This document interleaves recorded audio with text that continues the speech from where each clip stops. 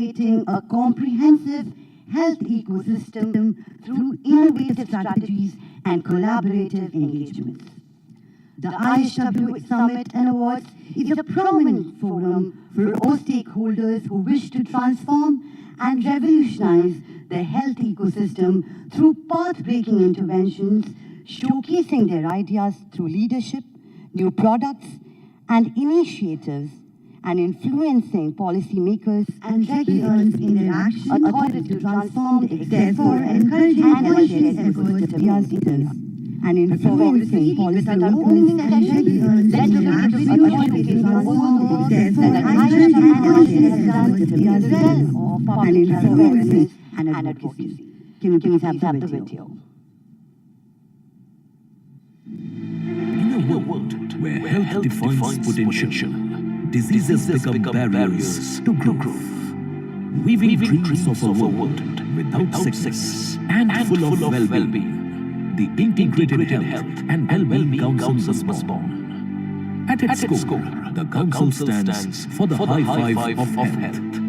Good air, good food, good water, good living, and good health care for everyone. Aligned with the United Nations Sustainable Development Goals, the Council firmly works towards making sure health reaches every corner of the world. IHW Council has built prestigious forums for holistic health discourse, like India Health and Wellness Summit and Awards, CSR Health Impact Awards, CME Excellence Movement, Ayushman Bharat Conclave, Jal Shakti Conclave, Digital Health Summit, Patient First Summit, the Good Air Movement and Summit, Rapid Global Cancer Alliance, and the She Alliance for Spirituality in Health and the Environment. These initiatives have received wholehearted support from policymakers, industry captains, community leaders, health experts, celebrities, and influencers. Respected brands and advocates have also joined the Council, becoming allies in the mission for a healthier world. I think this wellness is an important initiative. I will definitely be interested to know the conclusions of your deliberations, and I'll definitely take these issues and your suggestions forward to the logical conclusion. Health services कैसी होनी चाहिए, ये तो महत्वपूर्ण विषय है ही, पर उसके पहले हमको हॉस्पिटल या डॉक्टर के पास जाने की जरूरत न पड़े, इसके लिए हमारे एयर पोल्यूशन और वाटर पोल्यूशन को हम कैसे सुधारें, इस बात पर जोर देने की आवश्यकता है। कहते हैं क्षिति जल पावक गगन शरीरा पंच तत्व निर्मित यह अदम शरीर, ये पंच तत्वों से निर्मित यह शरीर पुनः पंच तत्व में ही मिल जाता है। तो हमें उन पंच तत्व का, जिससे इस शरीर की रचना हुई है, आकाश, पृथ्वी, अग्नि, वायु, जल, इन सबका ख्याल नहीं रखना, बल्कि इन पंच तत्वों का रक्षा करना हमारा पहला कर्तव्य हो जाता है। In the digital world, the Council reaches millions with credible source of knowledge, empowering them to protect their health and prevent diseases. Through its various initiatives, harnessing the power of social media, the Council impacts over 100 million lives annually. Join IHW Council in creating a world where limitless potential knows no bounds. Together, we can achieve a happier, healthier world for all.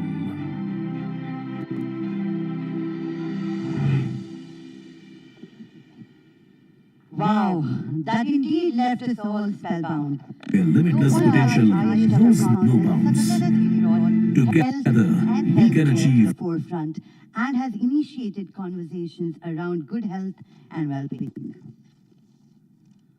We are delighted to have Five as our healthcare finance partner, Zenzo, Fleximi and Voltus Thrower as our associate partners, Peak Mind as a mental health and well-being partner, Disha as a session partner, and Teamwork Communication Group as a communication partner.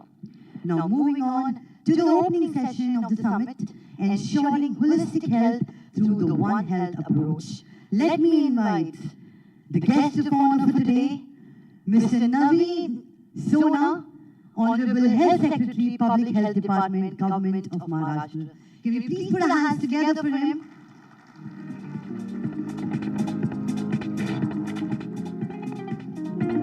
Welcome, sir. I request Mr. Kamal Narayan, founder and CEO, IHW Council, to please come up on stage and felicitate him with a token of gratitude. Thank you, sir.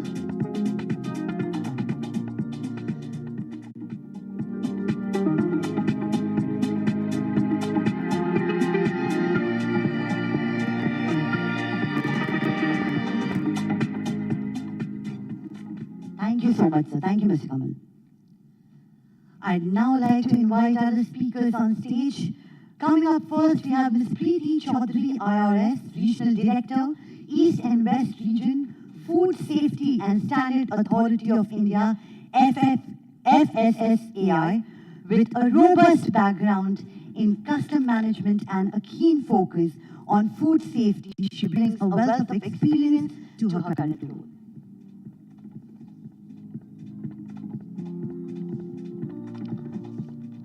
But before that, Mr. Naveen, I would totally like for you to give us a few words that we would like to take away. If you could speak for a bit, if you would like to speak for a bit.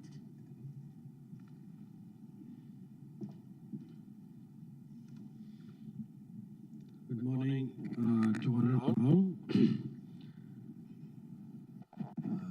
Mr. Kamal Narayan, Dr. Kannan, Dr. Deshpande, Mr. Nikhil, and other dignitaries present for this function. So it's indeed a real pleasure to be here, part of this IHW Council's One Health event. You know, every time I interact with IHW Council's people in the event, they are right on track with what is the most essential public policy need of the country, or I would dare say need of the whole globe. One Health, I think, is an idea which has been around, but it's finally got the event. It's limelight, I think, is WHO and others having taken it up. In government, we look at public health as a service. Now we look at that as a service delivery model. We look at infrastructure. We are looking at setting up delivery mechanisms. Now we have gone from early stages of healthcare in India to very advanced. We have brought down a lot of barriers. Okay, what I mean about that is, of course, the accessibility is very high now. Now we've got At Tootsie, the way to your smile makeover journey is seamless. more than With invisible 13,000 points of public health care, right? 2,000 plus PHCs, 10,000 sub-health centers. In our own department, there are 360 plus hospitals. So it's a huge network. Now we've got some hospitals coming under the corporations, some are with the medical colleges, and there are some Government of India institutions. So railway hospitals. So if you see public health care, that itself is a big ocean, and huge amounts of money is being spent on infrastructure. But One Health asks a question, a very valid question, whether just building infrastructure, is it enough, right? It's a great thing what we struggle a lot in our department, and we got more than 13,000 people recruited now, right? So close to 2,000 doctors and another 10, 11,000 paramedical staff. It's a huge, exercise. Now we've got infrastructure, we've got manpower, we've got, I'm happy to share, it's close to $2 billion a year we spend on healthcare in Maharashtra. It's one of the biggest budgets in the country. Having said that, is it enough? Now, the question what this event actually poses to all of us in this room and to the larger medical community is that we need to see the interconnected things of our modern life.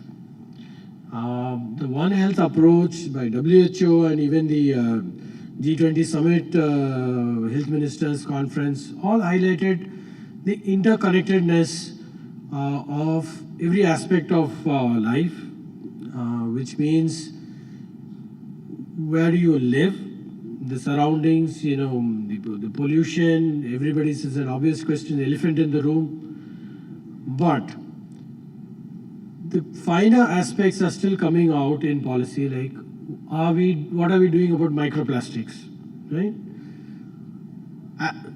We have no idea how many of us have microplastics running through our bloodstream right now. We have no idea about that. And the earliest signs of environment and human and drug interactions were well known.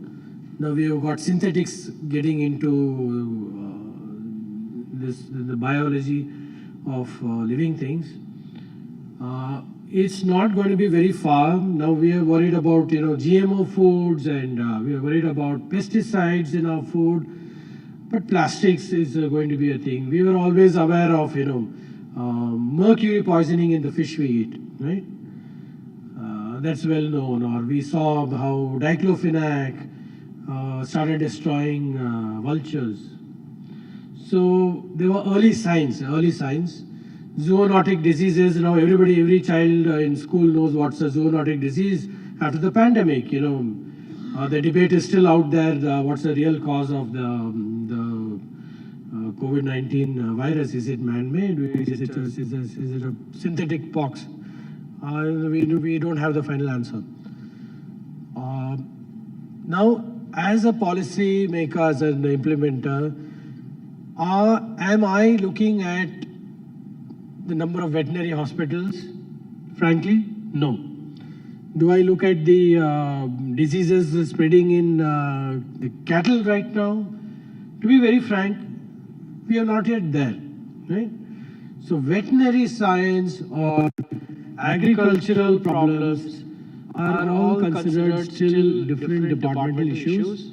So events like this break these silos and make us think holistically.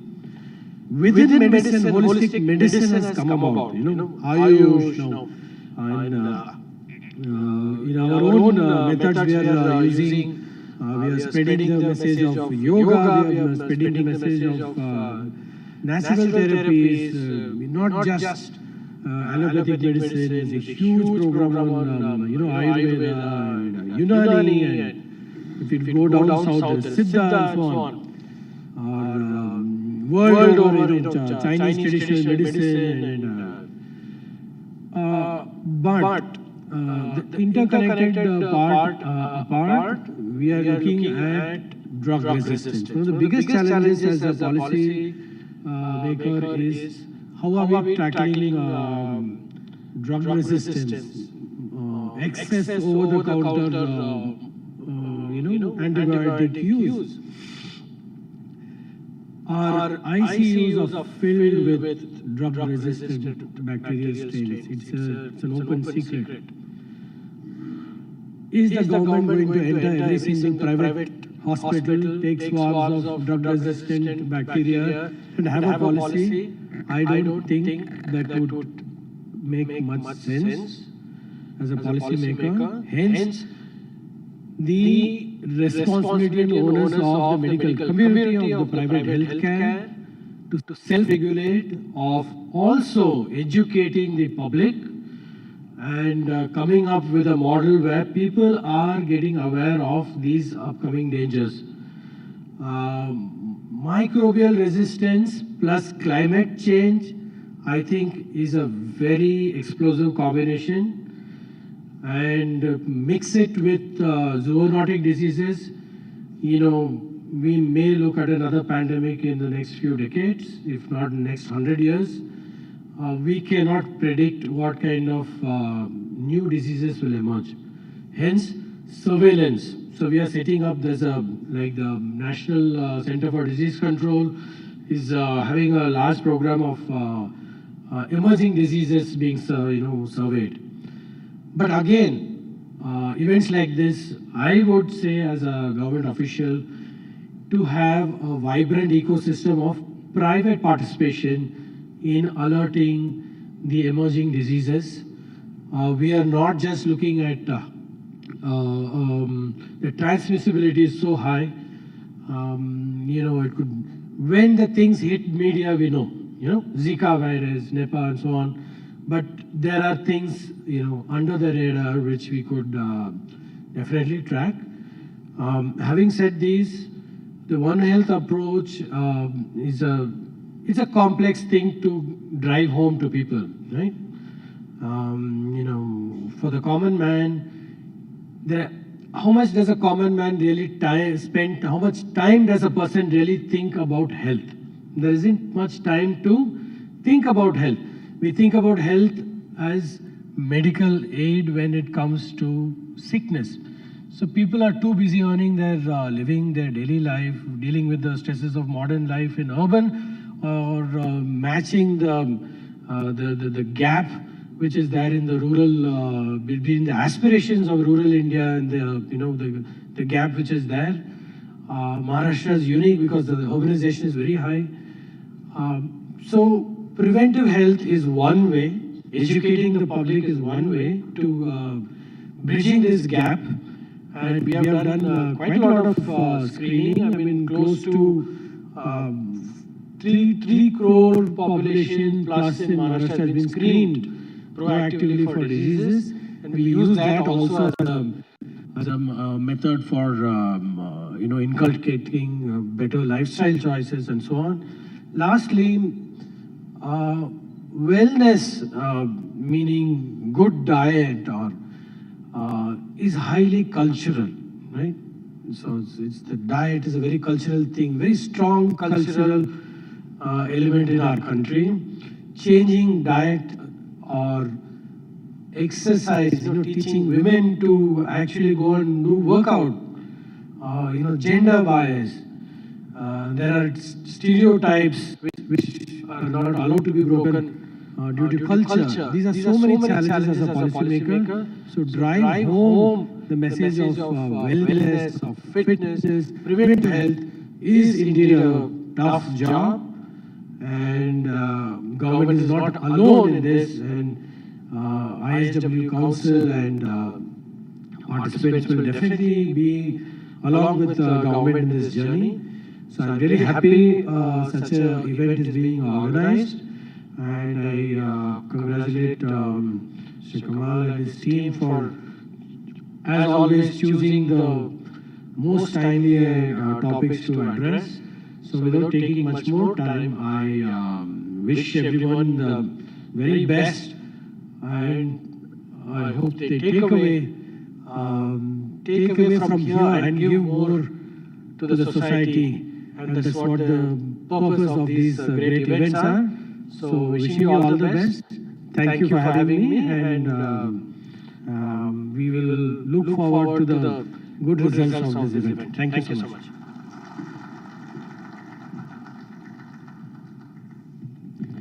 Thank you, sir. That was rather inspiring. Moving on, let's begin with the first session of the day, ensuring holistic health through the One Health approach.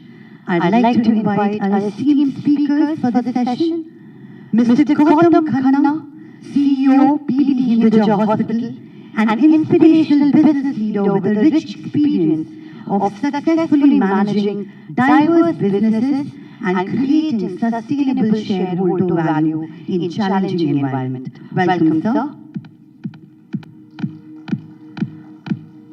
Dr. R.K. Deshpande, Executive Chairman, Asian Cancer Institute. He's a pioneer in thoracoscopic surgery and has over 50 publications to his credit in national and international journals.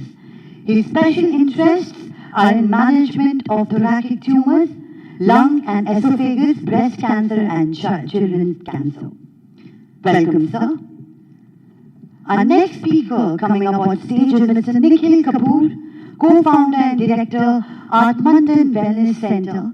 He's a leader and endurance athlete who is extremely passionate about health and fitness.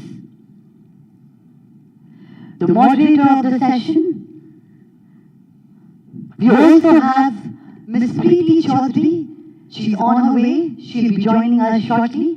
And now I'd like to invite on stage the moderator for the session, Mr. Kamal Narayan, founder and CEO, Integrated Health and Wellbeing, IHW Council, India's premier institution for holistic health awareness, advocacy and behavior change, and a health enthusiast, communication expert, entrepreneur and columnist. Can we please put our hands together for all the speakers? Mr. Narayan, if you could take over from here. Thank you. Yes, welcome. Good morning, everyone in the hall, and thank you so much for coming to this 9th Integrated Health and Wellbeing Summit from IHW Council, and thank you so much, Dr. Sona and all our fellow speakers in this panel. And thank you so much for outlining the whole objective. You could summarize it really well, that how pertinent is the One Health approach is when we want to drive a healthier, happier, and productive society. Productive because when we as a nation wish to become a 5 trillion economy, we want to become a developed nation by 2047. When we celebrate the 100th year of our independence, all that cannot be achieved without the health. And when it comes to health, the health of the humans cannot be achieved without ensuring the health of all that is around the humans. And that's what the One Health approach is. So taking this conversation forward, and how we kind of make everyone as a stakeholder in that, and make them contribute to that. This is an interesting panel we have today. We have two eminent personalities who are working hard in ensuring that quality healthcare is reaching to as many as possible, and it is reaching to them on time. It is reaching to them on on a scale and on a cost which is affordable as well, I believe. And then we have somebody who is bringing a new paradigm in the health aspect by mixing the whole holistic part of it, by putting the well-being at the center of it. So let me start with, since Dr. Sona has already outlined a lot of things for us to kind of deliberate upon, let me start with Dr. Deshpande. Dr. Deshpande, One Health, the health which is coming from the intersectional, confluence of the environment, the animals, the humans, and everything around us. You are dealing with a disease which is expanding, like anything. And I believe that, I am fond of drawing that parallel, though many, may have different. But we saw COVID-19. It's disastrous. It took a real big toll on our society, on our nation, across the globe. But if we see the official numbers of COVID deaths are around 5 lakh in India. For cancer, we lose almost 8,50,000 lives every year, which is growing. maybe by the next 5 years, we will be losing around 13 lakh lives. A lot of it can be, the prognosis, the factors which are contributing to the burgeoning, burden of cancer is coming from these intersectional aspects, from environment, from food chain. How do you see that, and where do you as a medical practitioner see that etiology? And how do you see that this can be, prepared or worked upon well-being, rather than just focusing on setting up more cancer hospital? We also try to plug it at the kind of downstream. Thank you very much. I think Shri Navinji has beautifully actually laid out the architecture of what is One Health. 3rd November is supposed to be the world's One Health Day. It is basically a discovery of something which has already existed. When we talk in terms of health, we define it in 4 different kind of components, the physical, mental, spiritual, and when you talk in terms of environmental health, this is very important, which means that the health of the environment, there are various factors in that particular thing. And then there is the animal health, which has got its own factors. And the confluence of all the 3 is One Health. In our own scriptures, if you really see, we keep talking. When we pray to the goddess Saraswati, we say, let knowledge flow towards me from all sources.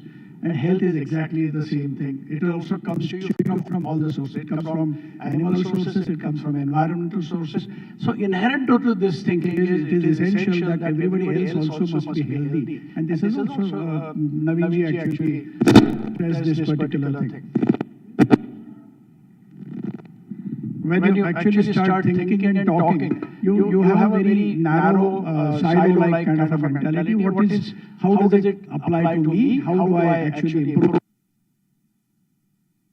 Hello. Either my financial one, my condition, or whatever it is, that is how exactly we think. Thinking a little wider. Hello. When you start making your thinking a little wider, you start seeing these particular components. What he said just now is very, very relevant. I am a cancer specialist. How does it really apply to my own this thing? It's very clear to everybody what are the environmental factors, the pollution, the carbon, the smoking, the diet that these are all environmental factors which we actually put on our body, and that's how we start getting cancer.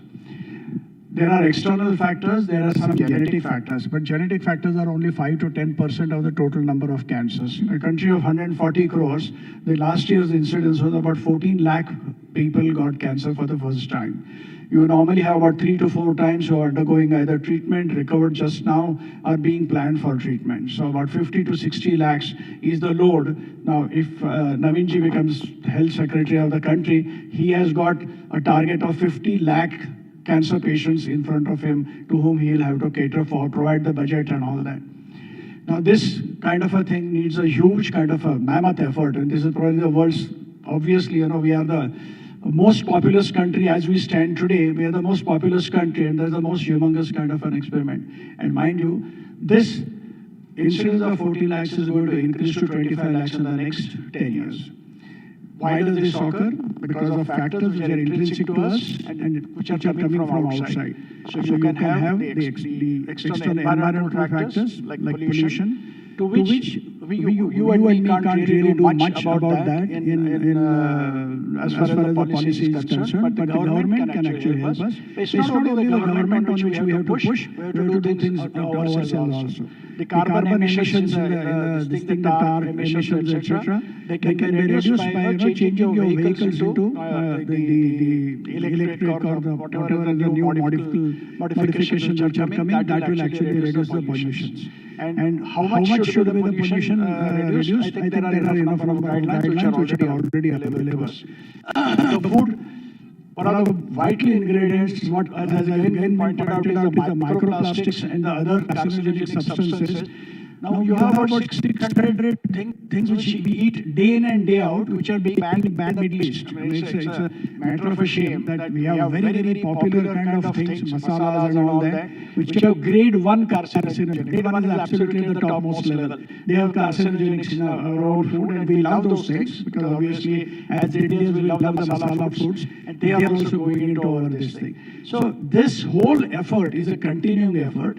It's a combination of thinking by individuals, by healthcare workers, by NGOs, and by the government. And the government should always very willing and ready to do things. Understand one thing, that unless until we do, for example, IHW itself is doing quite a lot. So these kind of efforts we have to do. The government is producing, creating all institutions around the clock. Today, within 100 kilometers of wherever you stay in our country, you have an A-class institution available, either a government or a private institution. We keep talking, we keep trying. The government is spending only 2.5 to 2.6% of the healthcare budget. I mean, the total GDP towards the healthcare. But if you combine it with the private one, you're looking at almost 6 to 8%, which is an adequate kind of a thing, what we must say. Then there is no point in cribbing that, the government should do everything. Or this is like saying that, you're grown up and you want your parents to still provide you for everything. It doesn't work that way. We need to actually have a greater awareness amongst ourselves as to our health, and then keep on interacting. I mean, interaction like this is one way of doing that particular thing. So, are we there yet? No. This is an ongoing thing, and because the points of attack are going to keep changing. So interactions will continue happening, but long as the awareness to respond to a problem is there, I think we are at a proper place. Wonderful. Thank you so much, Dr. Pandey. So we have got our other key panelist, Ms. Preeti Chaudhary. She is the Regional Director for East and West Region. Thank you so much, Ms. Chaudhary, for being here. Thank you, Dr. Pandey. So yes, the conversations have started, but we have to come up with a more holistic approach to it, and there is a long way to go. Mr. Khanna, sorry, again, I think Mr. Khanna was saying before this session that since he has been managing doctors for so long, by default people started dressing like doctors. Sorry for that, Mr. Khanna. Managing a large super specialty, multi-specialty hospital in the private space. And Dr. Sona also talked about that how we are seeing a lot of those health issues which are kind of coming up, which we see in hospitals, whether it is drug resistance, whether it is antimicrobial resistance, which is making the job of healthcare provider difficult in terms of providing what people come with the expectation of. And obviously, the contributors, the influence factors are coming from all from environment, from food, from everything. So how do you see in terms of managing this challenge, which is getting complex every day and becoming bigger because these factors continue to go bigger. We are not plugging them as much which they need. So how do you see that becoming a big challenge for the healthcare sector? How as a private healthcare provider, which are the backbone of in a way for kind of healthcare services for India, and government acknowledge that all the schemes, whether it's national level or state level, look at public-private partnership as an important aspect. Because healthcare alone, the government able to take it to the level which is all it is. How do you see this challenge emerging? What are your suggestions to kind of address them? Firstly, it's a very large problem, but I want to say that Mr. Sona earlier and Dr. Deshpande clearly laid out the challenges which exist from the policy point of view and from the disease point of view. So I don't know elaborate on that. But from a hospital perspective, I have to say about antimicrobial resistance. So, yes, that is an emerging problem. And many hospitals are facing. Can at the console, can you change the mic, please? One of the ways to look at it is that within the hospital, they look at very high level of infection control practices. So you reduce the usage of antibiotics. Because in India, all of us know that open secret that if something happens to anyone in a small town, they may or may not go to the doctor, but they go to the chemist and chemist gives them an antibiotic. And sometimes even if they go to a GP for a viral fever also, GP will give an antibiotic. Anyway, they should not come back to me again. They should not come back to me again. But what it is adding up is the antimicrobial resistance. I think within the hospital we can implement good infection control practices. So you reduce the usage of antibiotics. But outside it is a public awareness program which the government is doing and will probably continue. The other aspect I want to touch upon, Mr. Kamal, all of us. We call ourselves as healthcare institutions. Mr. Sona mentioned in his speech once, we have to take care of sick. So actually we are not healthcare institutions. We take care of sickness. We don't take care of the health. So I think one of the things which we need to do is to move from sickness to health. A couple of points which come to my mind. One is, I think people need to know, when we were kids, all our parents have told us, and many of us have ignored that advice, which says health is wealth. We all have heard it, but we all have ignored it in pursuit of money as wealth. So what has happened is people have pursued their careers and professions, etc., and have given health as a lower priority. So I think it's time to take back that control and focus on what you can do to build your health. And Dr. Deshpande talked about physical, mental, emotional, spiritual health, a combination of all this in harmony with the environment. One thing which we keep discussing, that allopathy has been in existence for 200, 300, maybe a little more years. But human beings have been in existence for thousands of years. So the reason why they were healthy and were living long lives is because they were living in harmony with nature, living in harmony with the body. They were living in maintenance of, they were focused on building their health, not focused on managing the disease. So I think that mindset has to change and come, the government is doing a lot of awareness programs on that. And he talked about spices and FSI is starting to now check the quality of the food which we are eating. So I think one aspect is the awareness. The other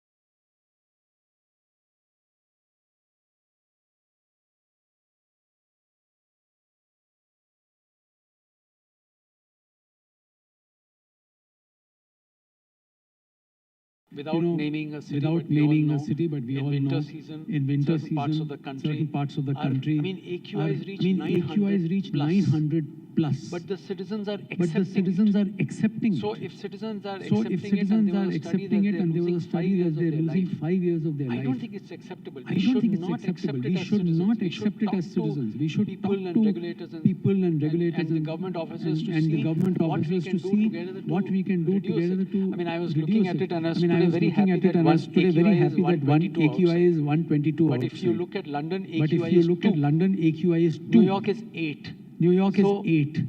So what am I doing? So I think what am I the doing? awareness So I think the amongst all awareness ourselves that amongst health all is ourselves my- that health I need is to take my, control. I need to I take need to do control. what I need to do live in what harmony I with nature, live in harmony with nature, live in and improve what I can do from improve preventive what I health can point do of view. from preventive I health think point things of may view. be better. I Thank think things may be better. Thank you, Mr. Khanna. Thank you, Mr. Khanna. Point. And Very actually, important point. I And come from the place where the AQI goes 900. And sadly, we have accepted it. Sadly, we have accepted it. I don't have a way to come back. I don't have a way to come back, as if to Mumbai maybe or London with cleaner, a 2 maybe AQI. London with a 2 AQI. But the sad part here is, the sad and part we here talked about is, that and we we as a talked citizen about have that to we as a citizen assert our have rights, to that assert we our need rights, that what all, we need impacts what our health, all and it has to be impacts fixed. our health, and it And has we to are be at fixed. that moment. And we are at that When once moment again with AQI we meet people. It is only shows the top number. Because it may be much more beyond that. But that is not the issue in this election. Are we going to vote for that? Is there a air pollution, top or a issue? So that's where we need to, be part of this change process. All of us. We are in the space of providing health, but we are also, the consumer of that. We are also the recipient of that. So very well said, Mr. Khanna. And the point which you talked about that how as a hospital also you are trying to own the health of the people around you. And not just to go to screen the disease and maybe increase the inflow of the patients, but you're also trying to look at to make them be a little bit more conscious about their well-being, about the day-to-day living and the lifestyle which they follow, which they can contribute to the better health. So when it comes to the prevention side of it, not the sick management, I think Nikhil is where he is in that space where the well-being is at the center of it, not the sick care alone. The center which you run, and then I am just I fell in love with the name itself. Atmantan, Atma, Mantan, all three together. And you're healing that in a way that which is multidisciplinary, which is holistic, and which is not targeted at just addressing a disease, but to make people or to keep people away from the disease. How does that model is going, and can that kind of a well-being regimen be available to larger population of our country?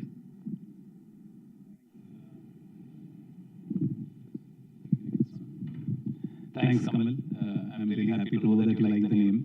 I'm just going to start with a very small analogy so that you know where I'm coming from. You see, at a wellness center, we look at health and recognize the fact that there are various dimensions to our health nowadays. And that is why there is a need for an integrated approach. Similarly, when you expand this concept and you replace the individual with Mother Earth, one is to appreciate the fact that there are various dimensions to the health of Mother Earth, right? So humans are just one aspect of it. And then, of course, you have the animal kingdom, and then you have the environment. Now, over the last few years, no doubt there has been a lot of progress, and perhaps our health expectancy has increased, but maybe it's come at a cost of the environment. So a lot of reflection needs to be done in terms of how we need to protect this ecosystem where we are living. So a lot of decisions is not, if you're only going to be looking at the humans, then it becomes maybe myopic in approach, but we have to look at all the three ecosystems and what is coming out of it. Now, I believe that wellness centers can contribute a lot to this initiative of One Earth. I want to make a few points. Number one is that basically, you see, as Indians, we need to be very proud because India is a country with a rich heritage of traditional knowledge systems. Not only Ayurveda, yoga and Vedantic sciences, but even if you look at other sciences, mathematics, so India has got a very rich heritage in knowledge which needs to be reviewed and reflected upon.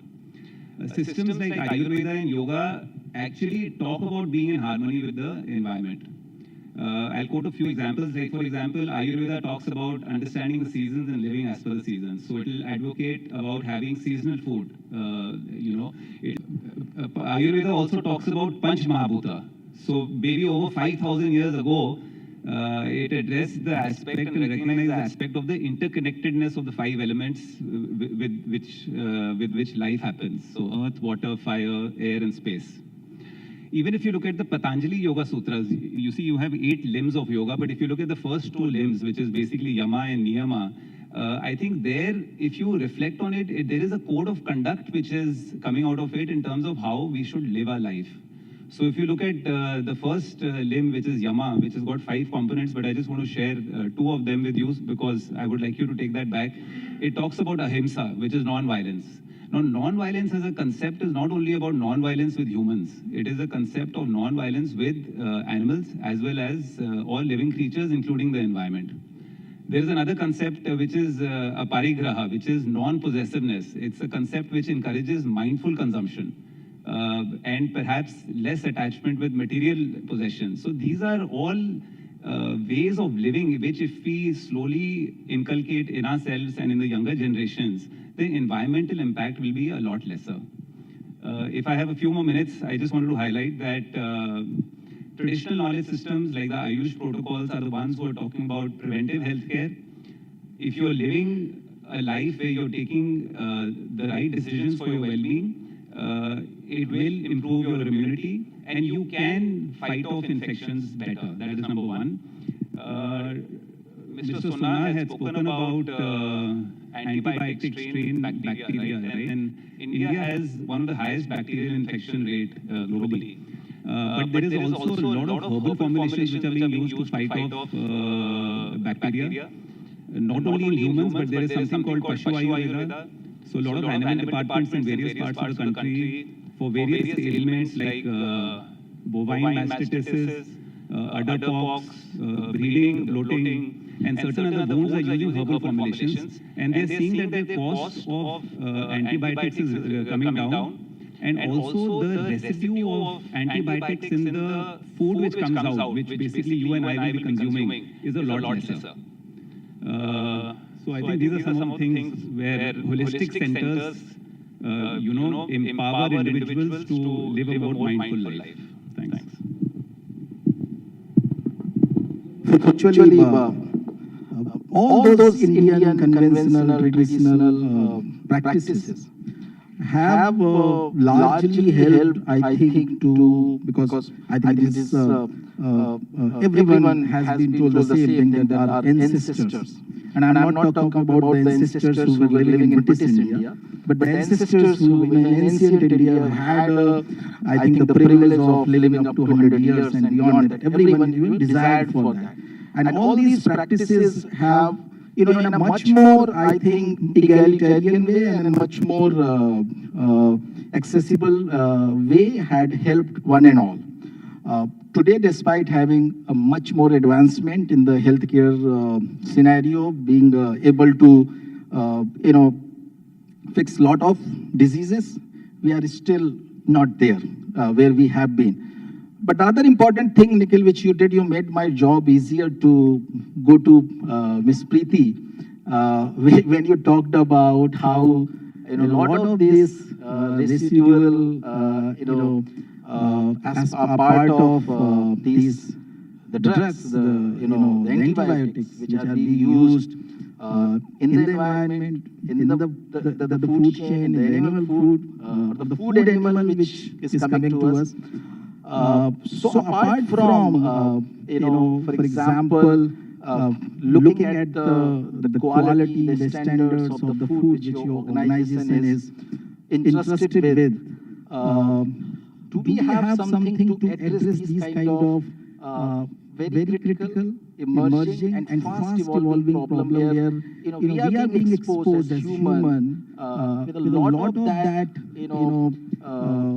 residues of the drugs which are making us drug resistant, which are making us antimicrobial resistant, which is globally is taking a lot of lives, and India is not far behind.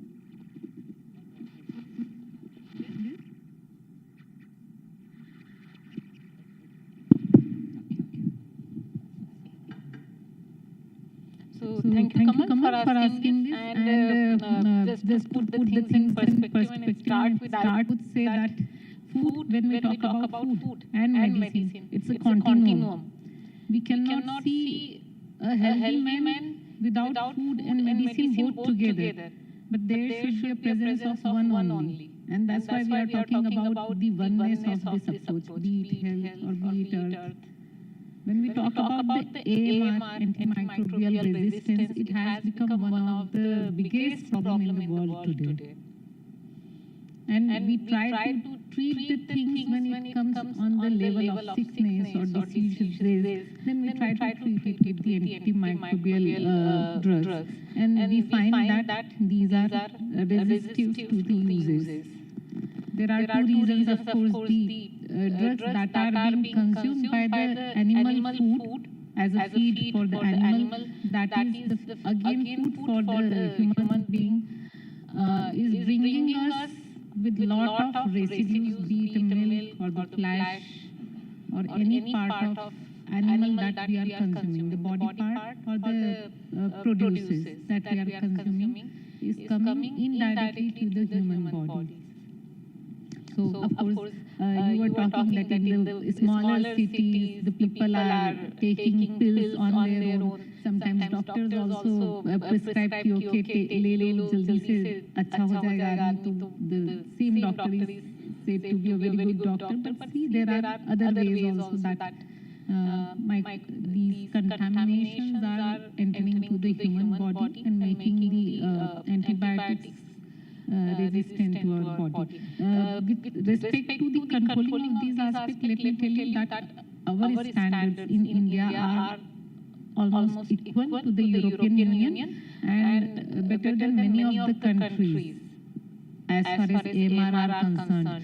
And in every food sample that my organization would pick, they will take care of testing on those parameters. If the food is found to be contaminated or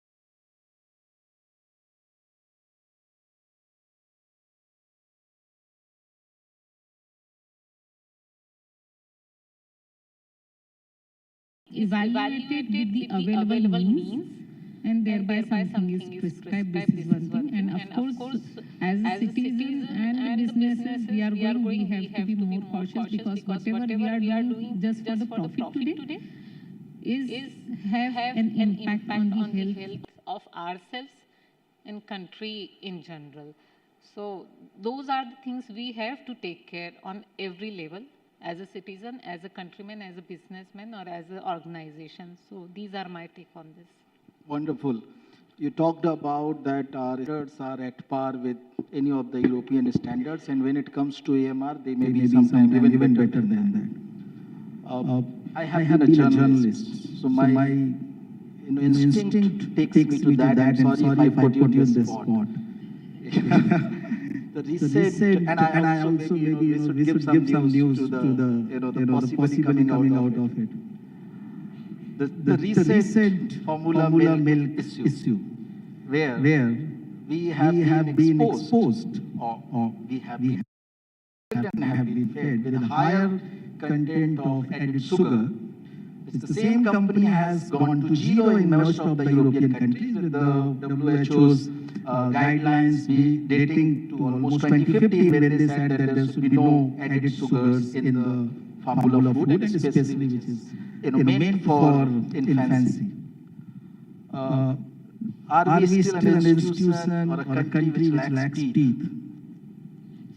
Let me tell you that when we talk about the standards, it's all about one's practices also. The total amount that has been prescribed for everything, be it carbohydrates or the fats or the protein is prescribed. But there would always be a certain gap, not reaching to the 100%, to innovate for someone to innovate some product. I cannot be a straight jacket, have a straight jacket formula. You have to put 40% of protein, 60% of protein, and leaving a person with nothing to add or something. So the whole total of everything prescribed, minimum you should have protein to that level, carbohydrates to that level, fats to that level. That comes across to some 87%. And roughly leaving some 13% of gap for someone to innovate. There could be more of protein in some product, more of carbohydrates in some of the product. That is considerable. But when it comes to directly adding to the sugar, I think one has to think and evolve, of course, the business also and a country also, that why we are being served this way. Of course, the sugar and the carbohydrates. So one has to evolve to that level, that what we are seeking from a business and what we are seeking from the countrymen. What we put, the law can never be a straight line. This is what I believe. It has to be a square where everyone can walk within the 4 square, and it should allow innovation, but not in certain way, which can be legal, but in ethical. So one has to think upon that what we are serving to our country has to have some value that we share with them. And I think it's good that more and more people are popping such question, not to us, but directly companies itself, what you are serving. Sometimes you serve with vegetable fats, sometimes you serve the problem with sugar. is that Do even the what you call the whistleblowers are also from the same country where the company come from, which is selling to us. So it is not that our regulatory has found out there is added sugar. It is, their NGOs telling that, oh, they were selling added sugar in India and many other countries. See, we have to leave some space for the innovation, but we don't think this way that somebody would be misusing that innovation given to them. But I understand. Thank you so much. We have to raise to a level where what we demand is conveyed to the business directly. It's just not the legal issue. It's the issue anyone is dealing to this country. And they have to comply with that. And not just the complying, but the standards of the product, not the laid down in the law, but the standard that we look for has to be mitigated. Great. So the time is running out. We have 5 minutes, 45 seconds. So let me come back to Dr. Sona. Let me take this opportunity to really compliment the state of Maharashtra for doing some really wonderful work. When we compare it with any other part of the country and many other part of the country, for all of your knowledge, so we as an organization trust and believe and dream that our progress towards SDG goals, which are in a way basic human goals, where everyone should get enough food, quality air, quality water, quality living, sustainability should be achieved. And thankfully the state of Maharashtra, and I'm just looking at one report from Asian Development Bank, where you score quite good. If I see the overall marking, of composite SDG index is like 64 out of 100. And only 3 or 4 states are ahead of you. Kerala being at around 90, Tamil Nadu being around 77, then your Andhra, Karnataka, Maharashtra has been doing fairly well, 64 out of 100. And otherwise also, we have seen that, it seems like your Jyotiba Phule, Jan Arogya Yojana, which has covered, almost entire population now, and with the 5 lakh rupees, covered. Just want to understand that when we are looking at in progress, we have talked about that Maharashtra is almost the largest budget in the healthcare, and also a large population of around 13 crore plus. Dr. Sona, the deep emerging challenges where Gautamji talked about, Nikhil talked about, and you yourself mentioned about the emerging air pollution, the emerging the threats coming from your food chain, marine life, multiple things. So at the policy table, do you also get the government also take initiative to get all the secretaries or the ministers together and talk about, oh, let's fix this problem. This is something which is a big elephant at the room. We are progressing well. We are moving on SDG. We need to go a little faster. It doesn't happen. Just a short answer so that I can quickly. Yeah. So large problems can have sometimes very simple solutions, sometimes can have very complex solutions. Right? So the way it is like what the economists call the outcomes razor, the shortest distance to get the best result. Right?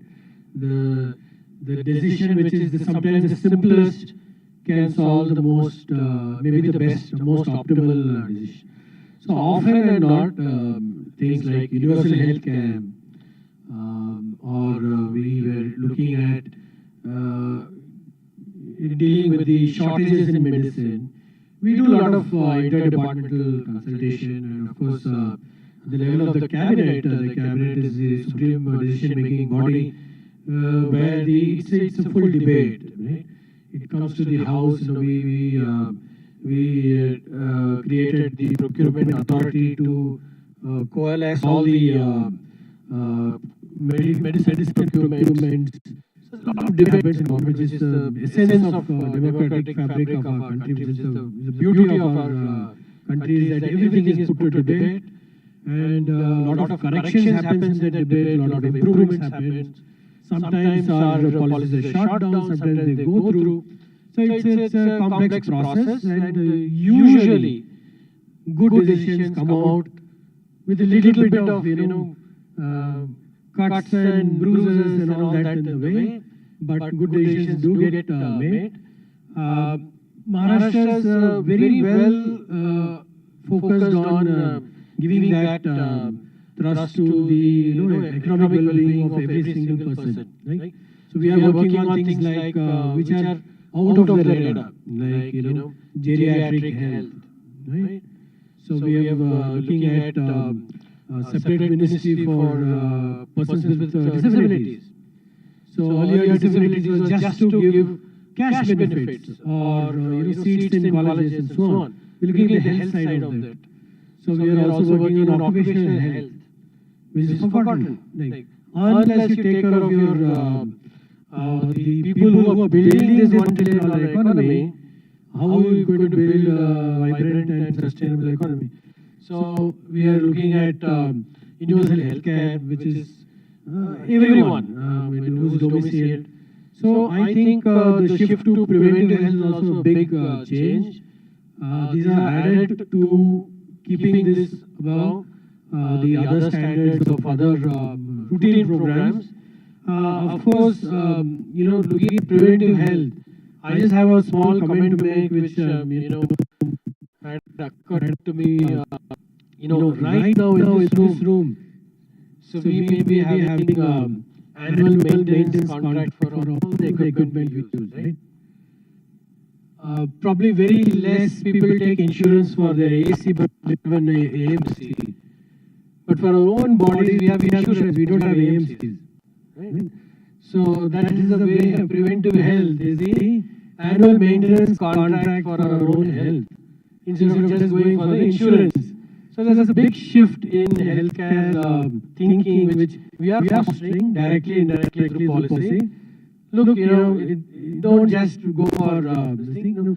So even though we are giving secondary, tertiary care through the insurance model, our essential health network is going on the AMC model to ensure less people go to the insurance side. So these are some of the major changes we are doing.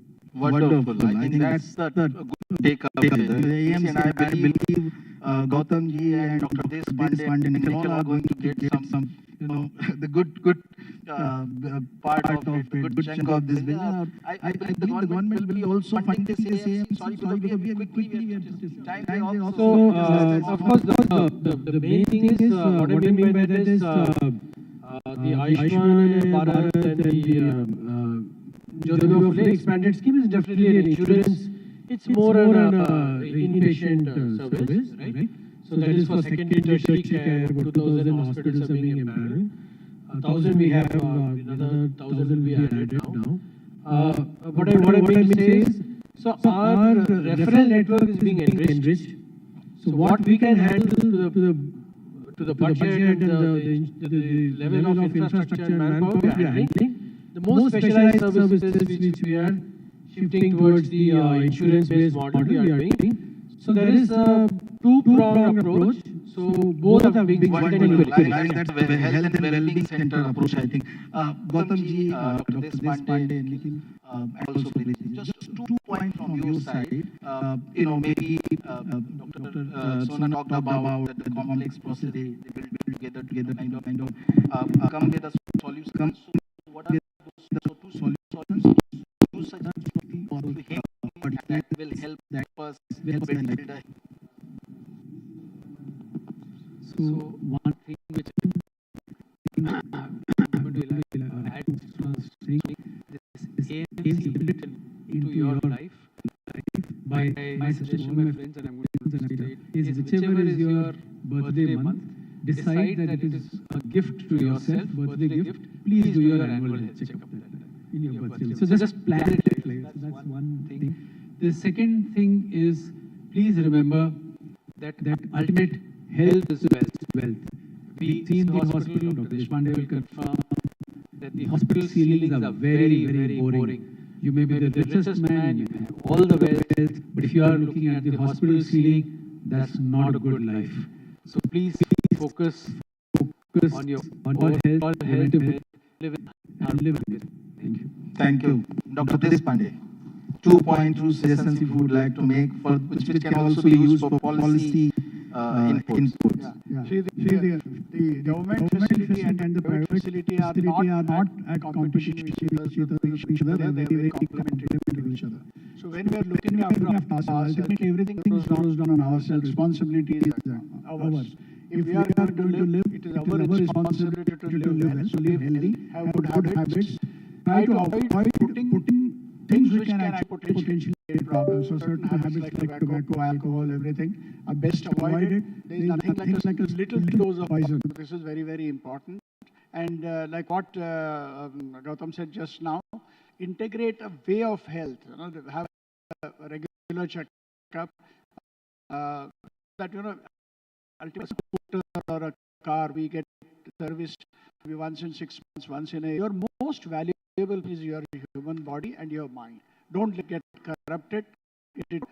And there are facilities which are there all around us. If you really see that, better use them and be aware that you can actually contribute to general well-being. Be aware. You don't have to be a union worker or anything, but you can be a social activist for small things like even environmental pollution. If you go to the footpath in front of your house, if you find that it is dirty, there are standard mechanisms to have it kind of cleared. So if you are exposed less to pollution, it's health that is going to be heavy. So be a good citizen, be a good self-conservationist, and live well. Quick one, Nikhil. Hi, Ken. Yeah. I'll just pick up where Dr. Deshpande left about being a citizen. I'm an army kid and I'm a businessman. Okay, so if the work has to be done, you got to lead. You can't wait for institutions or the government to come to your rescue. They are doing their bit. They're going to move at their own pace. But as consumers, if you start consuming differently, it will be much more quicker. So that's one. Number two, I feel students across colleges, whether you are doing allopathic colleges or alternative sciences or food scientists, curriculum needs to be revised so that they can be more sensitive as they come out of colleges and they realize what is at stake. I think that is my second suggestion. And the third thing is that wellness centers offer AMCs, so if no further, do come to us. Yeah, wonderful. Good sales pitch. Not on the policy count, but on the implementation, because government has enough policy and everything. I'd like to just from the FSSAI point of view. So we are working hard on awareness on the millets mindfulness, and I would just say that it is experienced in my home itself. If we add millets in our simple flour at home, it definitely reduces the blood cholesterol and sugar. This is a written, one can write it down. If you are adding it, your cholesterol is bound to go down. And I think this is the thing that we need to inculcate and imbibe in the young minds, so that we are, so that's why we are working with the schools and the colleges to convert them Eat Right School, Eat Right Colleges, Eat Right Pens. And I think the food is the essence. If we stick to a nutritious food, that is how we avoid the burdening the healthcare infrastructure. This Wonderful. Is Thank you so much. What I would say. Okay, please go ahead. So, message for the public. I mean, of course, all experts are there. I think we have to move away from preservative as a nation. We ape the West, so we have a great culture of, real foods, well cooked or fresh foods, and so on. So this preservative culture of foods, I think, we have a cancer specialist here, so that's one thing which as citizens we should do. Other is for the urban youth who are probably watching or listening to this, awareness of the environment is essential.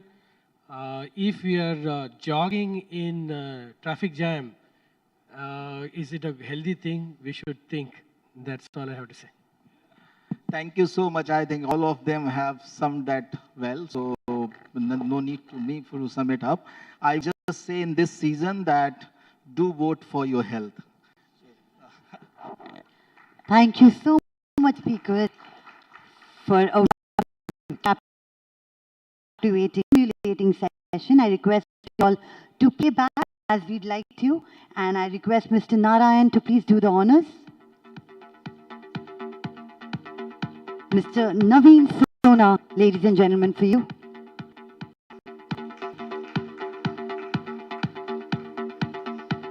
Mr. Gautam Khanna.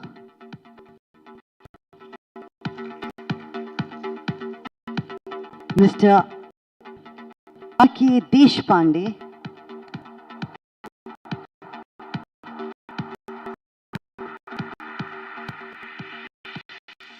Nikhil Kapoor.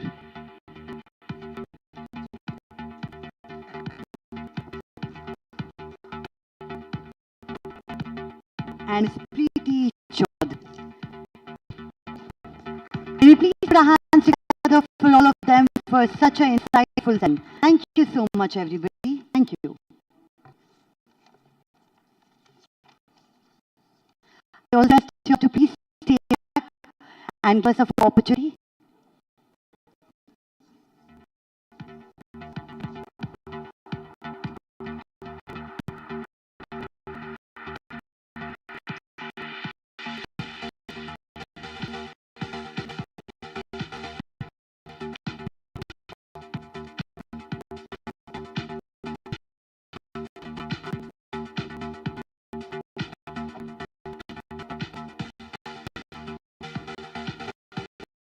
Thank you so much.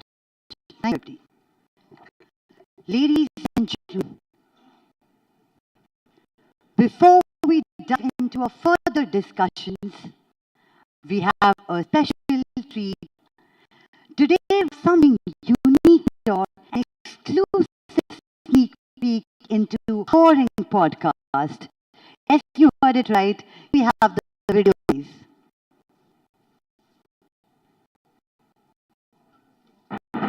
India's foremost holistic health advocate, one who nurtures love, a one that ensures good health for all.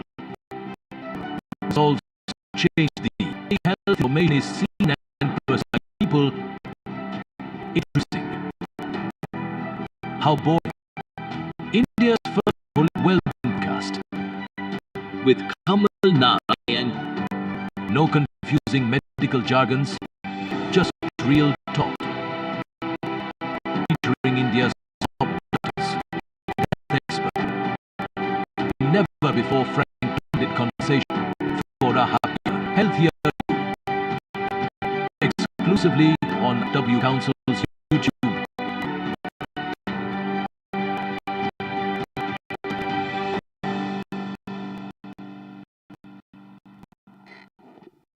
Anything but boring. Podcast promises to revolutionize the way we have health conversation. Now let's move on to our mission. Nourishing bodies, nourishing minds, sustainable food security and nutrition for healthy communities. Let's put our hands together and welcome the esteemed speakers for the session. We have Dr. Jagmeet, Principal and Professor, Department of Food and Diabetics, SVT College of Home Science, DTW, Mumbai. She is an MSL PhD in food nutrition. Her areas of specialization include clinical nutrition and diabetics, sports nutrition, and exercise physiology. Ms. Shilpa Sidhuni Wadhwa, Head Nutrition Health and Nestle India, with a skill set that includes diabetics, nutrition, education, food safety, and more. Shilpa Wadhwa contributes to the industry. Can you please hear it for her? Next, we have Dr. Madhvi Marathe, Head of Clinical Nutrition, skilled nutrition professional with a 20+ years of experience in diverse sectors like food and pharma industry, hospital and research center, and public health nutrition. Give it up for her. Up next, we have Dr. Vivek Srivastav, Senior Vice President, Xeon Life Science, with over 16 years of experience in the nutrition, nutraceuticals, and phytotherapeutic industry. His mission is to create and deliver high-quality, science-based, and customer-centric solutions that enhance health and wellness for diverse markets and segments. Welcome, Dr. Vivek. Up next, we have Ms. Pooja Srinivasa Raja, entrepreneur and founder of the Love Hope Company, that aims to offer an immersive experience beyond therapy, fostering a comfortable, cozy environment while promoting awareness and combating misinformation surrounding. Please give it up for her. And lastly, please put your hands together and welcome Ms. Mugdha Pradhan, founder and CEO, iThrive.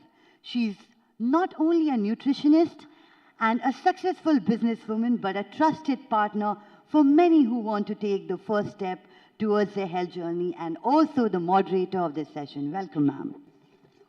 And over to you. Hello. Yeah. Thank you for that lovely intro, and it's great to have all of you here. I was going through your profiles, and it's incredible what we're going to talk about. Our topic is about nourishing minds, nourishing bodies, and looking at sustainable futures. The time we have for this is quite limited because the topic itself is so vast, and given your expertise, the kind of experience and insights you would bring, that would be amazing as well. So I do have a few questions I want to ask each of you, and through those questions, we'll see how much we can enlighten our audience and give them the insights that we want to bring in. So the first question is a question for you, Dr. Jagmeet, and for you, Pooja. How does meeting the nutrition needs of the body nourish the mind? And what's really the connection between nourishing bodies and nourishing minds?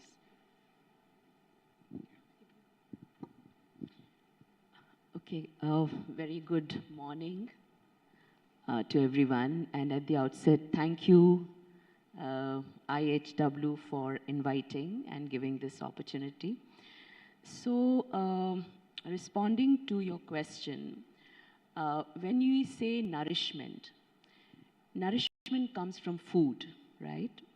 And it is the food which is going to give us the nutrient and the non-nutrient components. And today, the connect between the food and mind is actually rooted through the gut. So whatever we put inside our gut determines the gut health or the gut environment.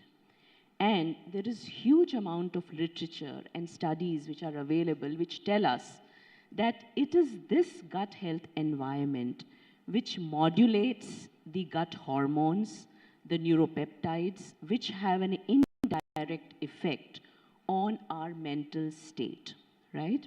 So that state of mental well-being, or what we call as, mental stability, emerges from what kind of gut environment we carry.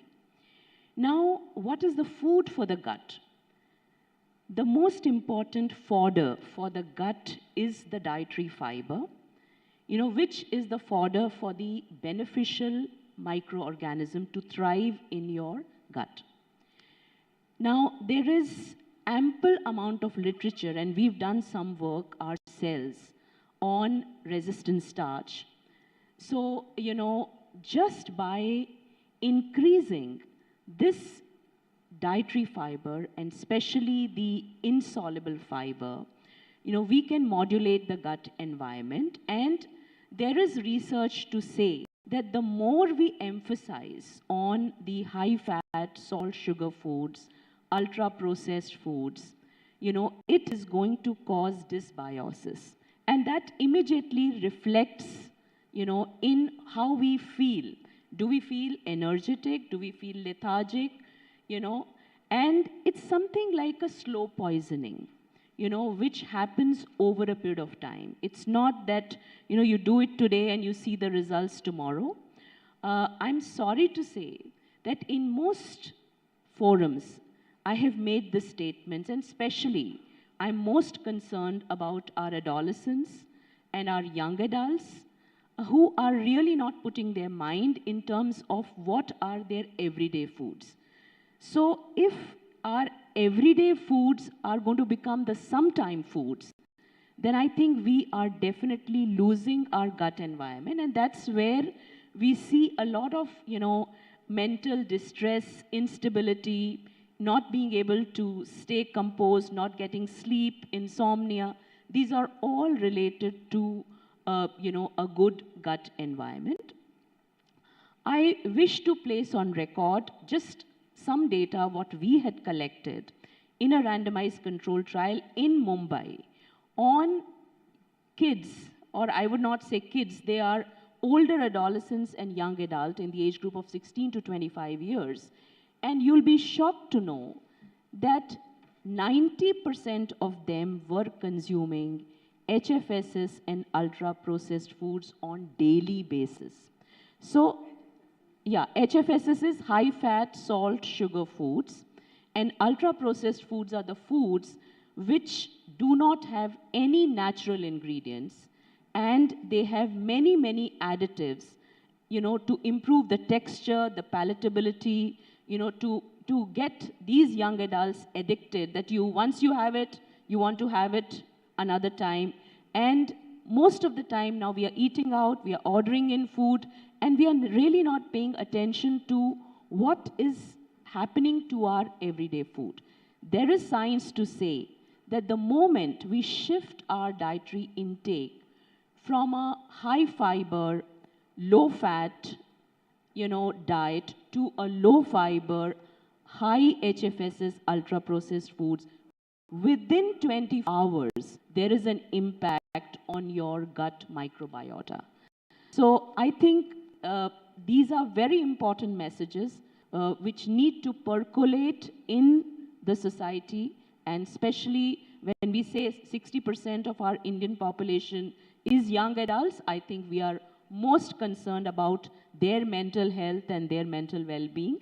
And so gut and brain are connected.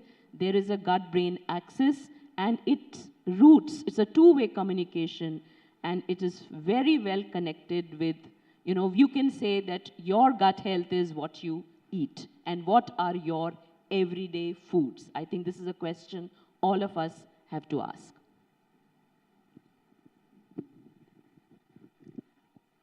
Hello, hi. So I think Dr. Jagmeet has beautifully covered almost what I had in mind. But to just add on to this, like she mentioned about the upcoming generations, right? So we focus, I think, more on the fast-paced life and to promote food or anything that we do based on reducing time or making it more accessible through technologies, these food delivery apps, but we don't understand why do we consume food. Food is basically to help your body process what your mind says or to express yourself. So body is basically a medium to express what you feel, what you want to do in life, right? So somewhere I think the awareness of the consumption of food and what it does to your body is gone. So today we talk about food being an emotion, like certain foods and unhealthy lifestyles being promoted, linked to the emotional aspect to it, right? So I think there needs to be a lot of awareness and lot of education in terms of learning about the nutrition labels, what does it does to your body, is it really healthy, is healthy the right way to look at anything that we do, or wellness is sustainable, right? So I think a lot more conversation and education about all these, why a food, what is sustainable for us, and how is it going to help us in the long run, keeping in mind the fast-paced life that we have to adapt as well, is something I feel would kind of help. Yeah. Lovely answers. I think that's one thing, focusing on the purpose of food itself, like why do we eat what we eat, and then understanding what we eat, like avoiding the whole list of foods that you said, understanding the gut and the mind's connection, and I think also like knowing which nutrients are required for a sense of stability, feeling calm, feeling all of that. So thank you for your answers. My next question is to you, Shilpa. An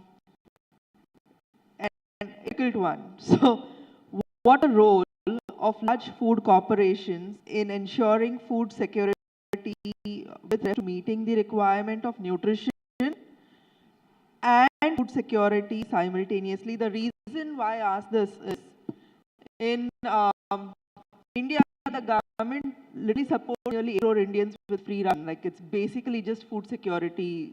The aspect of nutrition is not even taken care of. What's going there is just rice and sugar and oil and these basic things. So how do we get the overall nutrient requirements met of such large populations, more from the perspective of large corporations that are not government-based? Hello, good morning to all of you. So to address this question, we have to see where we were 50, 60 years back to where we have reached, right? India is an agricultural economy. From a time where we did not have enough food to feed our people to a place where we are self-sufficient, and we're even now gone ahead and we're exporting food. So as one of the 9th largest exporter of food, we have really come a long way in terms of food security. That is making the basic, being self-sufficient in terms of the sheer amount of food that we produce. And as we understand, it's not just production that matters. It is access of this food, how it reaches people who it is intended for, food wastage, sustainable ways of producing. There's an entire food supply chain that has to be looked at. How do we take it from the farm to the table, making sure that it retains the nutritional properties, making sure that it is safe to be consumed. There is, infestation, etc., is one of the largest problem that afflicts. So making sure that the food supply chain takes care of this. Safety, quality, accessibility are some of the accesses which ensure that good quality food reaches in a way that is palatable also to the consumers, to the people who are consuming it, and ultimately is safe to use as well. So that's majorly the food security part of it. Having said that, some 200 million odd people in this country do not have food and cannot access food and nutrition security, right?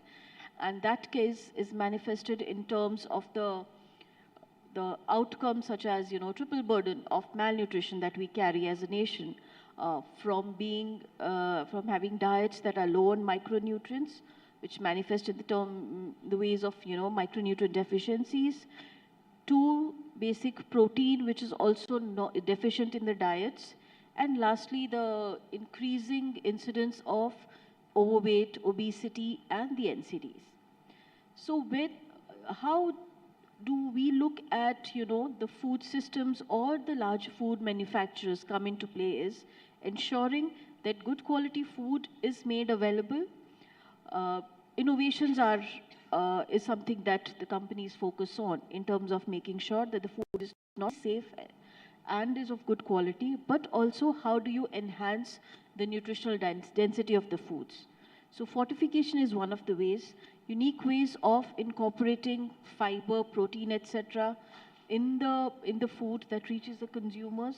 And lastly, but not least, making sure that some of the dietary gaps are also and can also be taken care of in terms of the food that is maybe sold, marketed, ensuring that it's not just good quality, but also retains nutritional value. Thank you so much. And you mentioned fortification. My next question is on fortification for you, Dr. Madhvi, and for Dr. Vivek. So can food fortification help us meet food security? Do you agree or disagree? And if either, then why so? For both of you.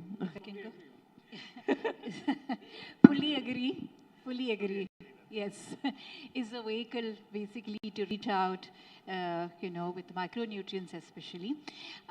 So we, as Shilpa just mentioned about triple burden of malnutrition, which includes a large burden of micronutrient deficiency or hidden hunger in India, and which is across the population, be it rural or urban, be it poor or rich. We do have micronutrient deficiencies in our country. Widely tracked is vitamin D, iron deficiency, of course. And so one of the vehicles to reach out for micronutrients is having fortified foods for consumers to make it available. So definitely, if we talk about security, food security point of view, there are 4 dimensions of food security. One is availability, second is accessibility, third is utilization, and fourth, in terms of all these dimensions, if we talk about security, of micronutrient foods, which is typically fruits, vegetables, milk content. So the availability is there, but we have come a long way. There is stability as well in country where we have mass production and it's multiplied in several years' time. But what about the accessibility? If you look at the per capita intake of milk dairy products, is barely 80 ml or 120 ml in rural and urban population. So it is certainly not accessible. The micronutrient rich foods are not accessible for major of the population. Lack of education and awareness with is something we need to really cater to, where these micronutrient foods are not being picked up. So a very simple way of adding these micronutrient becomes using a vehicle or a medium of food to provide these micronutrients would be very essential. And now, lastly, also looking at the dietary intake data in India, we have the last dietary intake data was 2012. That was also an NMB rural survey. Urban was 16-17, but it was not focusing on micronutrient per se. So we know the deficiency state for majority of the micronutrients, but looking into the dietary intake of people would be a very important aspect, and then have targeted fortification would be very useful aspect. Currently, the food fortification by FSSAI, we have 5 foods which could be fortified, but there could be much more options based on the difficulties. To put you an example, vitamin D deficiency is very rampant, but it's only fats which have been fortified with the vitamin D as a medium, and which the intake is not something what we can really encourage for. So we really need to work on the dietary intake data and also look at the right vehicles to have food fortification in the country, so that we have more food secure and the micronutrient deficiencies are taken care. Thank you. So Dr. Madhavi has covered most of the points. I mean, I will just relate with the looking at the economical state of the country. Almost 22.65% of the population is living less than 1.95 USD. I mean, almost around, you can say 120 or 130 rupees, that is what. So, though there are the micronutrient, as Madhavi has mentioned about iron, vitamin D, B12, folic acid, that's the one approach. But looking at the technological approach, if government think of the plan or laid in a strategy like where at the time of the cropping itself or the harvesting, by doing some bioengineering process at the agricultural level, these things can be inoculated at very early to the soil only. So that is another approach where the European Unions and USA is taking it up. And I think that is the approach where we can do it at very linear process, at the very basic process. Coming to the other part, this food security, I mean, if you look at the malnutrition, since last 15, 20 years, there is a lot of this data has been changed in the malnutrition status, but it's still the kind of the deficiency, and those are very, is like deep deficiency in the individuals or the countrymen here. That's something which, when it comes to appear as a disease, it is already advanced. So, the initial programs are very important. At initial stage is very important. That's my take on it. Thank you. Thank you.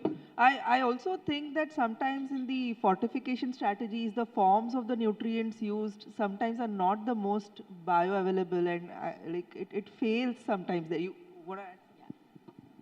I'd just like to add to what the other 2 eminent experts have said. See, in terms of what is used for fortification, the quantity which is added, the levels in which the nutrients are fortified, this is very, very rigorously scientifically validated. So before it becomes a public health program, I think a lot of research goes into it, and there are regulations there are regulatory bodies who kind of define, what form of the nutrient, what quantity, what is the proportion. So all that is very, very well scientifically validated. The concept of food fortification is very important in India, because if you see which are the foods which are getting fortified, is something which is a staple for people at large. So it's rice, it's wheat, and of course you have milk, you have oil, and we had salt, which were used as vehicles for fortification, because that's consumed by the poorest of the poor and the richest of the rich. So what are we fortifying? We are fortifying with those micronutrients which probably become limiting because the diets of majority of the people are not so diverse, So when we say diet diversity, I'm looking at, all the food groups there on my plate in adequate quantity. But if I look at what a construction laborer eats, or what people from the lower socioeconomic strata eat, you would see on their plate essentially chapatis or rice. that dietary diversity is not there. So if there is a vehicle which is adding the micronutrient to that dietary base, I think it is a welcome move. But at the same time, it's a double-edged sword, because India is a country which is, like in the grip of this, endemicity of pre-diabetes and diabetes and cardiometabolic risks. So I think it's very important for us to communicate to people that if there is a vehicle which is giving you your macros and micros, at the same time, you still need to understand, the portions, how much it needs to be emphasized in your total intake. So whatever it may take, this literacy has to seep into the population, that we cannot overdo on the wheat, on the rice, on a food which is fortified and is our staple. We have to get, the nutrition, nutrition security, not only the food security, but we need to get the nutrition security also across the board, in the poorest of the poor and the rich people.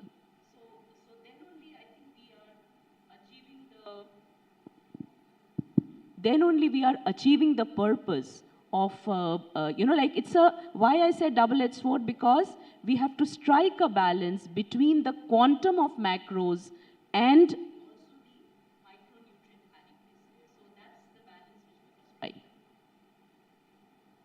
Beautiful. I think like between the three of you, you covered everything that we wanted to talk about fortification. And this balance about micronutrients is somewhere where I think supplementation strategies also work really effectively.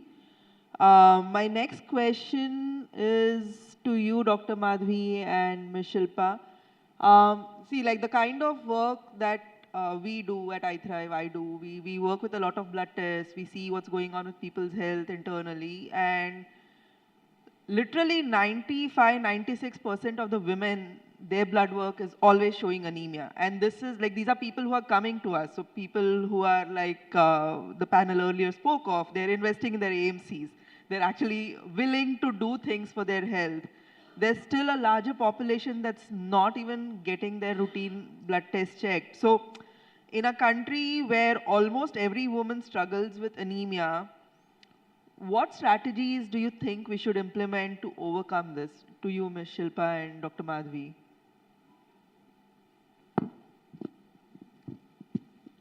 Yeah, I think it's a very important question because everybody faces this. Whenever we do blood work, we do see that this individual aspect of, talking about anemia and deficiency. How about the public health issue? Because we've been fighting for anemia in India for so many decades. Last 4 decades, we have the same status quo. It is not really changed, despite of having so many programs in place for anemia, be it Anemia Mukt Bharat, having so many components, 6x6 strategies, anemia control program, and so on. But still, we have a big struggle. Why so, right? So one aspect is prevention. The second aspect is treatment. I would talk about both the ends here. So when we talk about the food system, the food security, having availability of iron-rich foods, where prevention, the previous panel also talked about it, having annual maintenance for prevention, and having iron-rich foods in the diet, that's very important. Apparently, iron-rich foods, iron comes from the food. The good bioavailable iron is from heme iron, which is from animal sources, and intake of those foods are very low. We are major vegetarian country. That means we don't consume non-veg very often, and the such sources are not oftenly consumed, which are rich in iron. So that's a major point to start with, talking about iron deficiency, anemia. Secondly, the practice of having tea, coffee. There are certain factors which inhibit iron absorption. Tea, coffee, along with meals. So whatever cereals or millets you're consuming is going to have some non-heme iron, which is still less bioavailable, but that's consumption of this is going to, lead to low absorption of iron. Thirdly, having vitamin C rich foods, which enhances iron absorption. So per capita intake of this food is not very high, and the practice is not really having along with meal. So there have been research studies in India which has shown very clearly intake of vitamin C along with iron-rich food or meal has improved iron ratio. So from the prevention perspective, it's very important to talk about the education and awareness about people, how one could get a good amount of iron in the diet so that their dietary requirements of iron is being taken ahead. If we talk about the treatment aspect, as I mentioned, we do have a lot of programs in place for the vulnerable groups in the country, be it young children, school-going population and adolescent, women of reproductive age, and pregnant lactating women. This is the vulnerable population where we do see anemia. It's about 50% of Indian women are anemic. Even higher percentage is among children. So what do we really do? So again here, there is a system of distribution happening around iron folic acid tablets and iron folic acid syrup for the children. Children may be at the receiving end, but when it comes to women and availability of the distribution system, again there are kind of issues across to reach out the iron supplementation across the country. That is one element which is being talked about in several reports. So one need to fix that at the country level. Secondly, also I'll highlight here about the education aspect, because though the iron tablets and iron folic acid supplements have been given, not that all women are consuming it. Even the data shows that, it has effect on some, say, stomach upset or hard stools or black colored stool. So it's not being kind of, taken by all. So compliance is another issue with iron supplementation. One need to kind of look into this aspect as well. So education is very important. The right food choices. I come from pharma and food industry, where we talk about packaged food, but in general, it's not that all packaged food is bad. There are standardized, foods which come, fortified foods which industry delivers so that people get a good amount of, micronutrients in the diet. So that could be another vehicle to kind of consume for especially the vulnerable population in the country. So I think it's a multi-pronged approach with prevention aspect, education, supplementation and compliance, which is going to be useful. Along with that, again, there are different strategies like deworming and other aspects which also need to take care.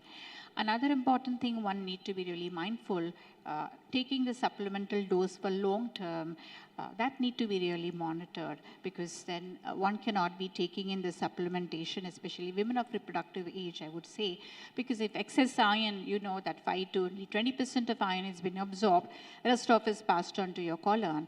And the gut environment is really disturbed if we talk about excess iron intake for longer duration. So one need to monitor really, which is also very important in terms of iron supplementation. So this is how I would like to say, that it's a multi-pronged approach which is needed for anemia, especially iron deficiency anemia. Yeah. Very comprehensively covered, Dr. Madhvi. I don't have much to add here, but yes, anemia as a problem is something that we as a country has been struggling for decades now, since the establishment in 1970s of the National Anemia Program. And this is not a problem that we face, all across the globe, especially in the Western African region also, where anemia is a big problem. It's a big issue. And again, despite multiple government level or large programs that are being run to control anemia, it's something that is still a struggle.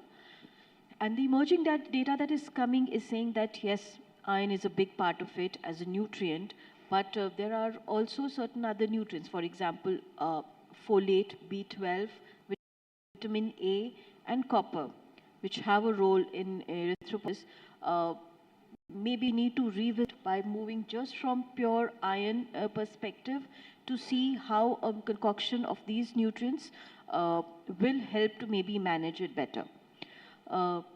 And again, as Dr. Madhuri said, compliance is a big issue, especially among pregnant women who are already in a very sensitive phase.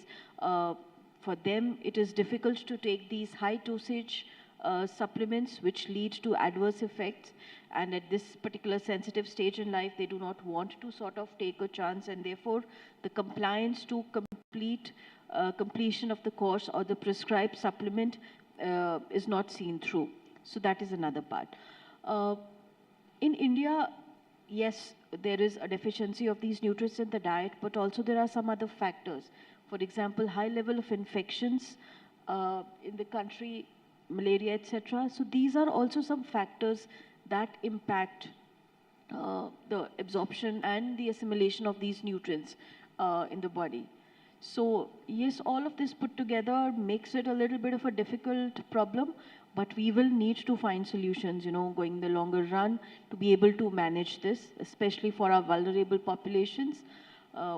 If tackled with adolescent girls, it can be a game changer because they are at this stage where if anemia is taken care of before they get into the childbearing years, they get into it with good iron stores in the body.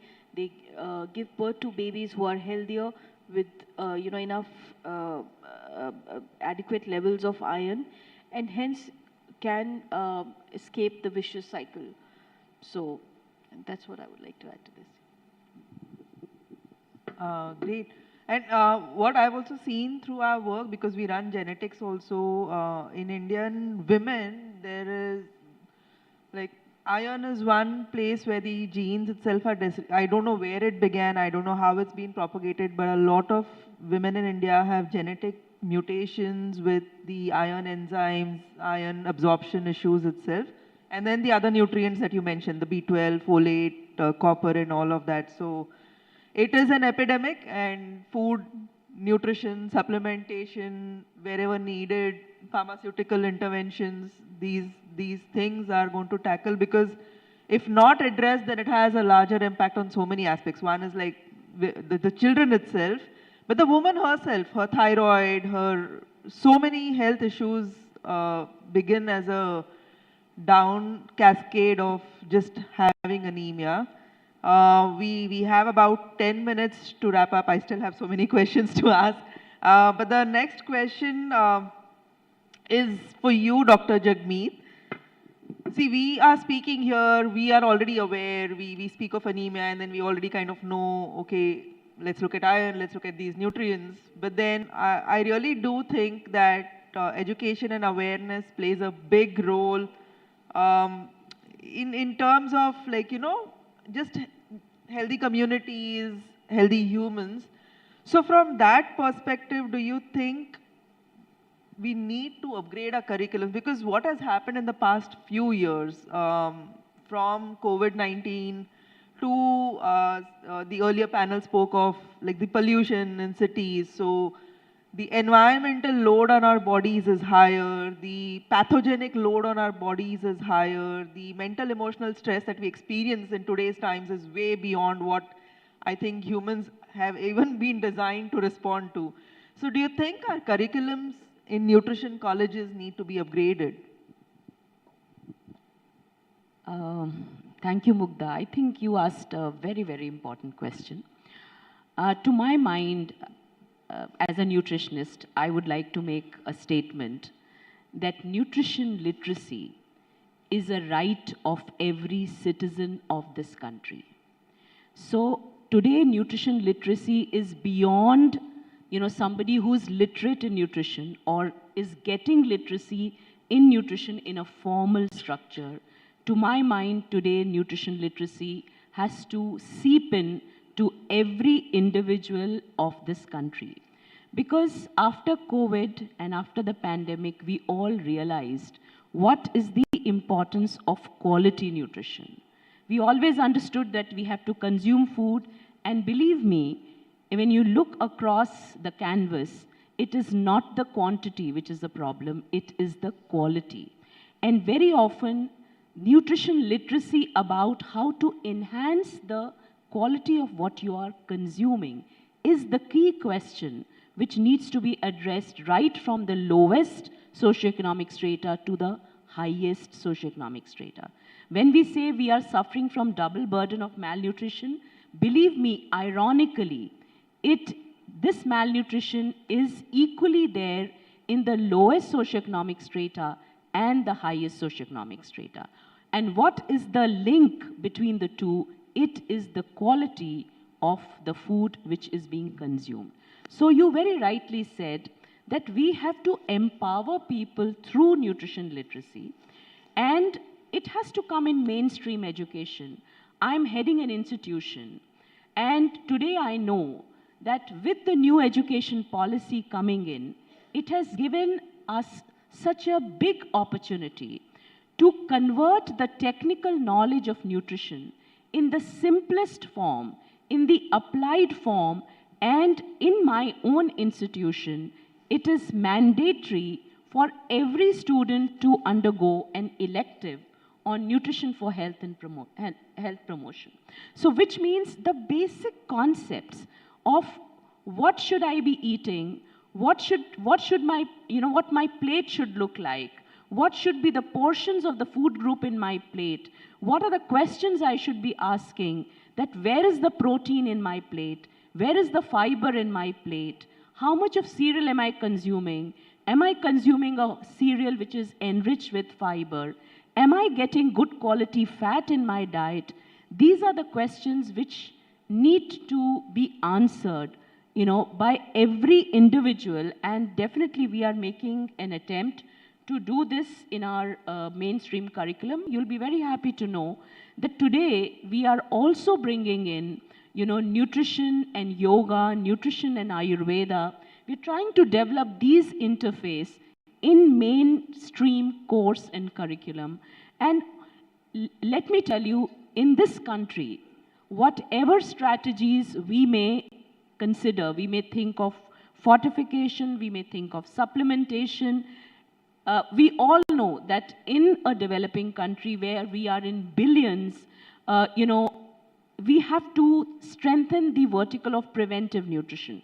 And if you ask me, in preventive nutrition, the strongest vertical is nutrition education. And it works. It works provided we know how to deliver it to people at large. We know our target groups. So to my mind, it's a mandate, which is a mandate for all our fraternity, all nutrition professionals, to give the evidence-based, credible knowledge in the simplest form, not making things complicated, simple, practical solutions to every target group, so that what we want to achieve, what is the major deliverable, is to enhance the quality of nutrition in our everyday food. Once we achieve that, I think major problems of what we are suffering from will be solved. That's lovely, and I didn't know college was doing that, but it's really amazing. We launched our own basic nutrition course that we can just teach people, like, just eat better, that's it. Question for you, Dr. Vivek. Role of nutraceuticals, or what we call as supplements, in ensuring both nourished bodies and nourished minds. So, I will try to reply in the way, if you look at our body, by the physiological and structural mechanism of the body, makes the gut as a second brain. That's what it is. And we say that what we eat, there are a lot of the theories there. If I look with the Ayurvedic perspective on the holistic well-being, the three states of the three types of the food habits, the ahar, rajasic, sattvic, and tamasic. One, I will just say the tamasic food progressively takes you towards the depression. Because that's what covers the alcohol, drug uses, and some other kind of the food stuffs. Coming to the rajasic, which is the purest, and then this something which comes in between, that is which is something which gives the energy. So rajasic is the purest, and sattvic is the purest, and rajasic comes between the rasic and tamasic. So that is the one approach where consuming the foods which comes in these category, we can alleviate or we can alarm ourselves that this is what we need to do and we need to eat it.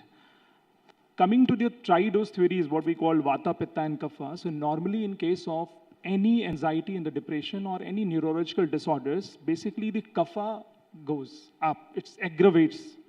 So we need to eat those kind of the food which reduces Kapha. And there is a huge list of the food, but if I say all spices, they alleviates the Kapha aggravation. But what we don't have to eat, that is the salt. High intake of the salt can trigger the depressions and its mechanism pathways.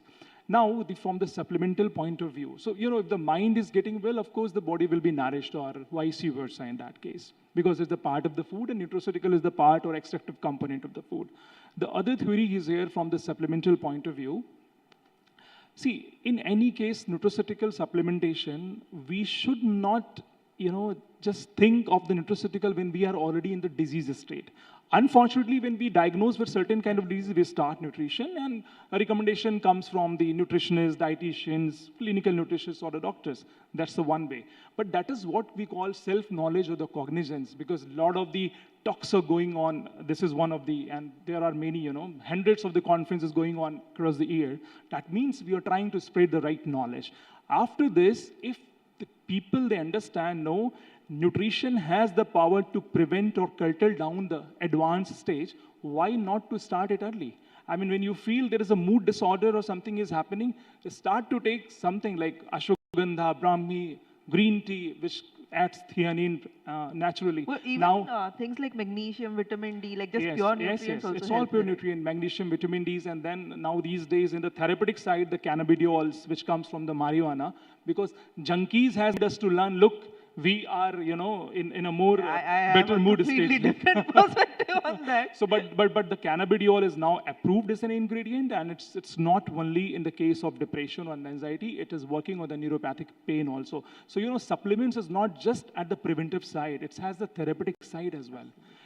We should try to bring the supplements to the mainstream of the treatment, and it is possible by adding a lot of the botanicals to it. So, and then omega-3 fatty acids is already well proven for these kind of the issues. Probiotic, prebiotic in the combination like bifidobacterium and all other strains are well proven, because as other speakers has mentioned about, when the dysregulation happens, it fixes directly your brain, because something is the gut is disturbing, it will anyway disrupt your body and other things. I mean, a constipated person cannot be remain calm during the day if he's involved in any work. So that's give the example. So a lot of the supplements are there which well proven to give the mind and body balance. Thank you. Lovely. And I think that brings me to my last question, coming to Pooja. Wrapping this entire conversation, we began with nutrition. We delved into the mind itself with a lot of supplements, including derivatives that, as Dr. Vivek said, junkies taught us about. But the last question for you really, because you work so much in the mental health space and it's beautiful what you've created. I don't know if you have seen this too, but there seems to be an ongoing epidemic of food, like Dr. Jagmeet also spoke about it, these high fat, high salt, high sugar foods. Even Shilpa, Dr. Madhvi, they spoke about this, like how we're consuming food that's not necessarily nutritionally adequate. So what are your thoughts on the ongoing epidemic of food addiction, where people who can afford to spend, and I think you made this point as well, that the malnourishment is not just at the socio-economically deprived levels, but people who can afford to spend on food are still overfed and undernourished. So what are your thoughts on that? Have you seen that in your work? Yes, I think we have encountered with a lot of clients that we see that they don't even understand that whole nutrition aspect of the food that they consume, right? So they come for depression, they come to consult with us for anxiety and everything, but when you break down, most of the cases when you talk about sleep issues, insomnia, the way they try to cope is on a major scale is with food. So and then there's a weight gain process there. And again, that has an impact on how they feel about themselves, this low self-esteem and everything. But in spite of all of that, when you actually think about why they do it, what they do, right? So there's no, again, a lack of awareness of how emotions are linked with food, and why do we always go to food for, to make us feel better at that particular point, and again we end up feeling really bad in terms of the weight gain and all of that, right? So the education about eating disorders and how it is linked to mental health and what are the advantages or disadvantages is something there's literally lack of awareness. I have someone who's faced bulimia as well, right? So I've been through that entire process of it. And in spite of all the education I've had in good schools and good colleges, while I was going through the process, I wasn't even able to identify that it was not okay. Like, it was comforting at one particular point, but it took me a good 1 year to understand that it is not a good place to be at. And then to start the work to get out of it was much, much harder. So, again, I think there's a lot of conversation and understanding about what are we consuming, why are we consuming, why do we give so much emphasis about food, the nutritional value behind it is extremely important, right from educating the kids and then the college and then the families, and generationally there are a lot of understanding. The way we look at food is very different. These days we talk about intermittent fasting and all of that as a trend, right? But that is how our Indian way of looking at food and consumption has been. We don't eat post-sunset. Our basic Indian dietary system has a lot of inflammatory food, which again goes back to the gut conversation that we had, right? But maybe because of globalization today, we have access to all cuisines, every cuisine at different point of time. Like today, if I just want to eat Italian food, Asian food, I just have easy access to it. But is it really what my body could adapt? Because the food consumption, it's not going to immediately cause an impact, or it's not going to immediately endanger your life. So maybe people don't consider it that, they don't take it that seriously, but eventually it all narrows down to what you consume, to what you react. So I think a lot of conversation and education, I think it slowly has begun, but it needs to be consistent, it needs to be more aggressive, especially for the upcoming generation, because it is, like you said, it is an epidemic that we are looking at. Do you think mainstream television plays a role in this? Like, I've seen so many sitcoms where there's a breakup and something happens, and they go to the refrigerator, open that big tub of ice cream, and they sit and eat. I don't know if that's kind of programming people into turning to food when they feel low. That definitely has an impact, but they don't also talk about what happens after it, or why do you do that, right? So that's the problem. So finding immediate comfort is one thing, but how much is it going to help you in what exactly you're going through? Because that is all surface level, right? Going and having an ice cream when you're feeling low is just surface level. Yes, it's comforting, but why are you doing it? What has actually happened to you to get you there? So being so conscious and mindful about your thoughts, about your feelings, about your emotions on a day-to-day basis is extremely important. Yeah, and I think until this starts coming like mainstream, and I mean these kind of events are great where we share our thoughts, where we speak, but it has to go more mainstream than this. Absolutely. Until then, Instagram is our savior. But lovely, lovely conversation with all of you. Thank you so much. I think we overstretched our time by a few minutes. But any last thoughts, any of you, I mean not last, but any concluding thoughts any of you want to add before we wind up the session? I think what I just like to say that definitely being responsible is important, but I think being empowered is equally important. And this empowerment is something which brings conviction in you, and that's what pushes you to implement things. So I think there are a lot of stakeholders involved. It's not as simple as as I'm stating, because a lot also depends on the kind of environments we are put in, starting from our home environment to our work environment. You know, what is the food environment which we are pushed in? What are the food choices which make us, empowered and weak? I think there's a whole, this is a whole matrix to be understood, not about just knowing what is right, but also being able to make the right choices, make the right kind of, behavior modifications so that you are not damaging yourself, you are on track. And I think we have a lot of responsibility in terms of disseminating this knowledge. And at every forum, wherever we get an opportunity, in every environment where we get an opportunity, I think we must contribute, starting from our home. I think I'm a person who feels that you must practice what you preach. So, because that's where your conviction comes from. So all of us can do that, starting from yourself to your home, to the nearby community, and then your work environment. And let's make a difference in people's life. I think we've covered mostly, but yes, being able to being informed is a starting point. Knowing what is right, what is best for you, and to make the right choices, leveraging all the information available to you is the way to go. So balance is something that we all need to bring in some form in our lives. Being empowered with the right knowledge to be able to decipher the hearsay from the scientifically based facts is something that we should all aspire to and move forward towards. Yeah, I think both of you summarized so very well. Would just like to emphasize again what Dr. Madan said is start from you. That's the first thing, because once you start and there are others in your family who can follow you, and you can be an influencer, with people around you.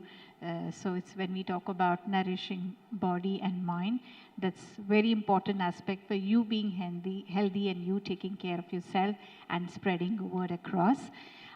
With nourishment, I would also talk about exercise and activity, because we can't segregate that. When we talk about nourishment of body, one way is also not food, but also activity today, because when we talk about, building muscle mass, it's not only protein intake, but the exercise which really matters. So we can't also separate that out when we talk about body and mind, which, a last message about being physically active, which we Indians are usually not, which is very important. Yeah. So I would like to say that we need to start looking at health in a very holistic approach. So when you talk about being unhealthy, we normally talk about our sleep patterns, we talk about alcohol consumptions, we talk about smoking, drug addictions, but we need to be equally mindful about every single small thing that we eat. So I think having that mindfulness for yourself, for your body, is something that's extremely important, and we owe it to ourselves, right? So not looking at body separately, mind separately, just like doctor said, being mindful about our physical health, mental health, emotional health, spiritual health, and looking at it in a holistic way is, I think, the best way to take it forward. So my take will be that native and rational intelligence towards the food choice is very important. And if you have to start the nutrition, start early. Let's not wait that disease to come and then to introduce nutrition in your diet. It's your right to start it from your culinaries, from your kitchen, and then to take out the advanced level. That's all. Thank you.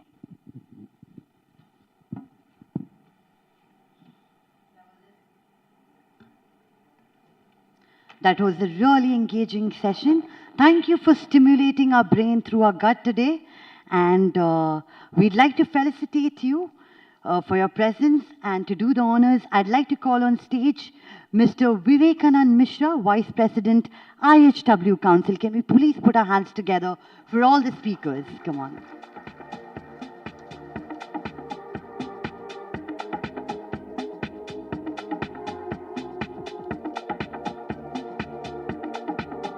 Dr. Jagmeet Madan.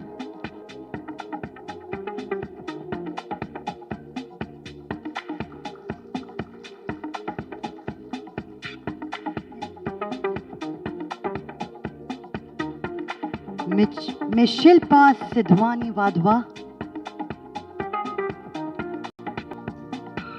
Can you please put our hands together for them? Come on. Up next, we have Dr. Madhvi Marathi.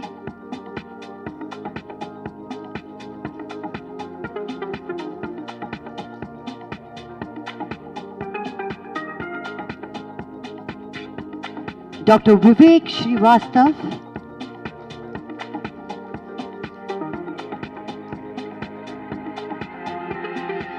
Ms. Pooja Srinivasa.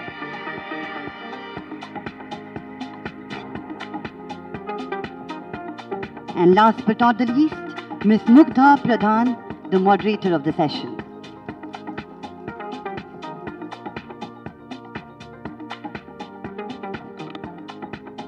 I request you all to give us a photo opportunity.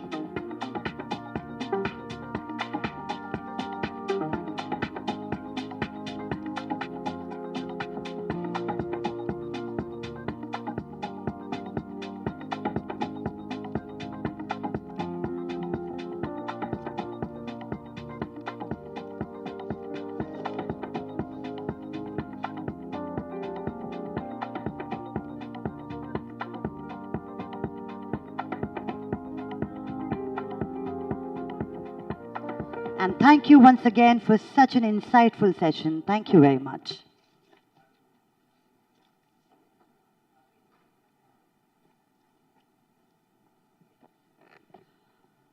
I'd like to introduce our acclaimed speakers for the next session.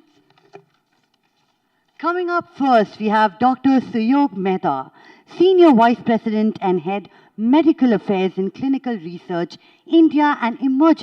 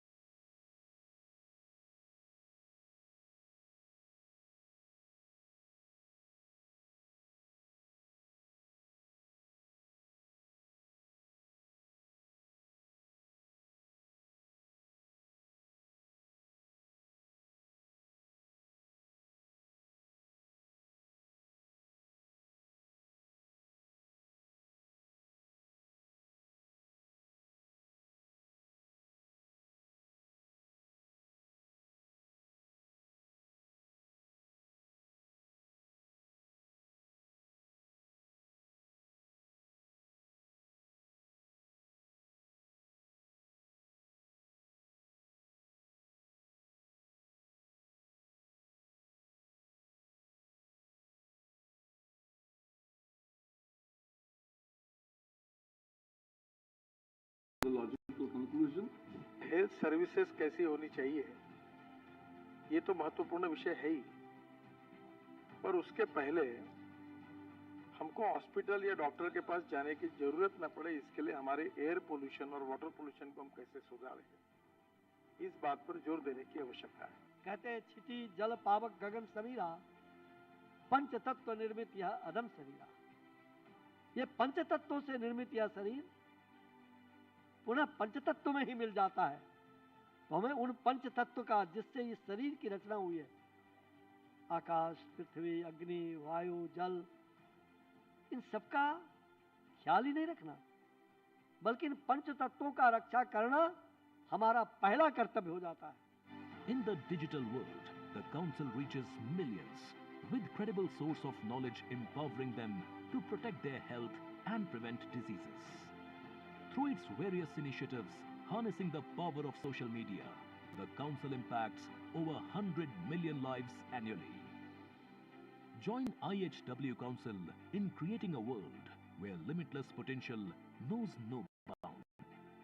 Together, we can achieve a happier, healthier world for all.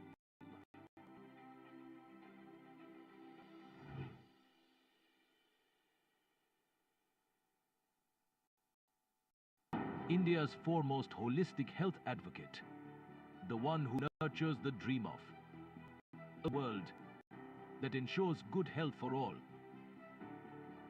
resolves to change the way health information is seen and perceived by people, introducing How Boring, India's first holistic well-being podcast with Kamal Narayan.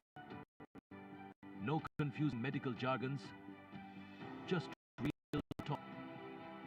Featuring India's top doctors and health experts in never-before frank, candid conversations for a happier, healthier you.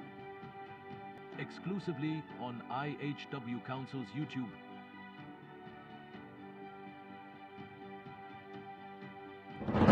India's foremost holistic health advocate, the one who nurtures the dream of a world that ensures good health for all, resolves to change the way health information is seen and perceived by people, introducing How Boring, India's first holistic well-being podcast with Kamal Narayan.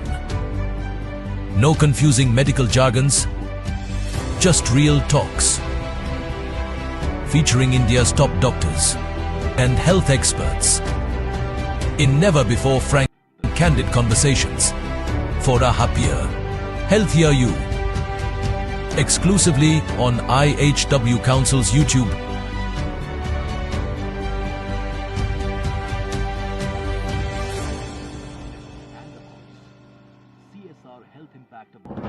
India's foremost holistic health advocate, the one who nurtures the dream of a world that ensures good health for all, resolves to change the way health information is seen and perceived by people, introducing How Boring, India's first holistic well-being podcast with Kamal Narayan. No confusing medical jargons, just real talks. Featuring India's top doctors and health experts in never-before frank, candid conversations for a happier, healthier you. Exclusively on IHW Council's YouTube.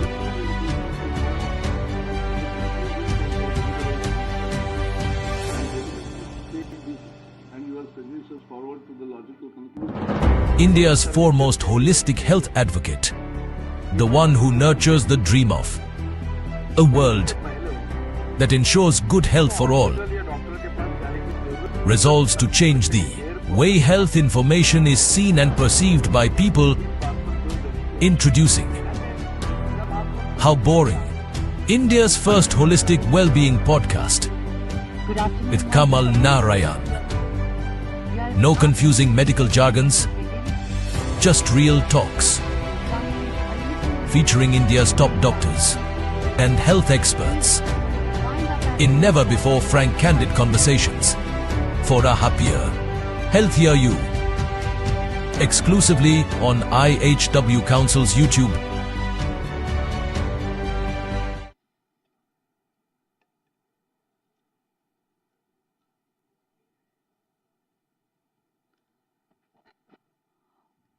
Welcome back, everybody.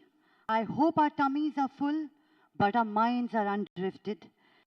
Moving on to a very interesting session, Health in Your Hand, Personalized Health Solutions in the Digital Age.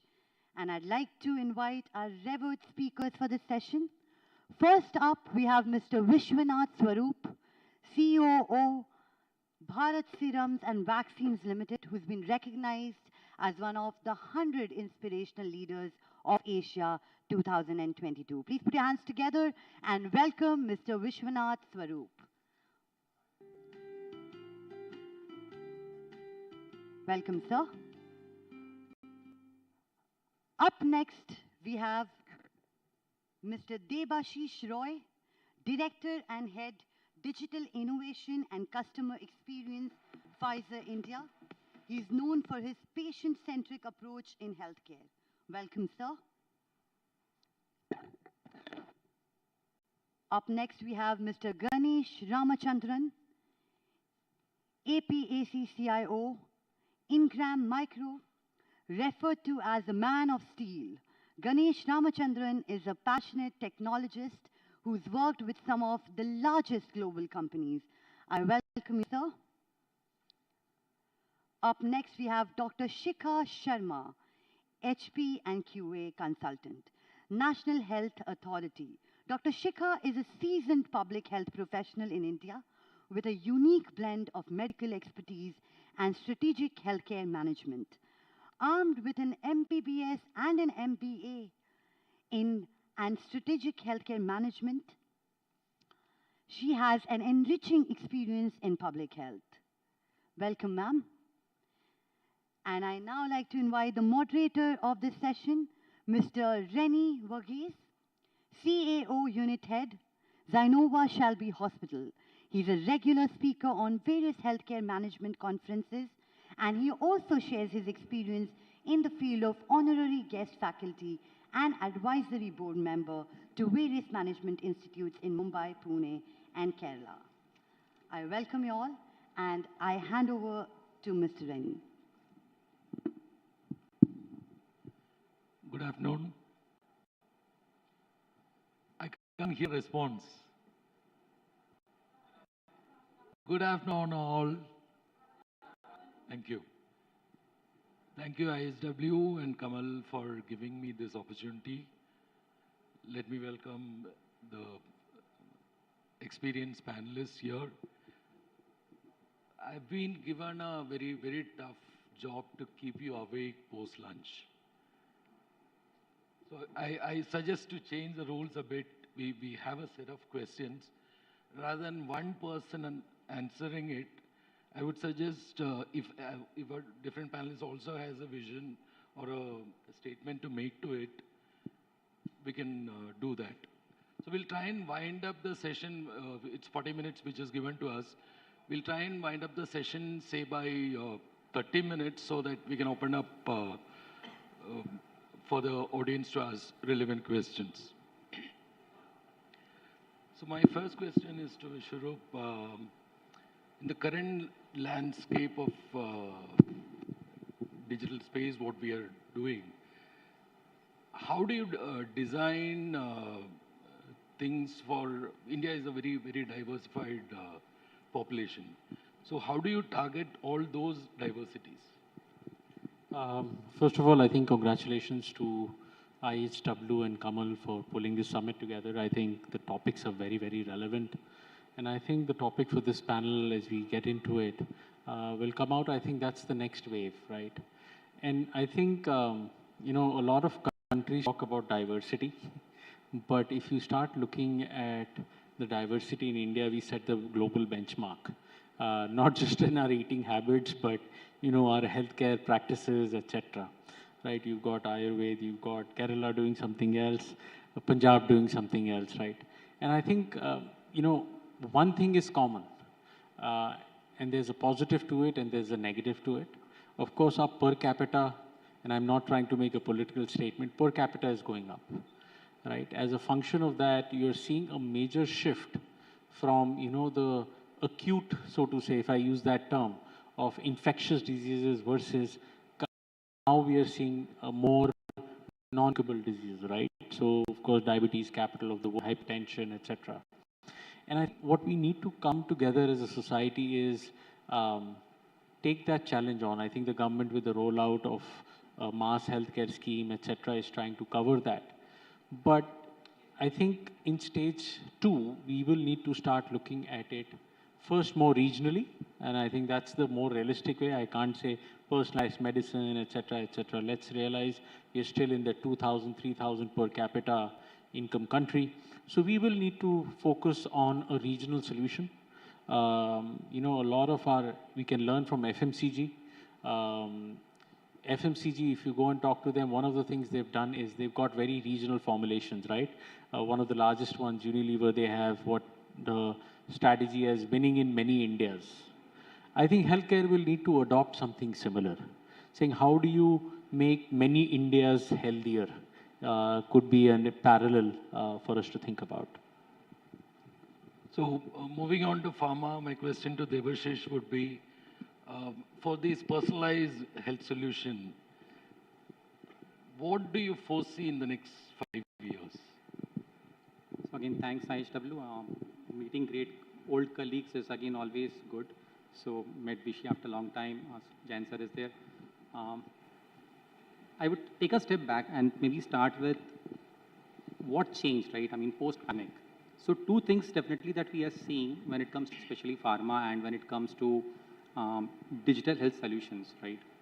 One is patient centricity. From a very, very product-centric mindset, I think every one of us has moved towards more customer-centric behavioral shifts, right? And similarly, from a consumer standpoint, we see there is a spike for on-demand healthcare. So when I say on-demand healthcare, I mean consumers these days are looking for solutions whenever they want, wherever they want, and at their own convenience. So convenience is the key term. The moment you add convenience, I think that is where artificial intelligence, machine learning comes at the forefront, which then adds that layer of personalization to all digital health aspects, right? This is one. Second, we see from a very, very episodic-based care model that we were in pre-pandemic, right? We have moved to a very, very preventive-based care model. So that is again where a lot of innovation, AI has really taken the front seat to really help us diagnose early so that the patients or consumers get the treatment at the right time. So with these 2 key things, right, I mean, when it comes to pharma and engaging patients with digital health solution, pharma always comes up with a drug or a medication, which normally is for a disease condition, right? But for most of the chronic cases, especially, right, chronic conditions, it is not the medication alone that really helps in betterment of the overall health outcome. And that is where I think a lot of this lifestyle modification changes, which has to do with your diet, nutrition, counseling, right, comes into picture. Where pharma really then goes out, partners with a lot of health tech ecosystem partners, bring them on board to learn more on the entire data set to really carve out a holistic picture of the consumer or patient, thereby helping the patient with a 360-degree approach along with medication. How does he better in terms of the outcome, right? So that is definitely my stand on that. Moving on to the tech side of it, I would request Ganesh to elaborate. Of course, for us, you're techies, but how do you collaborate with institutions? Thanks for the question, Rennie, and thank you, IHW, for having me here. So I come with a background of having been in consulting for a fair amount of time, having been with pharma for some time, and then moved across to the tech product distribution space. So to take off from where, Debashish was talking of what are things that has really changed, You are seeing patient centricity being a big one that's there. There's a lot more awareness as well. Patients are aware of things that are there. They are questioning what's going on. You have the power of Google in your hands where people are going and saying, what are things that you're looking for? What can I do in terms of treatment? And you also have things like what you wear on our hands. So wearables, which are giving you ways by which you can track your sleep patterns, you can track your ECG levels, you can track multiple things that you can currently track, which was not there earlier. And the good part of many of these is you're seeing the accuracy of these improving compared to what it was earlier. So it's giving you a way by which, especially in a country like India, and not just in India, if you even look globally, where the amount of physicians per 100 pop is still not even what WHO is asking for in many of the developing countries and even some of the developed countries, especially if you look at some of the particular specialities that you're looking for. Compared to that, if you look at the smartphone penetration, which is about 40 per 100 as a median, and much higher in some of the developing economies as well, including India, it leads you to say that what can I do with having the power of this in my hand? I have a device which can give me so much more. What can I really leverage it for, and what kind of applications can I take it on? Starting with basic things like spreading information, which is what pharma and the healthcare system is kind of passing across in terms of better disease management, but that's still reactive. I think what pharma and everyone's moving towards, and we heard the last panel talking a little bit about it, in terms of precision medicine and personalized healthcare, we are looking to say that how can I make this more preventive? And to that extent, I think is where technology starts playing a larger role, where you start spreading information, one, and then starting to say what are things you could do to kind of take care of it, and have ways by which you could look at it. In terms of specific things on what you could look at, whether you're looking at technology setups like telemedicine, which is there in many cases, virtual consultations that are available, getting the way in which you spread healthcare to reach across to populations which are underserved from a physician perspective, I think is all places where technology can potentially play a role. How much it is actually there and how much the culture changes, because still people prefer to have a face-to-face consultation with a doctor. Despite telemedicine increasing during the COVID period, we're never seeing it kind of picking up. Even in developed worlds, it's the same, pretty much the same in India as well. So still a lot of work to be done in terms of changing mindsets, changing the shift. But is technology able to provide solutions? I think the jury is very clearly out saying that there are potential places where technology can be used, where exactly you want to use it, how best you want to kind of take the leverage on it. I think that's where between healthcare, pharma, and the entire patient community is where you'd kind of look at saying make it through. So not the right time to grill Dr. Shikhar since it's a election time. So I'll try and tone down the question. So being a quality watchdog, how do you ensure that there is quality on the products which is being positioned at a policy making level? Thank you so much, sir, for the question. I think making a clear and comprehensive guidelines outlines the quality standards which ensure for the personalization of healthcare solutions. So it should ensure the quality standards, as well as these guidelines should be adaptable to the evolving landscape of healthcare technologies. That should be it should be give clarity to the healthcare professionals and developers. Secondly, I think monitoring and evaluation is also very, very important. Thirdly, I think giving trainings and educating people about the personalization of healthcare solution is also very important. So I think making guidelines, proper guidelines, is very important for this. I think the next question I'll throw it open to all three of you. If a particular vendor come to me and do a presentation on a particular product, my question is whether it's on a local server or is it going to be on cloud? And what is the security of my database? So since all three of you have different approaches to it, if you can elaborate on that for the audience. I'll just take a quick stab at it, right? So I think data is nobody's, right? End of the day, when we talk about data, neither it is with pharma. The data doesn't belong to pharma. The data doesn't belong to the provider space. It belongs to the patient, right? So two things which come to my mind is assurance and transparency. So I think with the advent of AI, tech, these days, from a consumer angle, right, it's extremely important for pharma companies or providers to assure the consumers or patients that end of the day, their interaction or the guidance that they're getting, it is not coming from a bot. It is from a real healthcare professional, right? So that part of assurance is very, very important. Second, I think when it comes to transparency, and that is where your question comes in, right? The personalization comes with a lot of data, right? So as much as possible, we should lay out the data and privacy laws upfront, be it a native app, be it a website. In what way are we really consuming that data? What will that data be used for, right? That should be very clearly. So normally pharma does the insights process through on an aggregated basis, right? We don't get into the PHI or the PII part, right? So I think these are some of the things when it comes to data when that should be really taken care of. I'll come to it from a very different angle, right?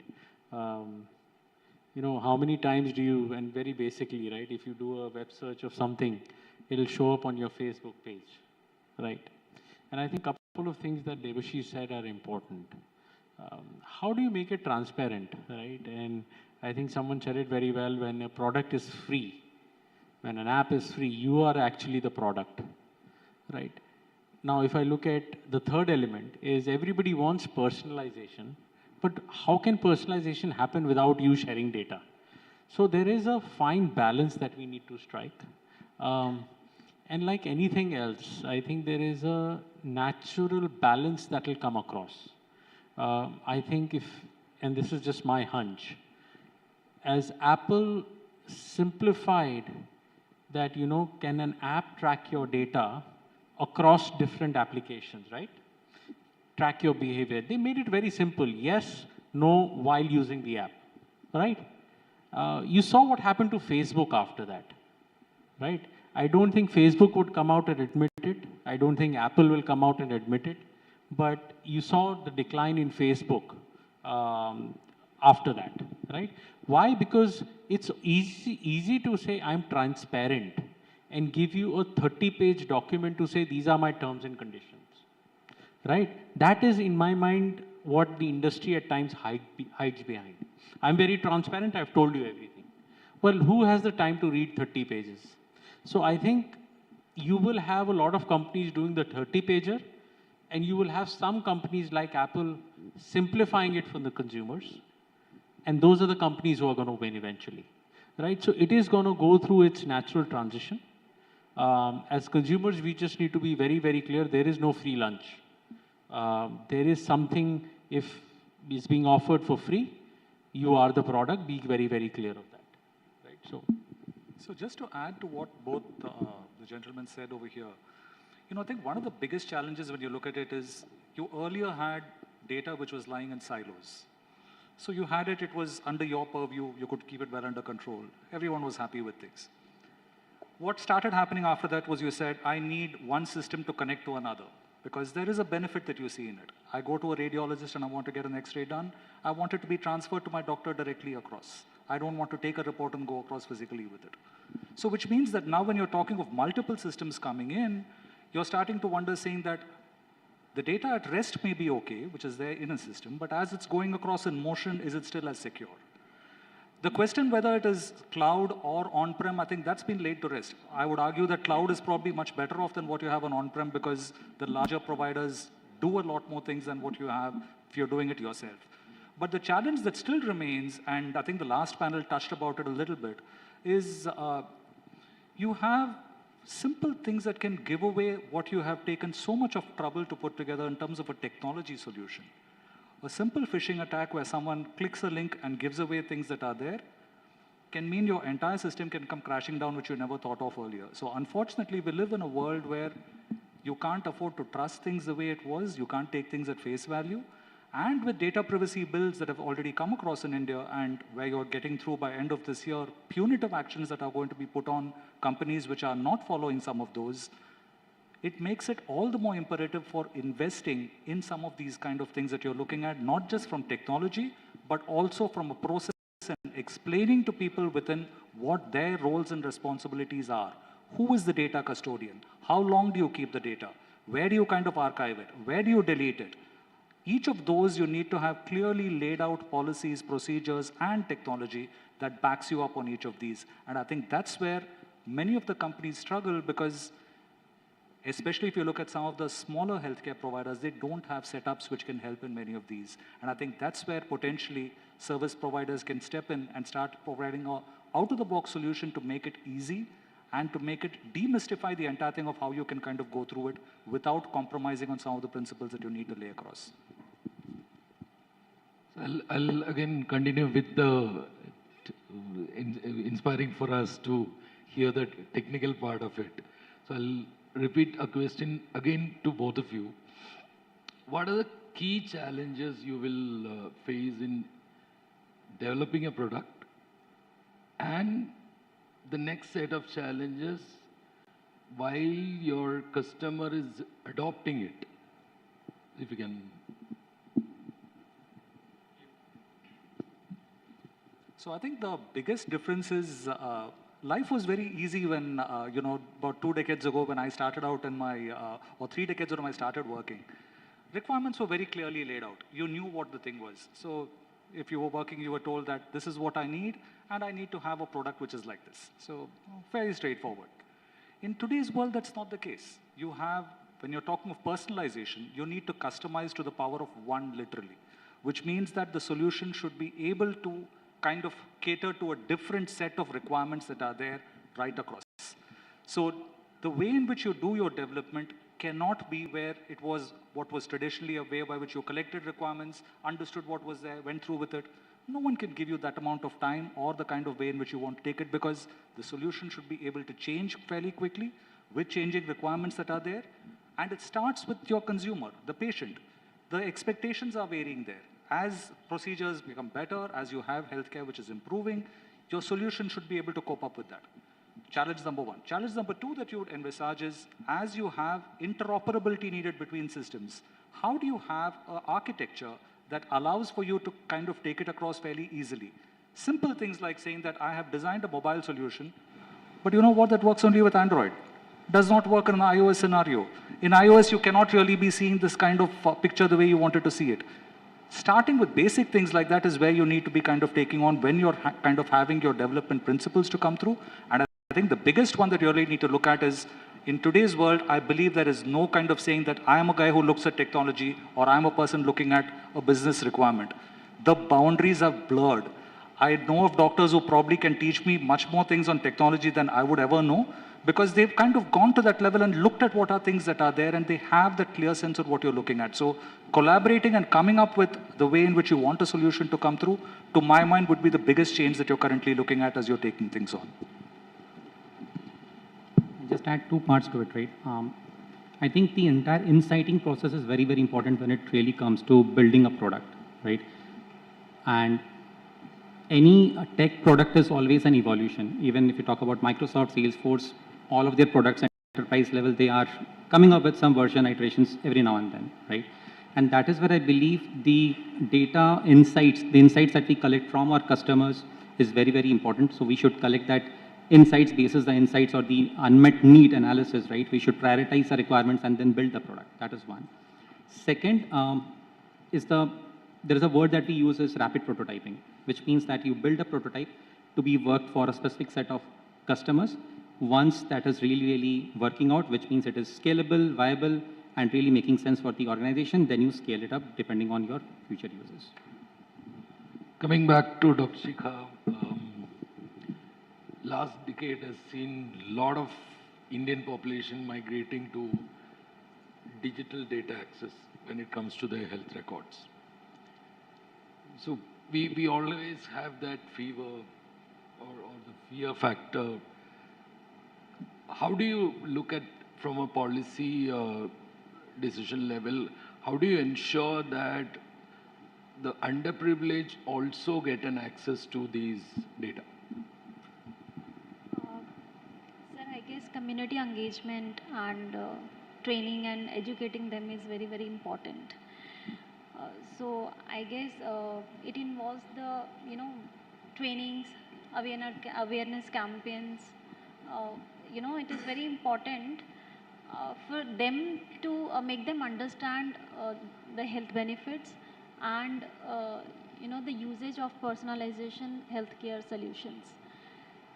Again, I think partnership with other stakeholders like government agencies, non-profit organizations is also very, very important.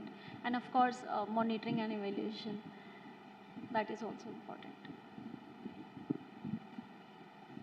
This is a personal question to all three of you. A lot of tech solutions are coming in. How do the breed of mind, the hospital administrators, how do we adapt to it? Because the new generation may be taught how to do it. Somebody coming with 25 years of experience, if you ask me to go and do it, it's difficult for me. So how as a production team will ensure that the end user, barring a millennial to a centurion, uses it? So I just wanted to clarify your question. So how can hospitals use this wave to actually, yeah. No, so see, I think there are a couple of things. One, I think hospitals have to be hospitals first and be the foremost in delivering healthcare, right? And I think that has to be the key focus. As and when, today you have in India most of the, so to say, and I'm using this word very, very loosely, it's the doctors who drive all the protocols, right? And more often than not, you will end up seeing doctors or senior doctors end up doing administrative roles as well as they increase in their tenure. That's not the case that we see in the Western world or in developed markets, right? You've got experts who are coming from Lean Six Sigma background, contributing quite efficiently in the hospital, right? And so I think as the industry matures, you will have to get in talent and build that capability, right? Now, the bridge could be that, you use external consultants, etc., to kind of educate and build that capability. But it does end up being technology is and will continue to be at the core of healthcare delivery, right? More and more advanced CT scan machines, as an example, right? It will happen. But how do you now build that capability in-house? I think we are starting to see that in some of the larger chains. They're starting to build that capability. So I think it's only a matter of time, but they will have to first continue to bolster what they have. I think we have a long way to go in terms of outcomes, measuring outcomes, repeat hospitalization and things like those, but also on parallel building these capabilities on the technology side. And the last thing I would say is there is a nascent and very under-penetrated revenue stream from the hospitals also. We talk about data, collecting data from patients. Well, they're sitting on data of every patient on every bed in every ward. How do you, in an ethical way, monetize that and use to help improve the outcomes for the patients? And that is a very monetizable revenue stream for them, right? That has not today, again, developed market has started doing that. I think that's once you have that capability in-house, that's the next transition you need to make. Just a quick, so if you talk about adoption, right, I think adoption is very closely related to, again, convenience and utility. Today, I think all of us in the room will have Google Maps, right? The reason we have Google Maps is it really helps us to let us know at what time we should leave, what time should start. it has a proper utility. Similarly, across every sector, right, if you can create a proper utility, it is solving a specific problem for a specific segment, I think adoption shouldn't be a challenge, one. And to give examples, right, there was a time, I think, 3-4 years back when within a clinic, HCP clinic, right, the interactions that are happening between a consumer, patient and a HCP was recorded. There was a pen, OCR-based pen that came in, right? Then there was a time when there was an automated chatbot which used to really hear through the conversation between an HCP and a patient and then create an automatic e-prescription of sorts, right? Which was then linked to the e-pharmacy and then finally to the fulfillment and adherence was taken care of. So the entire connected health piece was there. So what I'm trying to come from is that if you really create an ecosystem which adds to the convenience, which really adds to a lot of enhanced experience from both the healthcare professional side as well as the patient side, I think adoption should not be a challenge. So back to your point, Reni, where you were saying that there's myriad applications that are there. Multiple service providers who come and keep bombarding you saying, I've got this cool thing, why don't you look at this? I've got something that can completely transform the way you're delivering services as a healthcare provider to patients. I think the place where you really start, and which is what every good business team would tell you, is you start with what the outcome is and say that what am I really kind of looking for, what I'm solving for. The second one, which I think, especially in tech, which has come true in many of the cases, is look from a total cost of ownership over a period of time, which includes things like what am I looking at from the maintenance aspects, what am I looking at in terms of recurring costs. Particularly, I think the feel that cloud was a one-stop, silver bullet for everything has just vanished. I know companies which have said that I want to come back to on-prem because I've realized that it just doesn't make sense given the amount of data I want to kind of store, and also the fact of what data do you want to store given AI use cases which you're not really sure of. So I think from those aspects, what you're looking for is to try and make sure you try and get a feel of what exactly are you looking at.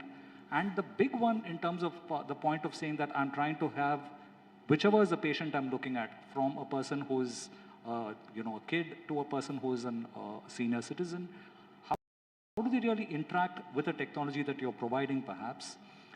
You need to be able to have something which is, like our promoters used to tell us in some of my previous organizations. No one teaches you how to use Facebook. No one teaches you how to use WhatsApp. Everyone kind of uses that absolutely intuitively.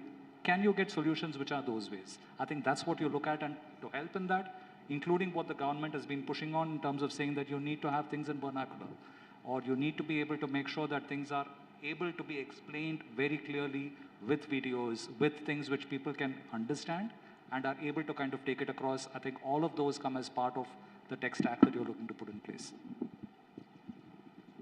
Dr. Shikha, any closing notes? So we stuck to the timelines. We are exactly left with 9 minutes and 53 seconds for question and answers.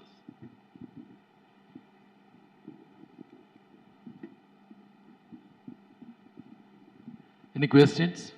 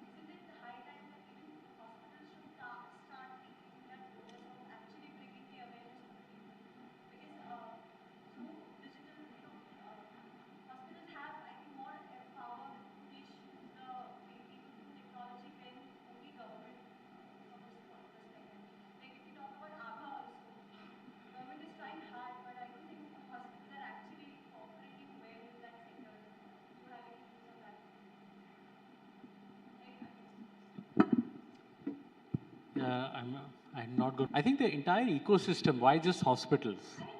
Yeah, absolutely. I think if you look at the model, right, of course, I'm sitting here representing pharma, but at pharma level, we do a lot of awareness drives, right? And the idea is, how do you actually not get to the illness level and cure it earlier. You don't have to find a cure. Similarly, payers today in India, right? What is the healthcare penetration on the private side? Leave Ayushman Bharat separate, right? It's very low.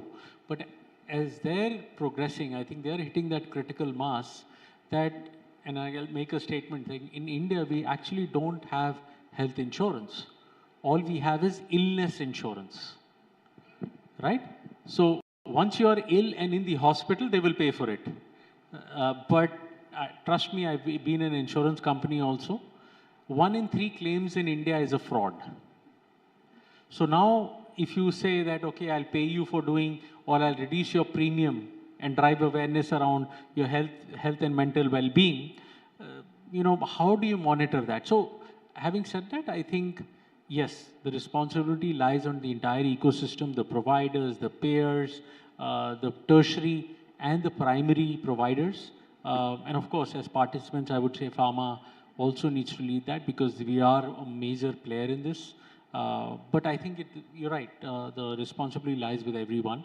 The government can enable it, the government can support it, but try not to attach things to it. Saying, if you're using Abha, then X, Y, Z.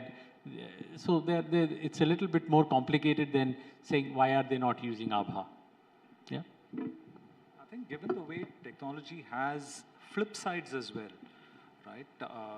With the way in which your data can get used, I think more than the awareness, the government's job would, or the government's role would be more to put the guardrails to ensure that citizens are protected and they know what they are signing up for. How many times do you look at the terms and conditions when you sign up for anything? You just don't. I mean, there's so much over there, fine print, you don't even bother and you just go in with it. Can that be pointed out? I think the way RBI does it with some of the things where they're pointing out what are things you need to do, what are things you watch out for, are perhaps things that the government would take on even from a healthcare perspective. And when we talked to Shikha, she was mentioning some of the things that are being taken in from a policy viewpoint. I think there are absolutely essential ones to put in, while of course awareness can be spread by the system, not just pharma, tech companies, healthcare providers and so on. The onus would still be to ensure that you have those guardrails in place to ensure that you don't give away things which are unknowingly being done. And I think the privacy policy is a great way to kind of start off on that. So just adding to what Vishwanath mentioned at a very important point. So you mentioned about Ayushman Bharat Digital Mission, right? And I'm sure I'm not naming startups. There are a lot of startups who are working very closely in this NDHM part, right? And creating this Abha ID, onboarding patients, right? And pharma companies indirectly are working with a lot of these startups, right? So I think pharma companies are doing their bit, not directly working with the government, but indirectly facilitating the adoption through a lot of these consumer-based initiatives and working with the digital health solutions who are working in the space. So indirectly it's happening, maybe not directly. It's a leadership vision which should drive whether it's a government or a private sector.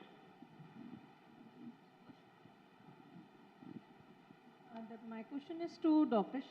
Shikha Sharma. See, I am representing an NGO, that's PMK Foundation. We are working for breast cancer and cancer awareness. So how you will be a good support for us to spread awareness? We are working for colleges, we are spreading awareness in colleges. Even in slum area we are going to rural areas also. So how else you can be a good support to us? Like ma'am, I said community engagement is also very important. So you're already saying that you're engaging the community. I think that is the best way to making them aware about the challenges that they are having, they are currently facing. So I think making them aware by giving the trainings or campaigns, that is the only, I think, solution. Exactly, that we do. As myself, I am a third stage cancer warrior. So, and we are running this work since 8 years, we are working on this platform. जैसे अभी sir ने कहा कि हम हर उस जगह तक नहीं पहुंच सकते या जिनको easy communicate हो ये चीज़ें. See this forum where we understand this language. How about the people who don't understand English? How about the people who don't understand this kind of a culture? How to reach them? What is the easy method to go on that? I think, ma'am, what I have come across from many NGOs, they are, reaching to the people to making them understand in a very, very, easy language, at their own language. So I think that is the only solution of, providing the awareness in their language itself. And how about your support we'll be getting? Ma'am, how can we approach you like? yeah, ma'am, separately I will meet you. Sure. Thank you so very much. I have an additional solution to it. Since 2012 and 13, we have a beautiful solution called CSR. And today's world, you go to any company's web page, every year they announce out of those 17 conditions, this year what are they going to spend. And many of these companies have their volunteering program. I'm sure you can get huge mileage out of it. Just wanted to add one thing, right? And I can name the startup. So there is a startup called Curate.ai. Okay, so they are working phenomenally in the space of precision diagnosis when it comes to lung cancer. And they work across a lot of hospitals to screen patients, also to screen the CT scans, just to proactively then go ahead and call for those patients so that they can take the necessary steps. So one way, right, where really NHA can really play a big role is to meet these startups once in a while and then give them this patient population. So that is one way where you can actually make both ends meet, right? The startup ecosystem with the NHA where the need is.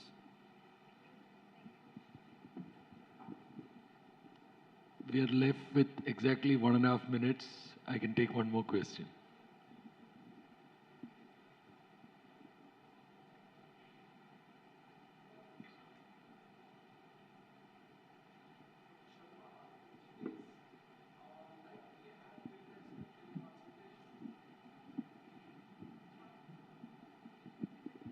Dr. Rakesh Gupta, and I'm running healthcare programs for masters and bachelor's and honors program, where we have psychology also subjects for the students.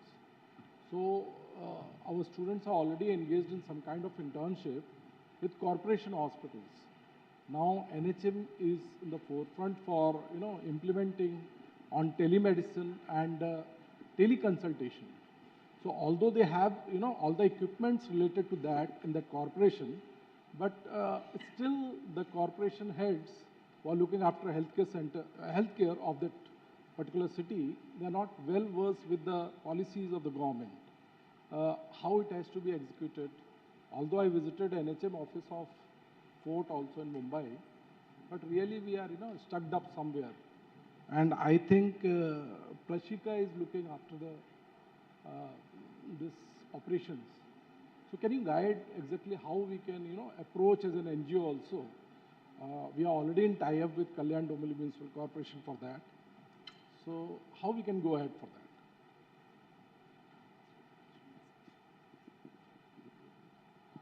that? Yeah. Can you repeat the question again? Yeah. How we can approach NHM as a foundation? As a foundation, So we are already is it NHM or NHA? NHM. NHA. Yes. Yeah. So how we can, get in collaboration with the authorities as an NGO when we are talking about telemedicine and teleconsultations?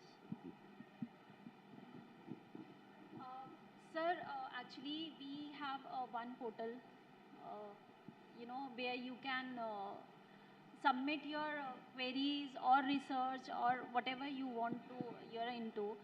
That I can give you that link, then you can apply on that. I think that is the only, thing where you can approach to NHA. Yes, thank you for that. However, like hub and spoke model is already, operational in the city like Bangalore. And I have come to know that they have collaborated with an NGO to, implement this kind of operations of telemedicine and teleconsultations there. So with that perspective, I am asking, who will be the right people around here in Mumbai so that we can go around and, get things sorted with them. So it becomes the equipments which are lying in the corporations are not getting implemented, and I think that's one major area where we really have to look into when we are talking about the policies and implementation of government side. And this is not like 2 months, 3 months. It's almost a 1 year span where I'm struggling to get some Since we have ran out of time, I would suggest to connect her Yes, sir, I'll connect with separately. you. So nice, thank you. Thank you, Vishwanath. Thank you, Devashish, Mr. Ganesh, and Dr. Shikha. Wonderful being here. Thank you, everybody, for an insightful session. We'd like to felicitate you all for gracing the dais with a token of gratitude. And to do the honors, I'd like to welcome on stage Mr. Vivekanand Mishra, Vice President, IHW Council. Can you please put our hands together for him? First up, we have Mr. Rennie Verghese, the moderator of the session. Can we hear it for him? Come on.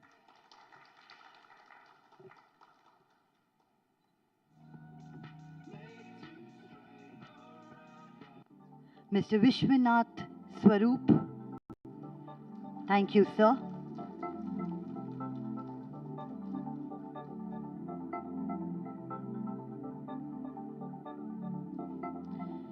Mr. Debashish Roy. Thank you so much, sir.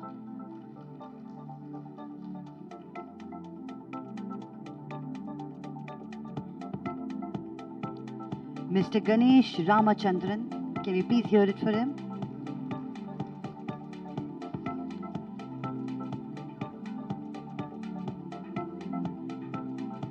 And Dr. Shikha Sharma. Thank you, ma'am.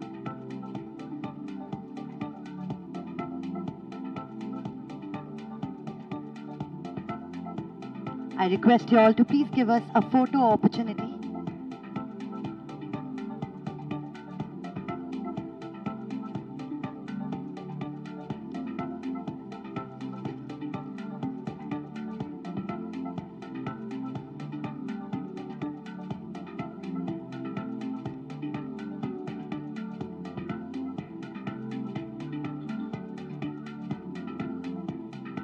Thank you so much, gentlemen. Thank you. And the lady, thank you.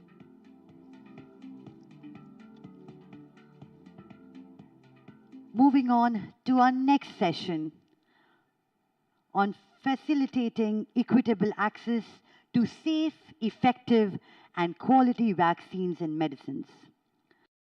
Please join me in welcoming the dynamic set of speakers this session. First up, we have Mr. Sudarshan.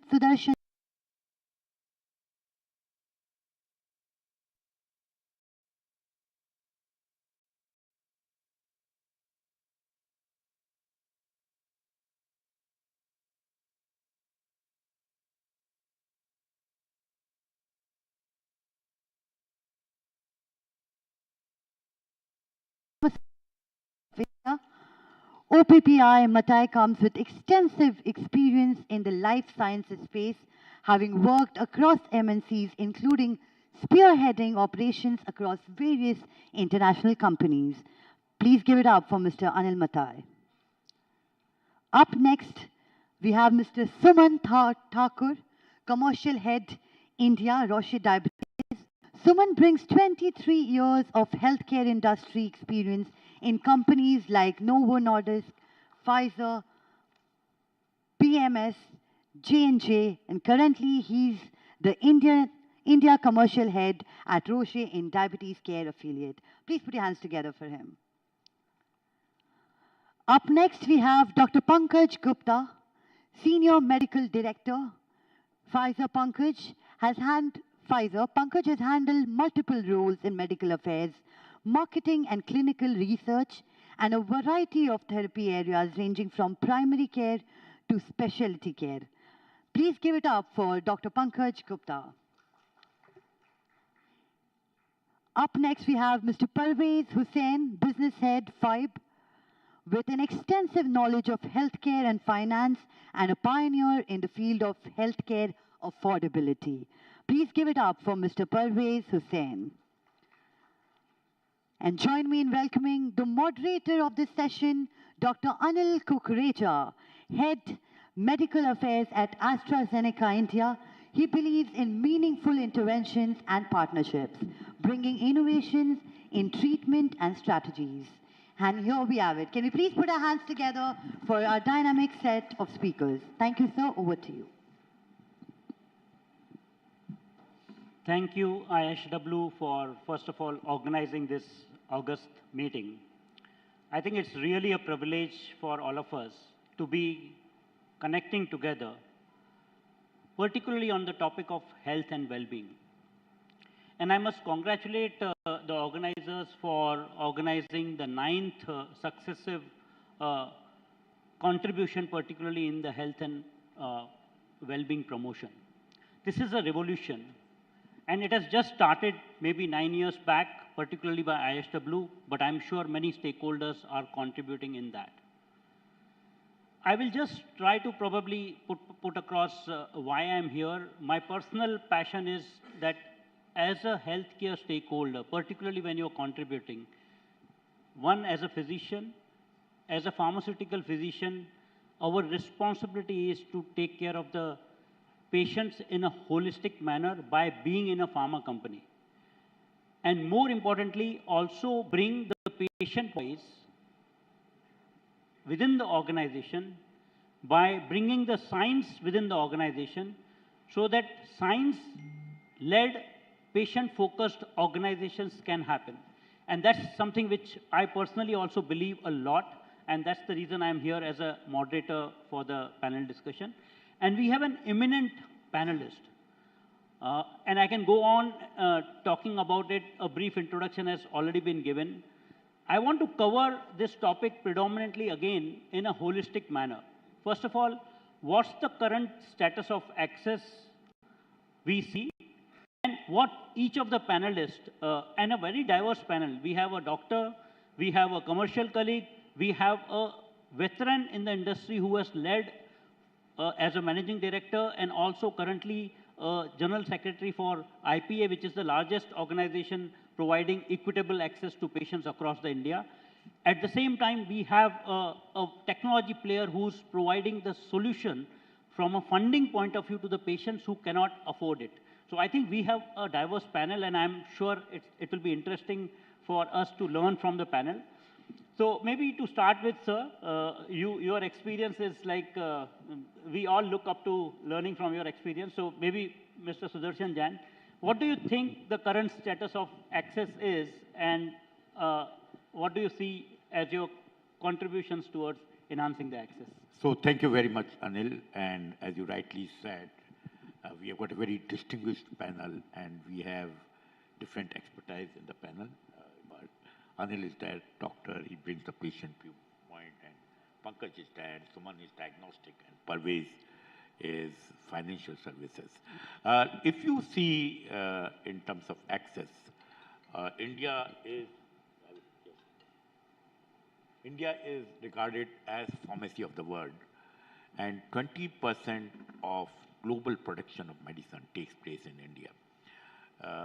60% of vaccine is produced in India. Every third tablet in US is sold from India.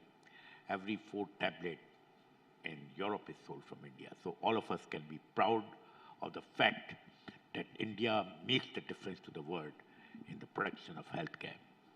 Having said that, does healthcare is accessible to all citizens in this country?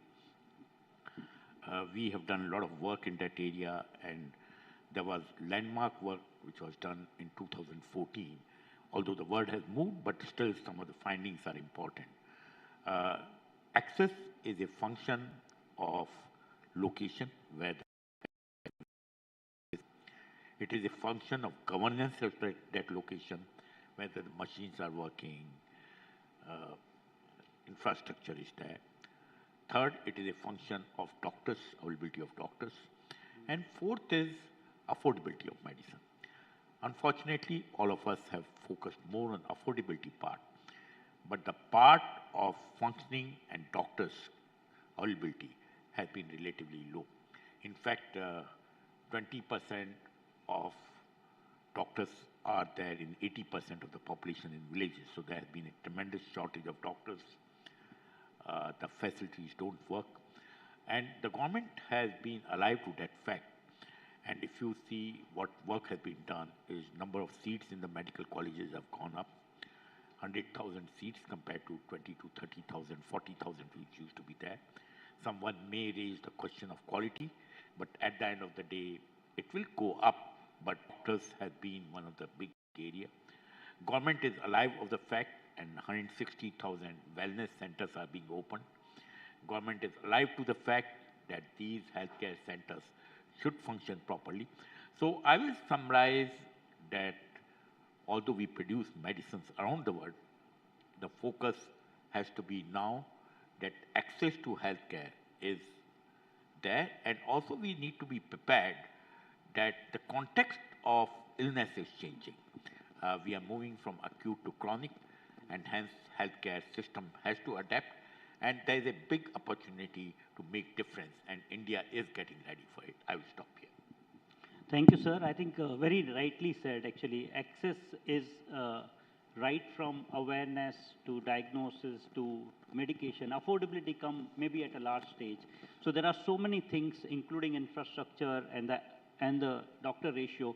You rightly pointed out the discrepancy and disparity in terms of doctor ratio is for the rural villages compared to the urban population, right, where majority of the population resides. So I think that's the discordance we have to solve. But maybe let me turn out. You mentioned around 60% of the vaccine production, particularly for the world, and we have a vaccine expert here, Dr. Thakur, maybe Pankaj Gupta ji, if you could. What is the current status of vaccines in India, and do you want to elaborate more on that? No, first of all, thank you. Just would like to thank the entire organizing committee of IHW for having me here. Pleasure being here. Great privilege to actually share dais with luminaries in the field. So feel really fortunate today. A quick disclaimer, the views and thoughts that I expressed today are purely personal and do not represent that of my organization. Very interesting conversation already that Mr. Jain, we have kick-started around access, and and I completely agree to you, Anil, when you say that access for me as a clinician first, and then as a pharmaceutical physician, is about looking at a patient journey and thinking about whether the general public, the patient himself or herself, or the caregivers even understand about the disease. Are they aware of, about the need for screening or getting the disease diagnosed once they experience certain symptoms of the disease, and once they have that urgency, do they have the access to the right healthcare infrastructure and the expertise for that as well? But even once they reach the right healthcare infrastructure or the right healthcare expert, is the expert up to date enough to possibly provide the best evidence-based care to that particular patient? And that also is access. If a patient reaches a hospital or a doctor or a practitioner and does not get the right evidence-based management, that also is denying access to the patient. So frankly, even that is a very interesting component and a way of looking at access. The next component becoming, once there's a right evidence-based treatment that the doctor wants to prescribe, can the patient take that treatment? There comes in the affordability here, access to the medicine from a infrastructure, from a delivery perspective, and then a very important component of access that we forget is about the compliance. Sometimes the patients go on drugs, but they're not compliant enough to complete the course of the therapy. Sometimes for chronic therapy, it's for lifetime, the appropriate dosing, duration, etc. All of these are various ways and lenses of looking at access. So frankly, for the answer to your first question is, what does equitable access mean for me? Frankly, as a clinician first and a pharmaceutical physician later in my career, I think it's about looking at impacting patient and clinical outcomes at scale. And we can do that by interventions designed on each of these steps. I think that is one. Coming to the question around vaccines as well, we all should be very, very proud of what our country achieved in the last 3-4 years, right? It was a miracle. It was a miracle that happened because of, so many stakeholders coming together, the scientific, political, regulatory, everyone coming together to kind of... India was always a vaccine superpower. It just that the globe acknowledged us as the vaccine superpower. And it's very interesting, a couple of decades back, a quote became very, very famous. With the exception of clean drinking water, if there is any healthcare intervention in the last 100 odd years that has had the maximum impact on reducing mortality, that has been vaccines. And I have numbers to support that. WHO says that every year we save 6 million lives because of vaccines. The unfortunate part of this statistic is also an acknowledgement that 1.5 to 2 million lives could additionally be saved that are not saved because of lack of equitable access to safe and effective vaccines. I think that's what we need to think about. How do we kind of push the boundaries here? We're so proud that, thousands of years there is a particular disease that gets eradicated because of vaccines, smallpox. But why can't we replicate that success in other such vaccine-preventable diseases? It's time to obviously celebrate, but also introspect on why that's not happening. And probably that's another angle of, equitable access to safe and effective vaccines. And I would love to think about it. We have so many perceptions. We know that vaccines can lead to my personal health benefit, but COVID taught us that no, by protecting myself, I am also protecting some other vulnerable populations in the community due to herd immunity. We know it can prevent us against infections, but are we well aware enough that vaccines can also prevent us against cancer? So how do we use these as modalities to further various public health challenges? For example, antimicrobial resistance, we know about it as a big challenge, and I want to bring in another angle of access, Dr. Anil. We're talking about access as reduced access to a particular intervention. Here we are facing the problem of over access to a particular intervention. Antibiotics, they're being abused and overused. And that is another angle of equitable. That is actually not equitable access. It's just being popped around indiscriminately, and that's leading to antimicrobial resistance.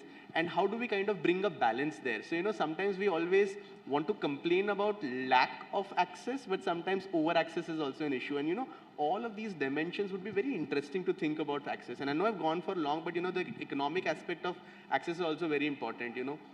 We know about the financial burden because of these diseases. But also there is a societal impact, there's a productivity impact, there is absenteeism at work, there are respiratory infections, for example, being the top reasons for workplace absenteeism. Pneumonia, in pneumonia, India contributes to 1 out of 4 pneumonia cases worldwide. But still the adult immunization rates in India is less than 1%. Now don't tell me that's only because of affordability issues.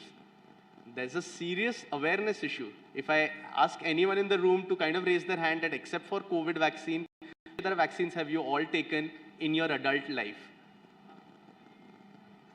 This is also my way to kind of wake you up from your postprandial slumber.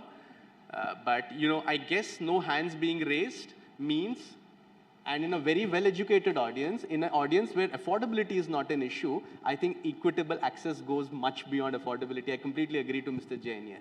I just wanted to make that point. Yeah. Thank you. I think it's very nicely said. And I think one of the very important thing which we all have to take a lesson from this discussion is vaccine prevents the deaths, prevents the complication, prevents the diseases.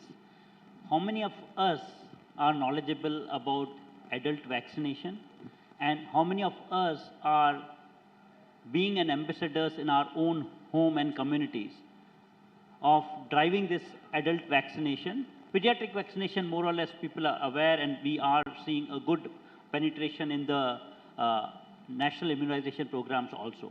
But I think it's very important that we become more knowledgeable about adult vaccination. And I think one of the aspects, and I just want to give one personal example of equitable access from AstraZeneca, and I'm sure you are all aware about it, how academia, industry came together and brought a vaccine for the world, collaborating with Serum Institute of India. And this vaccine not only was given to billions of patients across the countries, billions of doses, and in one of the mathematical model, we evaluated that we almost saved 6 million lives only in 2021. Since the time we started vaccination until 2021, that cutoff, almost 6 million lives were saved because of this vaccination. This is one of the examples of equitable access, and I'm sure there would be many more examples which would come from different industries as well. Now, let me build on what are the opportunities we have, and maybe Suman and Parvez, we probably can, what are the opportunities we have to enhance the access? Any examples from your own world which you can talk about it? First of all, thank you very much, IHW, for arranging this fantastic meeting. And thank you, Dr. Kukreja, for moderating this beautiful session. I think I'm from a company who actually work for non-communicable diseases. So I will just emphasize on this part. I will touch access to quality care. The first thing, we can access more if we can detect the disease early and change patient's life. So detection comes first, which also is one of the access criteria to go these detection camps in the remotest towns, cities in the country, where access is a challenge. Very recently, Roche as a company taken a pilot in one of the districts in Tamil Nadu that is called Madurai, where we have started detecting maybe 1 lakh patients through a digital applications where not only diabetes detection, also in the same similar line, the hypertensions, and collating this data and providing this data to healthcare bodies, government healthcare bodies, so that they understand in this town, this pin code, what is my NCD conditions, and based on that, they can take a holistic decisions of better health outcome. So if we can get a success on this model, that can be copied to many other states in India and digitally connect to become a very strong evidence generations, published data, and based on that, government, public, private, everyone can take a very synergistic healthcare approach to the patients. Thank you so much. I think very, very rightly said. How can a pilot be done particularly to build a heat map of various diseases in one particular district? And how can this pilot be an example for many more districts and the states to follow? I think we will come to the recommendations later, but I'm just building on key messages from each of the experts' comments. Parvez, do you want to just build on this? Sure. So first of all, thank you IHW for for this congregation and the summit. Access. So India is home to 1/5 of the world's population, right? And right now we are all of us actually, when we talk about equitable access of healthcare and the difficulties in providing that, we have to think of the kind of scale at which we are actually talking. Now, to provide any of these, I mean, I can kind of break it down into small steps. So it's identification, then there's delivery, there's trust factors which have to build around the kind of delivery mechanism, and the fourth one is affordability. Yes, I agree with Dr. Suman that Sudarshan that affordability is not just an important piece, but affordability, I would say, is not. It's a very important piece, not just the only piece. Now, when I say affordability, only 22% of Indian population is actually covered under health insurance. So when we talk about access, we have to also think about the balanced population. We set up the entire system of delivery of everything. We bring in the best of the best vaccines, we bring in the best of the treatments. But if the person can't afford it, if it is not within his reach, then how do we solve for that? And that is where actually, all the other financial institutions come in fact, banks and VFCs, which actually, start thinking, how can we bridge that gap? How can we provide that accessibility and affordability to a customer at, without increasing his cost of delivery or cost of treatment? So there is a huge opportunity is there in India. Definitely, we have a very learned panel here in different sectors, from different sectors. But I probably represent that particular sector which might be an enabler in making that access more, realist, I would say accelerated. Yeah. Thank you, Mr. Parvez. I think one of the very important key perspective from your side is we also have to look at innovative financing solutions also to contribute to the equitable access. True. Because the people may have the, how do we solve the liquidity part of it, right? So I think that's something which is very, very nice. Let me now, okay, we understood a little bit of a current access and also the potential solutions. I want to shift the gears. I'm sure many of us have heard about UCPMP. And we have an expert who has contributed right from conceptualization of OPPI code to implementing the OPPI code and now contributing to the UCPMP implementation also. So, sir, how do you think the UCPMP is evolved? Where are we? Are the companies prepared for it? Anything which you want to share with the audience? So thanks very much, Anil. When we are in healthcare, it becomes very, very important that all those who are involved in healthcare has to deliver healthcare in whatever form they are responsible in an ethical manner. Because we need to realize that healthcare or illness is an unwanted product. No one wants to fall sick or no one wants to be unwell. The reputation of pharma companies, doctors, many of the time, if we do surveys, it compares with tobacco in many parts of the world. So there is a lot of onus, although we are in a noble profession, there is a lot of onus on all of us that whatever we do has to be with the highest standard of ethical practice. There was a code of marketing practices which was there earlier.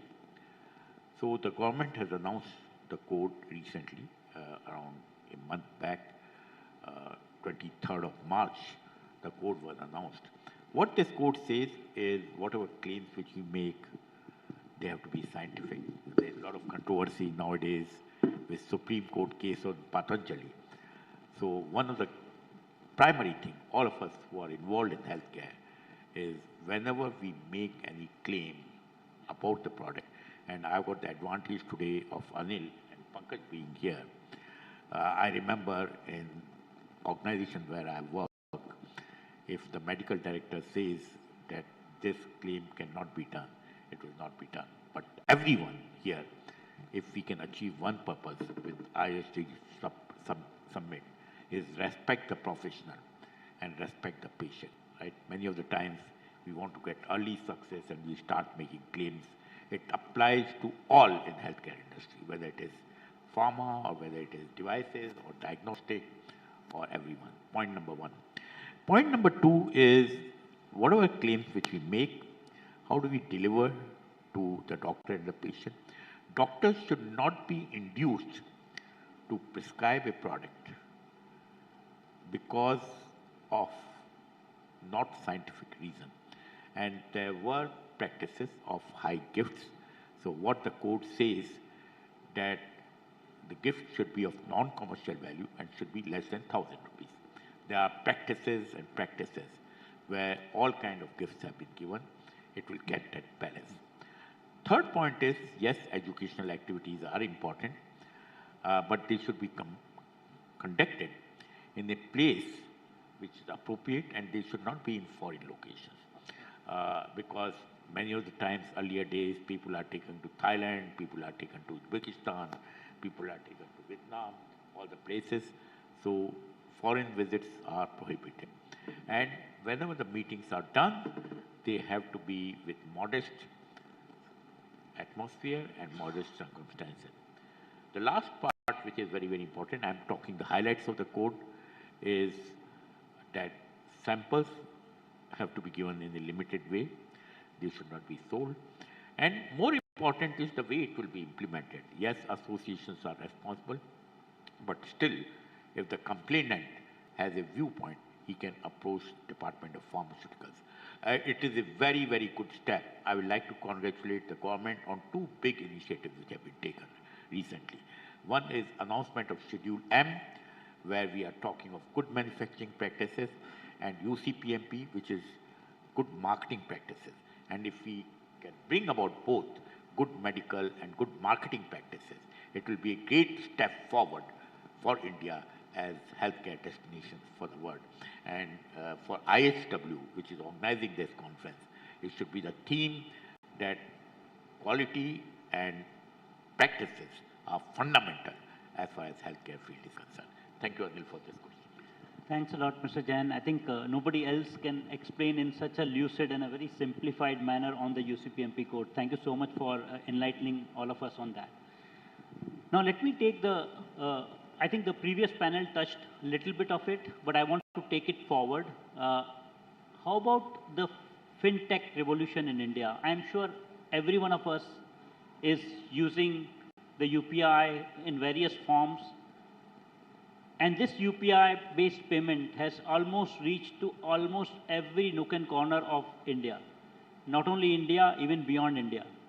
So with this context of fintech revolution, how do we see the health tech revolution of similar nature taking form and shape? And maybe I'll invite Dr. Pankaj for starting the discussion on that. What can we learn from this, and how do we take it forward, and who should take it forward?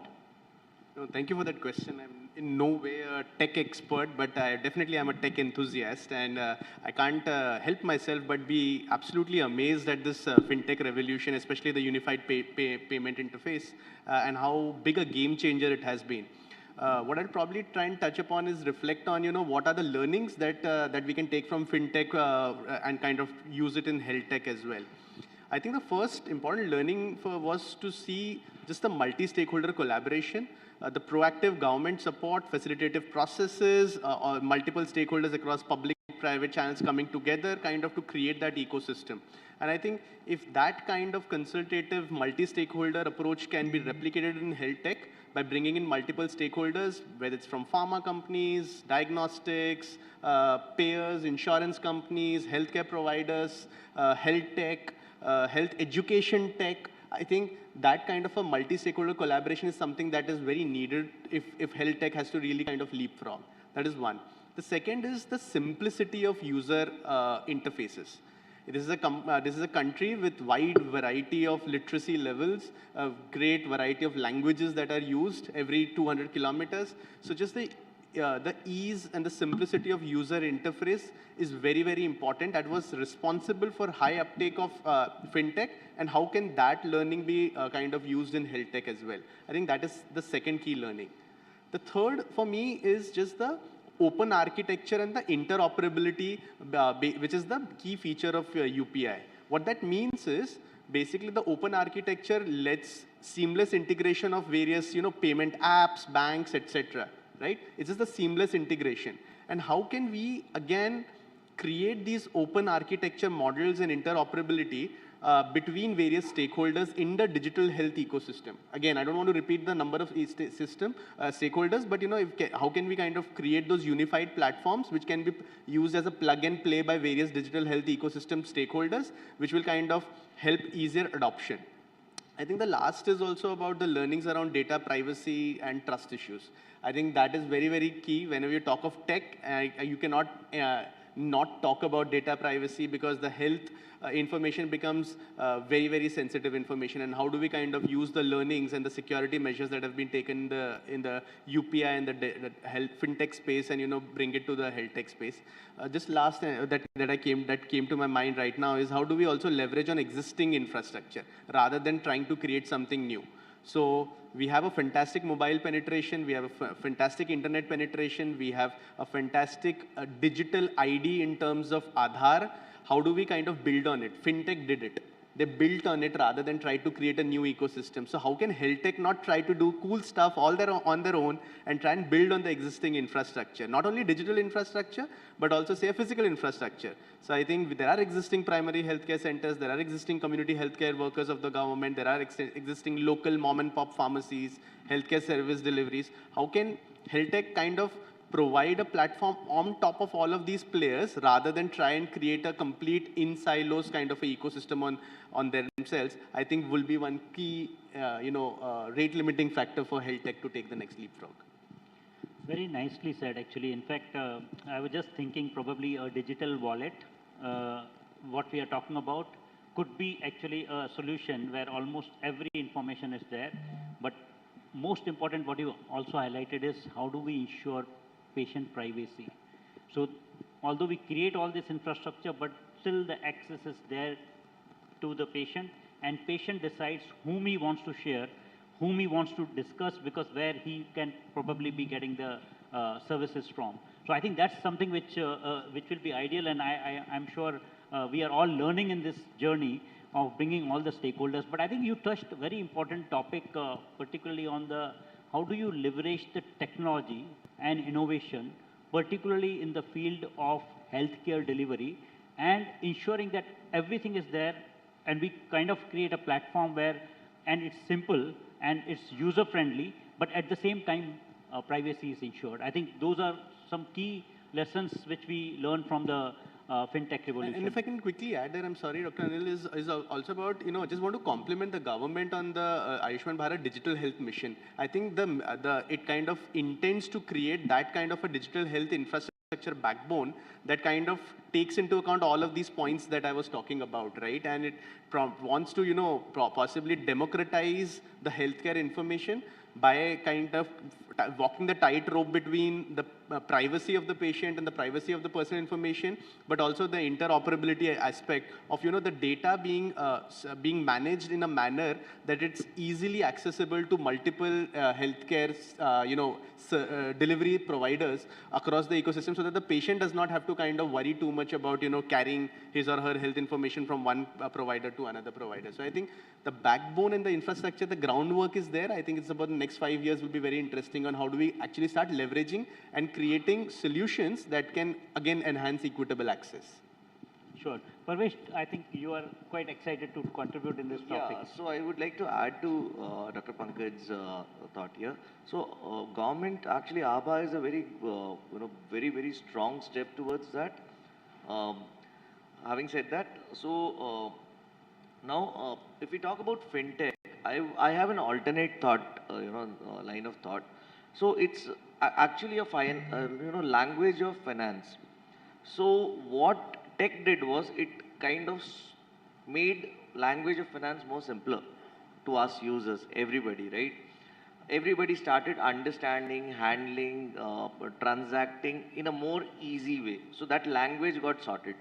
Now this has happened in various sectors. If we talk about social tech, Facebook, Insta, all these are, technology came and brought that language. It changed the language. It made it more simpler.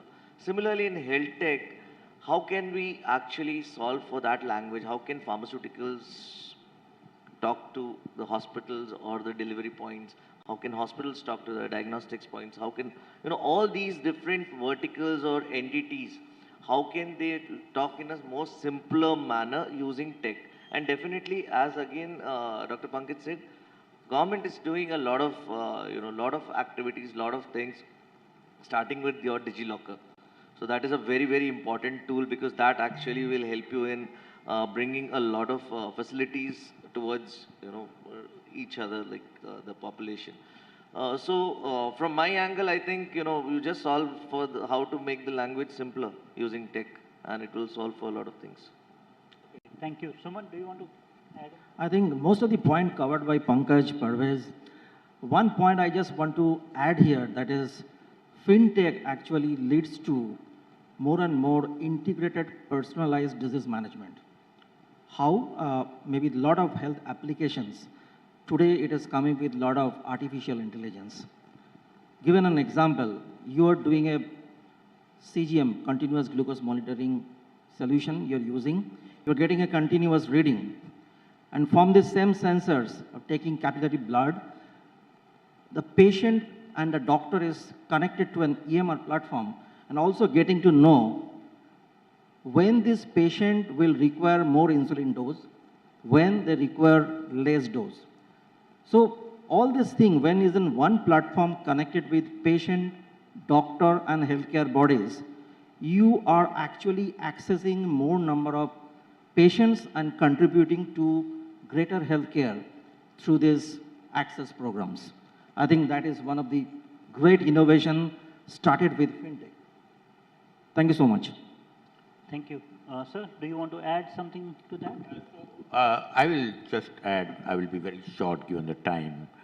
The next big revolution in this country will be health tech and digital public goods. That's the foundation of health tech and what iSmart Digital Health Mission is trying to do. To make it work, EMR becomes very, very important, and health management systems across the country with doctors become very, very important. If we have EMR, it will get efficiency in the way the patients are treated, duplicate testing, duplicate investigations, everything will go away. So the fundamental revolution in this country will be in the health tech area. The government is committed, different kind of vision, push, given the privacy factors into consideration. But next 5 years will be the time for digital public goods. Thank you. Thank you so much. I think this was a very important topic which we want to cover in today's panel. And I completely agree. I think most of you mentioned about how the doctor, patient, and I will also say the entry of technology and innovation. And that trio is going to transform the outcomes for the patients, not only in India, but also across the world.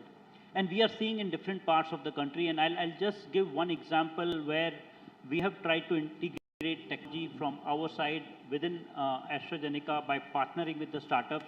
And I'm sure the earlier panel also did mention the name of that AI-based player.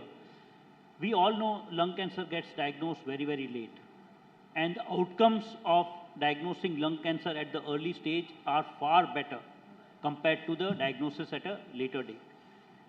So can we leverage, now you can't screen the whole population for lung cancer screening.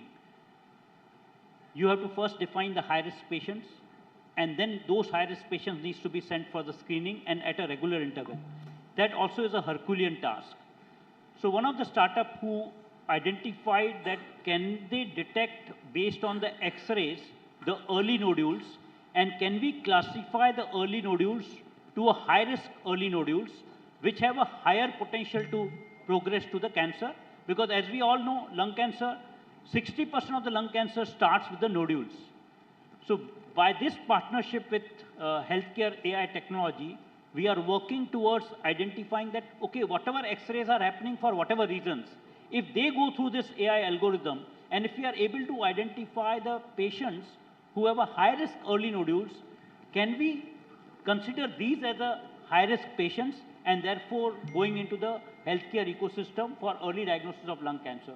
So this is just one example. Similarly, there are so many examples where we can talk about early CKD diagnosis so that the burden of CKD can be avoided. We can have so many early interventions, particularly in various diseases, where only based on questionnaire method, you are able to determine the high-risk patients who are at a frequent risk of exacerbation and hospitalization. So can we train our healthcare workers and uplift the capabilities to use those questionnaires so that at least these high-risk patients are given adequate treatment so that hospitalizations can be prevented? So there are so many multiple reasons, and I think Dr. Pankaj mentioned about antibiotic resistance, right? So much of misuse of antibiotics. If you are able to have a rational use of antibiotics, you are able to actually phenomenally improve on the antibiotic usage persistently for a longer time and prevent the antimicrobial resistance. So these are the various aspects which we actually need to solve it. But let me come back. I'm just looking at the watch and time is running away and we have last few minutes. What will be one recommendation from each of the panelists as a recommendations for facilitating the equitable access in the country? So maybe we can start with Parvez. Do you want to start? Maybe we'll come in the reverse direction. Yeah, so there are so many things to do, right?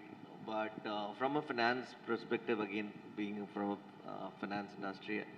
I would say the various methods of finance, as mentioned, innovative methods of finance, be it no-cost finance, be it health customized health insurance plans, be it crowdsourcing. These are multiple innovative finance delivery methods, which actually adds on to that affordability piece, which is very, very important pillar of the entire healthcare system. And if we can actually sort for that particular aspect also together with the multiple other aspects which are which have different specialists, I think that would help a lot. And currently insurance is only at 22% penetration in the country, entire country. So that is a huge gap there. So how can in fact the government initiatives as well as the private sector initiatives, how can we actually bridge that gap? How can the normal hospitals cater to the various OPD to IPD conversions, because trust factor is there, again affordability is challenge. So these are the questions which would be really it will be interesting to see how the entire thing pans out in the coming few years. So yeah. Thank you, Parvesh. Dr. Gupta. If you have to kind of, there's so many recommendations that come to my mind, but in the interest of time, I'll probably stick to one, and I'll stay true to my training. I'm a preventive health expert, I'm a public health expert by training, and that's what my passion is. And I'll probably talk again about, and I'm also a big believer in building on successes rather than chasing new successes. I think the biggest success in equitable access that India as a country can boast of is the national immunization program. Indian government runs the world's largest immunization program, vaccinates 26 million babies, 29 million mothers, pregnant mothers every year, right? Our coverage is around 76-77%. For the country as big as India, the coverage is 76-77% of the eligible population. Obviously, we can do, the government wants to kind of increase it further, right? But how can we now replicate that success in childhood vaccination in adult vaccination, right? Obviously, for a country as massive, pediatric vaccination was a important public health priority. We have done very well. How can we replicate the success in adult vaccination? Recently, a couple of months back, the Honorable Vice President unveiled in the annual physicians conference, EPICON in Delhi, a white paper which was made by multiple medical societies coming together on the recommendation for adult vaccination in India. All the vaccines that all adults should take after 50 years of age, because that's the age where your immunity starts coming down and your health risks, certain specific health risks start going up.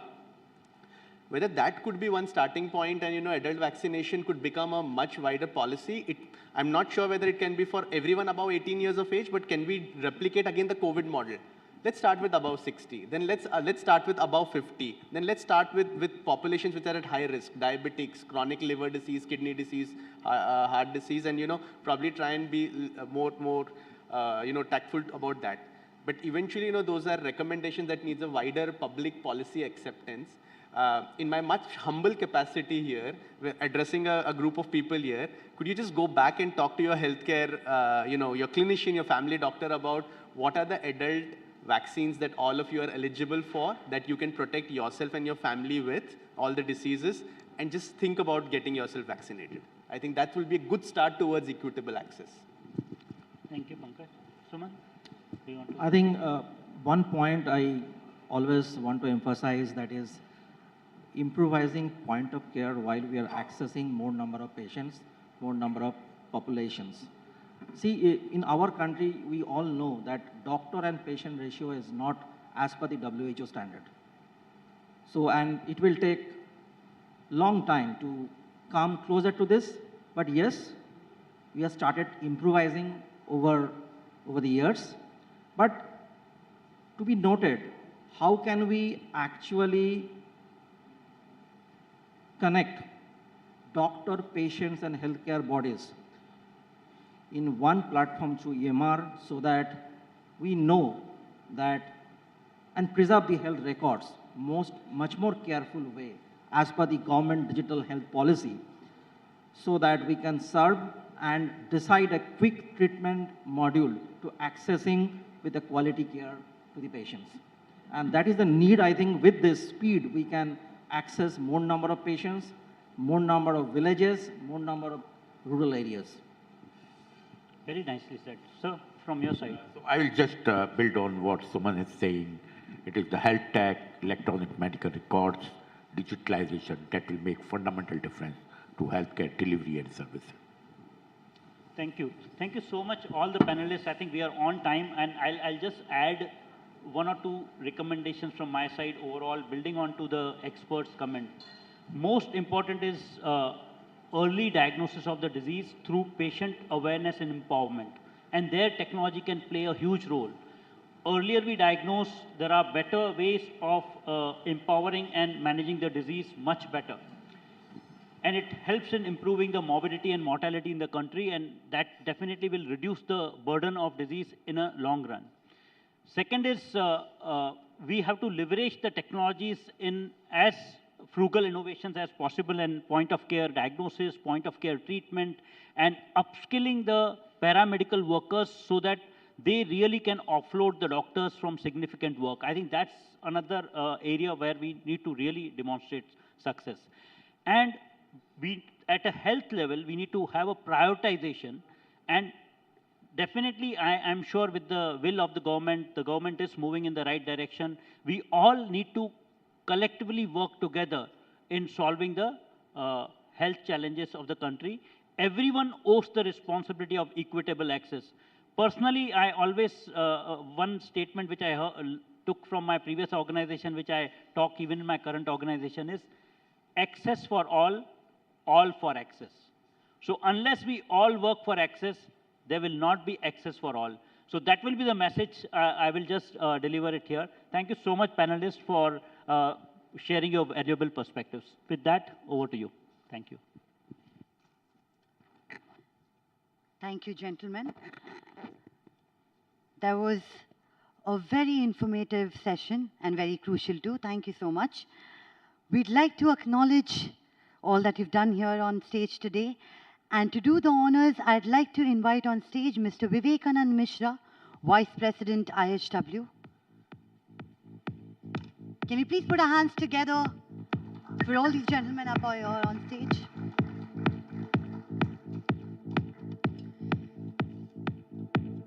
We have Dr. Anil Kukreja. Thank you so much, sir.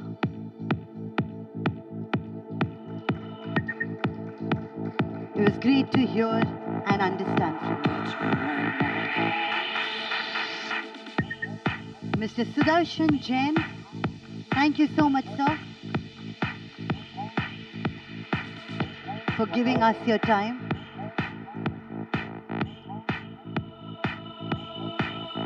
Mr. Suman Thakur, thank you so much for coming out today. Thank you.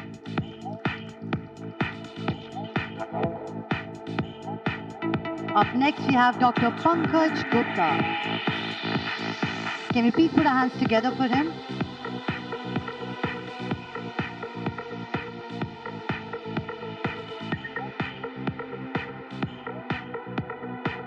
And last but not the least, Mr. Parvez Hussain. Thank you so much, sir.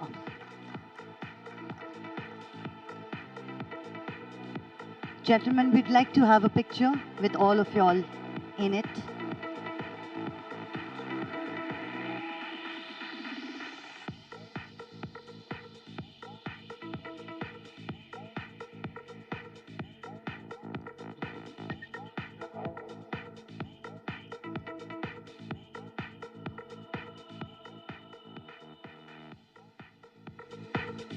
Thank you so much. Can we please put our hands together one more time for all the speakers? Come on.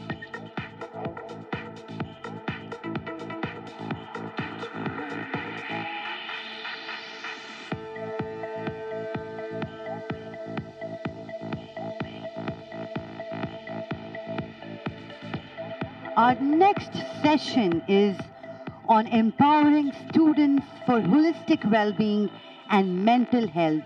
And the spotlight is on Mr. Manish Chaudhary, founder and director, Peak Mind. Can you please put our hands together for Mr. Manish Chaudhary?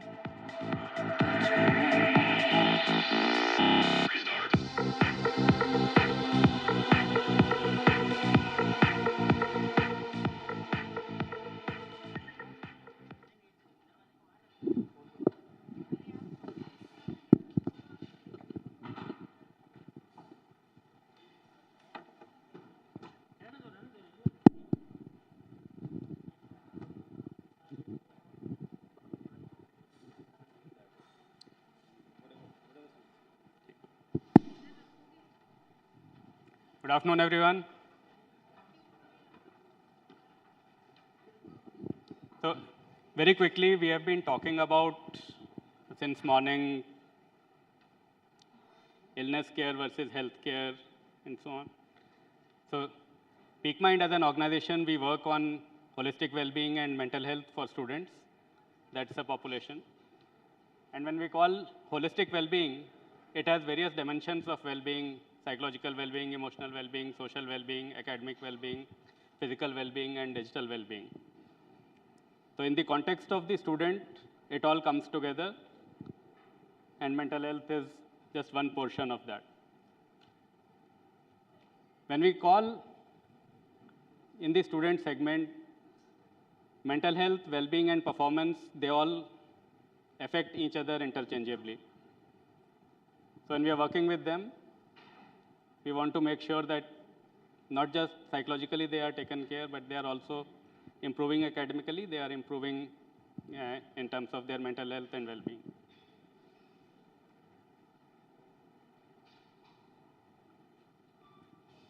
So SDG 3.4 focuses on mental health as one of the components reducing suicide rates across the world.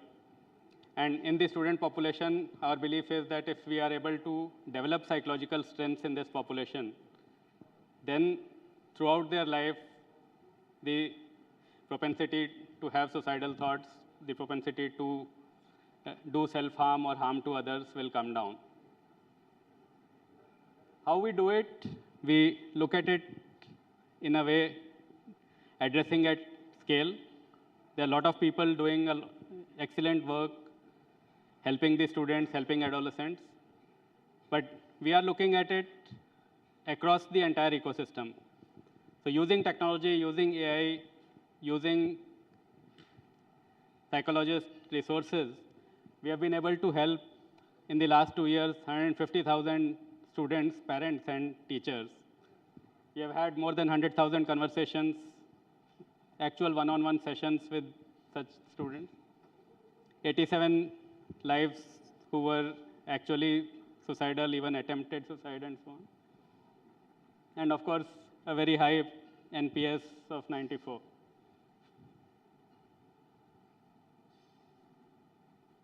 This is the team. I'll primarily made up of IITians and engineers, but supported by a very strong team of psychologists. So why this is important is in India, there is a exploding crisis of mental health among students. It doesn't get addressed properly because they don't open up to their parents. Care cannot be provided to them till their parents are also part of that support journey. We address it through institutions. We work with colleges, we work with schools, we work with test prep institutions and provide them that help. You all might have seen a lot of reports of persistent suicides in Kota, in other test prep institutions. And that's one segment where it is very vocal, but it's not that suicides among students don't happen outside of Kota, they happen all over the country. And on a per capita basis, they are probably similar percentages, but because of the high concentration, it gets highlighted more. A lot of policy making is happening in that regard. And if you look at these students, it's a very tender age, 9th grade to 12th grade, 13th grade. And look at everything which is going on in their mind. Apart from what they are preparing for, everything that they have to learn, you have a lot of fear of failure, a lot of negativity, a lot of fatigue. A typical student will go through this over a 3-year, 4-year journey trying to ace one exam, right? You all know NEET, this year 2.5 million students are writing NEET for about 1 lakh seats. So it's 25 lakh students versus 1 lakh seats. Similarly, there are other exams.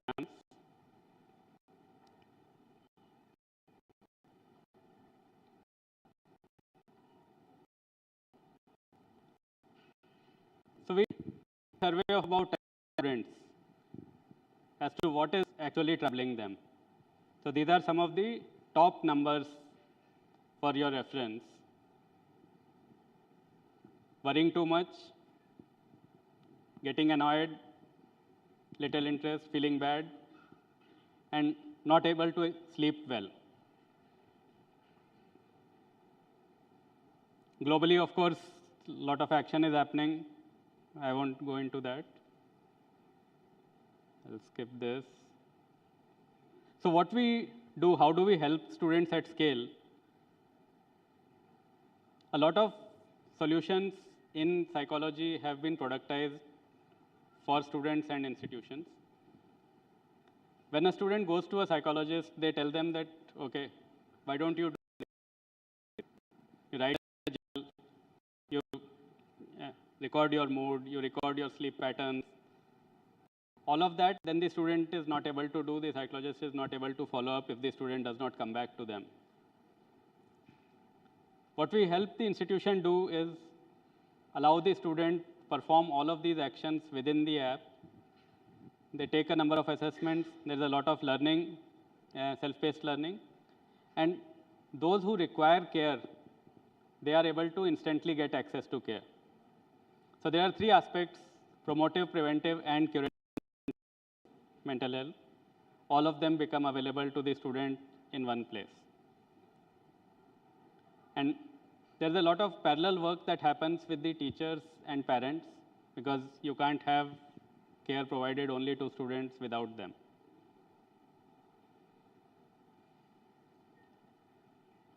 So when we talk about learning, the underlying thesis that we have figured out among students after working with almost 100,000 students, as I mentioned earlier, is the key challenges are around these 5 components. We call it the prime skills: skills around performance, productivity; skills around resilience; skills around intellect and learning styles; skills around mindfulness; and emotional well-being.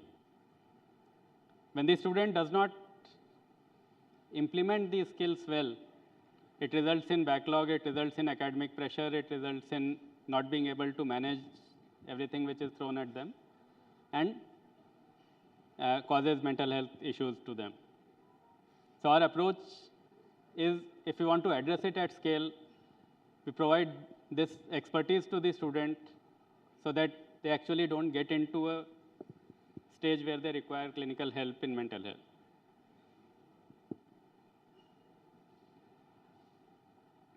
And why it works is an early detection at scale. In the last 6 odd months, we have been able to detect more than 2,000 students who were using data, using their patterns within the app, using what they are logging in as their mood, as their journals, and so on, that yes, these students are at risk. And then we got someone to talk to them proactively instead of having that risk manifest and then hoping they will be able to reach out to someone.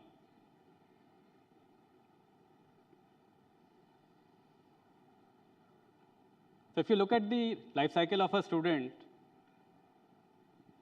they typically come for 3 reasons. Either they require an instant support.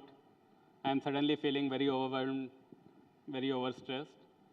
Or on an ongoing basis, I require self-care.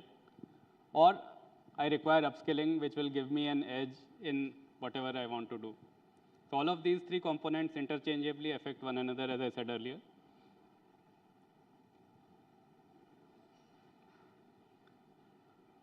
Right now, we have been working very extensively with the students preparing for undergrad competitive exams, which are a smaller subset of school students.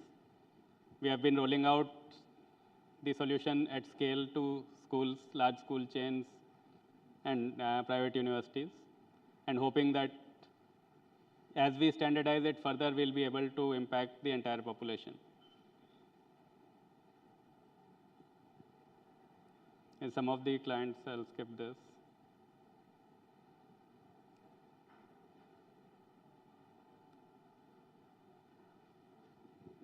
So there are a lot of assessments which exist in the market.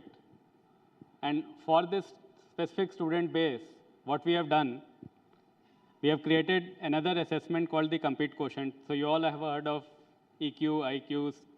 Yeah, there are different types of quotients which exist.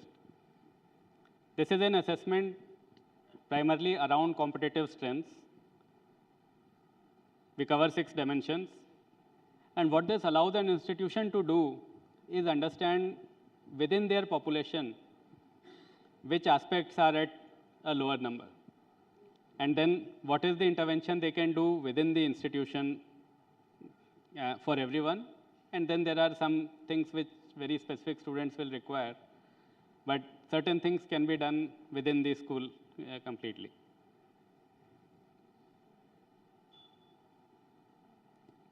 So using the solutions, of course, there are different metrics that we track. These are self-reported metrics from students.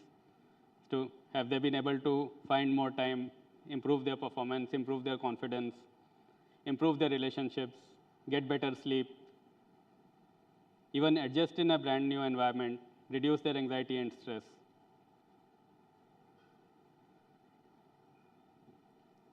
So I just want to spend a little time on this slide. This is data of about, the chart on the right is about 8,000 students over a 1-month period. And we just asked them a simple question: what was your energy level in the morning when you woke up? So you can see around 34% students woke up at a 50% energy level. More than 50% is an extremely low number, all adding up to around 30%. And another 30% at less than 50%. So when these students are waking up with such low energy levels, you can imagine what kind of productivity and learning will happen during the day. 30% of them sleep 6 hours or less.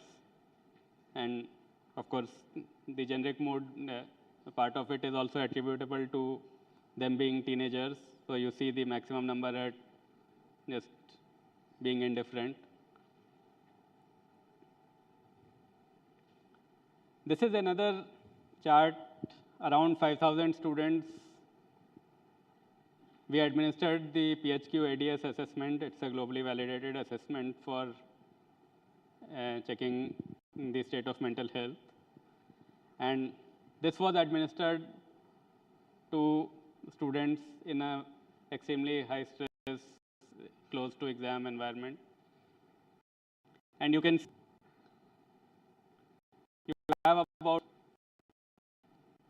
16% students who are relatively safe zone, but about 80%, 84% of the students are at some degree of mental health concern. And this is an extremely high number by any standards.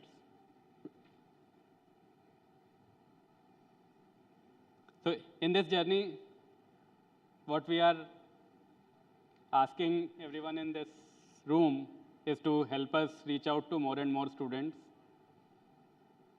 If there are CSR activities that we can participate in, the intent is to make mental health awareness, education a fundamental right. And as that gets manifested, we expect the SDG 3.4 to become successful. We want to create mental health and well-being champions in various institutions and provide various standard trainings, gatekeeper trainings, and so on to teachers, parents, caregivers, any adult who is willing to take that.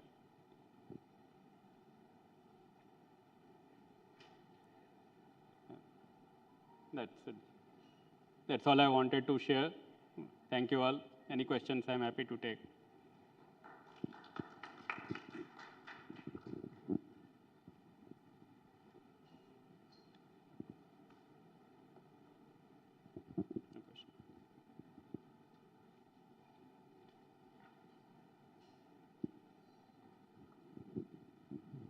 If there are no questions, thank you all for your time.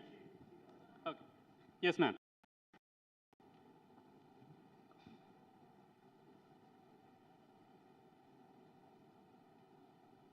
I had the privilege of meeting you, Manish, Thank you. during the break. And I want to thank you from the bottom of my heart for doing the kind of work that you're doing. Thank you, ma'am. I think it's so rare that people step into this space where all sort of, we read the newspaper headlines about students committing suicide in Kota or even farmer suicides in Maharashtra or wherever. But that you have taken this, you and your co-founder have taken the step to help people in the mental health space is truly commendable. So it's not a question, it's just applaud. Thank you, ma'am. I appreciate it.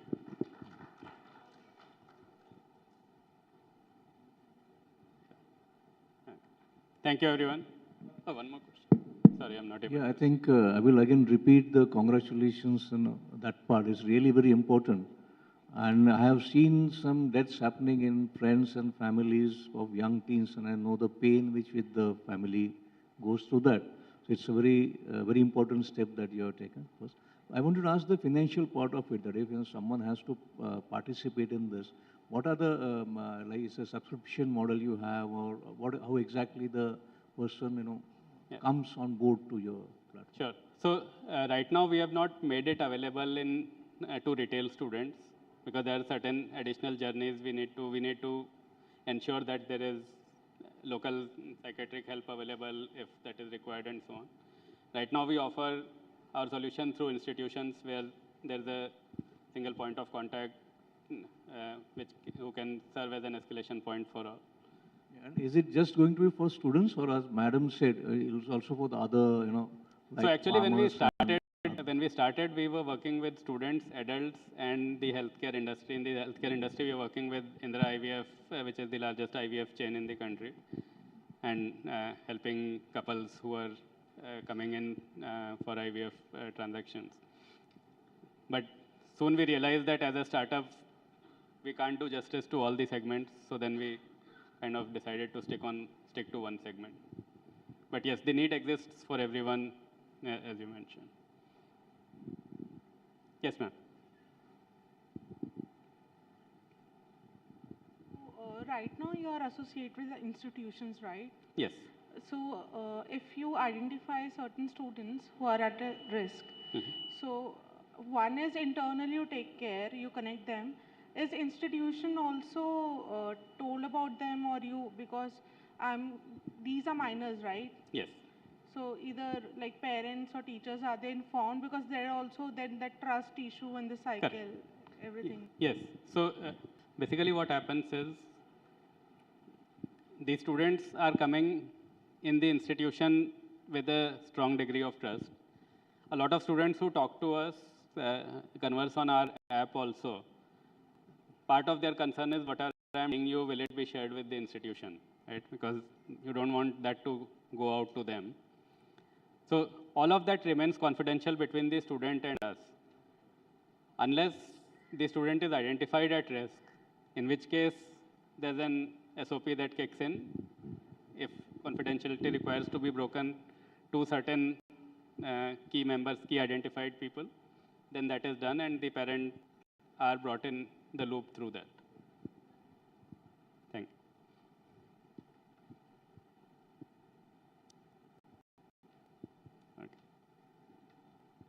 you. Okay, so no more questions. Thanks a lot, everyone. Thank you for it.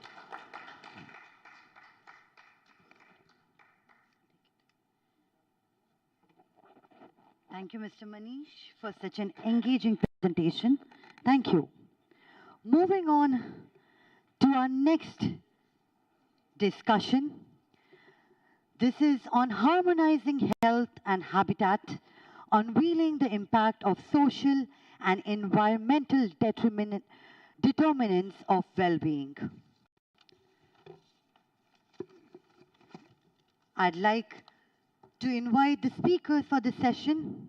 We have Mr. Sameer B. Unhale, State Joint Commissioner of Municipal Administration. His expertise is on urban issues like infrastructure, poverty alleviation, sanitation, and smart cities. Can we please put our hands together for Mr. Sameer B. Unhale?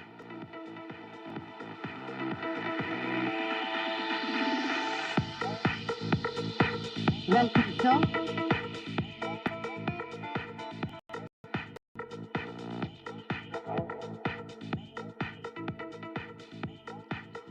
And to take the discussion ahead, I'd like to invite on stage Mr. Dilip Singh Bayas, Joint CEO, Village Social Transformation Foundation. He has worked extensively on integrated rural development planning and convergence programs. Please put your hands together and welcome Mr. Dilip Singh Bayas. Hello, sir. Over to you guys. Thank you, I think, Kamalji and Himani and the entire IHW team for this amazing opportunity and to also interact with such an eminent speaker for this session, Samir Unhaleji, who has been an author of several books, particularly on the smart cities, municipal financing, and other couple of urban topics, which is solving urban issues. I think it is an opportune time for all of us to discuss about, the way India as an emerging nation, particularly from the urban perspectives and the smart cities and the kind of infrastructure we are witnessing across urban cities. So I think I would like to take this opportunity to introduce, start discussion, requesting you if you could share some thoughts on, how the urban habitats from a social and environmental perspective gets reflected in the urban planning and overall the city which gets planned and designed over a period of time. Yeah, so am I audible hopefully? Yeah. So first of all, thank you IHW for organizing this event. Important that we keep on talking to each other and there is more and more collaboration and sharing of ideas. And Friday evening that way is a bit better for people, clerks like us, who can, come to such events. And thank you very much for organizing this and inviting us. What I'm speaking will be on my personal capacity. So whatever experience I had and whatever I have written, it will be emanating from that. So these will be my personal opinions.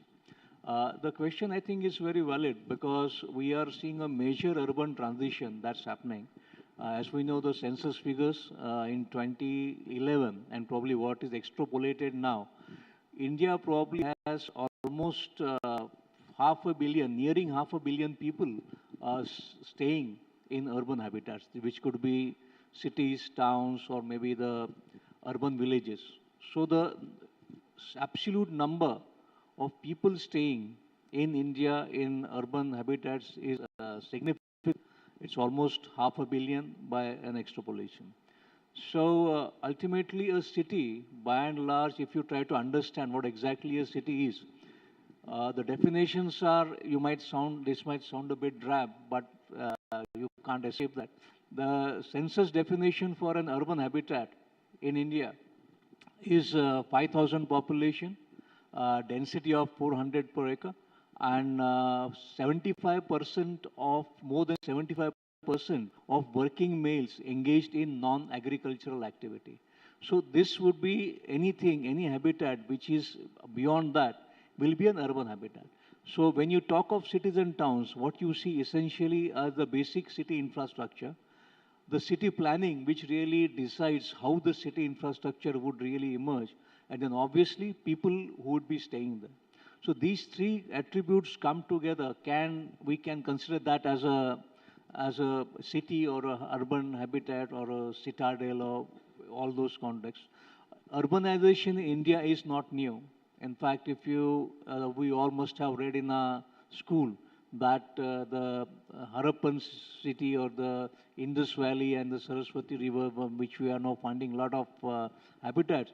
So cities and India is nothing new. We had cities in India maybe from 5,000 years. So maybe in the current context, we tend to believe that, it is more of villages, but that have been maybe undulations in time. But cities are not new in India, and we probably had the smartest cities in India even that time.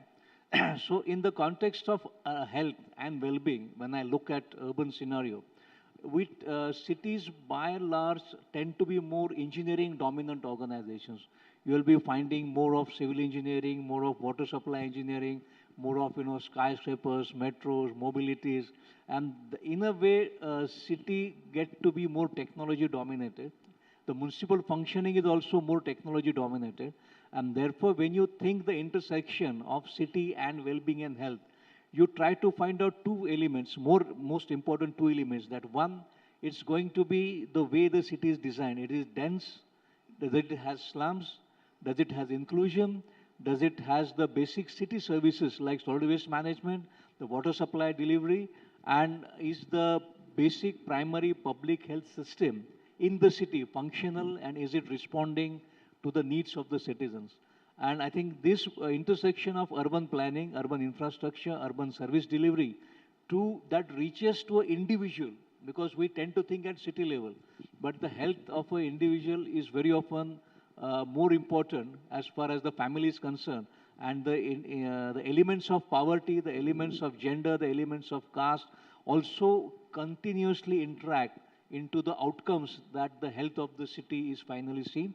And probably, of course, at the last part was that we have seen how the cities had to respond to the pandemic. And I think the pandemics hit the cities first much more intensely, and it really shook, I think, the basic thinking and paradigm as to how a health system and a well-being system of a city needs to be devised. And I hope that the learnings are kept and we keep to improve our functioning to that. I'm sorry for a bit longish introduction, but I thought the intersection of urban and cities could be more elaborated. Thank you, sir. I think you have set, a right context when you said, the cities were defined with a certain set of definitions, beyond a certain population, probably this would be known as cities. But if you look at the cities, which are growing so faster, so dynamically, also that creates a stress on, variety of infrastructure, variety of facilities and amenities available within the cities, which probably might lead to a stress on the health or kind of the overall well-being of the citizens. So how do you see from, the cities having amenities which promotes well-being among the citizens, which creates also access to the, the health infrastructure and the This is a very good question. I must thank you for that. Because the perception is, in fact, the beginning of studies, urban studies, in a way started out of the growth of existentialism, which started in the late 19th century, mostly of Nietzsche and Kierkegaard and other people, who started to find out the stresses of living in cities. And that is taken as one of the important points for triggering the entire paradigm academic discipline which started in studying urbanism. So as far as the city processes are concerned, as I said, the way you design a city. So city planning becomes a very important part which can have a direct connect with the health of the citizens and also the mental well-being. If you talk of mental well-being, if you have good public spaces, the availability of public places, and when a city is designed, you ought to in fact, that is one of the regulatory provisions, legislative provisions, that X proportion of land needs to be maintained as recreational facilities, as open spaces, as green spaces, as playgrounds. And so you find that these planning norms have been made taking into consideration the mental aspect also. So one answer would be that the planning norms probably could be tinkered. It could be made more relevant, because now in the language of architects and city planners, we are going for the densification of city. More and more skyscrapers, you are going to have more and more people staying in lesser and lesser areas, and therefore the city infrastructure is also very, of course we are in Mumbai, so all of us have traveled in the locals earlier. We know how adventurous it was to pick up a particular train of particular destination. And therefore, these are the planning designs, the city designs, which needs to be implemented, which in fact are being implemented, probably could be done more adventurously, to put that word, so that the issues of mental health, well-being, I was very impressed by this particular presentation here. And I hope that these issues are considered while the city is planned itself. Therefore, once a plan is done, it sustains for at least 25, 30 years, and at least a generation or two generations are taken care of. Regarding the health issue, like when you talk of health, you talk of, say, waterborne diseases, which was quite intense sometime earlier. And the entire designing of the water infrastructure. In fact, all in public health know that in 1855 or 1856, the first identification of cholera was done to a water source. And then, you created a new health engineering, which was essential water supply and wastewater treatment. So the infrastructure designing will have to be more forward-looking. It will have to be more accountable to the people, because despite working in the municipal sector, I know that the amount of grievances, maybe the solid waste management, it might have a more visible impact. But beyond the visible impact, the health impact of uncleared garbages on the streets or even the buildings is quite strong. And therefore, when you're talking of public health, the city processes are also equally important, like mobility, like city planning, like water supply, wastewater treatment, and also the solid waste management. All these elements do create an impact on the health of the individuals. And if they are not functioning properly, if they are not inclusive, if they are not affordable, well, health is accessible in cities, but it may be unaffordable for not all of them. So the element of health, inclusion, social equity into the context of accessibility and affordability of health is a very important element when you're looking at the broader perspective of health and cities. And obviously, the last point will be, of course, again going back to the pandemics.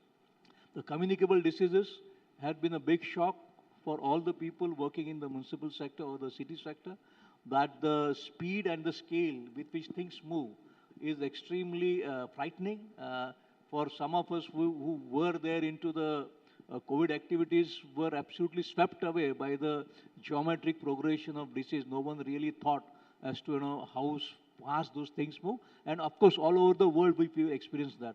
So I believe the health is a very important dimension for cities, and I hope that more work would be done, not only of communicable diseases, but even other like maternal child care, immunization. All those elements currently, in my opinion, are more of private sector dependent. In a way, the investments from the public side probably is bit less. It could be made more and more and more. The world norms, of course, we are aware of that. But these investments into there, and therefore, obviously, the issue of, how to complement the public health expenditure that is made into the cities by all the level of governments will be a very important opportunity and challenge for all of us in coming times. So, thank you. Yeah, I think, sir, in this remark, you said very interesting terms, probably many of our, audience might be aware, the public health engineering. The other, I think in the opening remark you said there is, there's a lot of emphasis on the engineering part when it comes to an administration, be it, civil engineers, be it other type of engineers. So how do you see from a urban planning perspective, particularly in the context of health and ensuring well-being of a citizen, that the social engineering plays a role in while you are actually planning for cities, having your urban development infrastructure in place?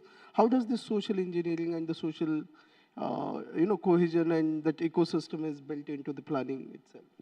I think the current model that we all work in is that of the accountability of a particular agency. It could be private, public, whatever, really happens out of the forums that are made available for grievance redressal. That could be one way.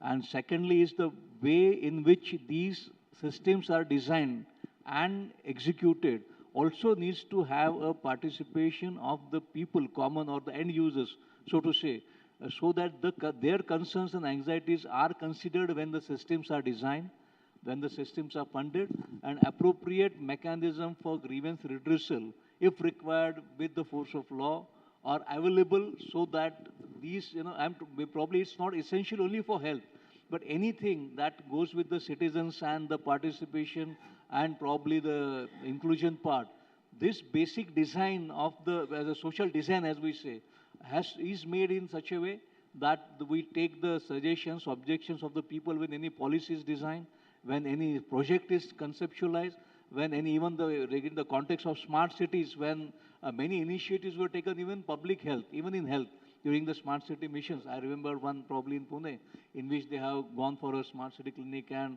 other newer technologies which are available.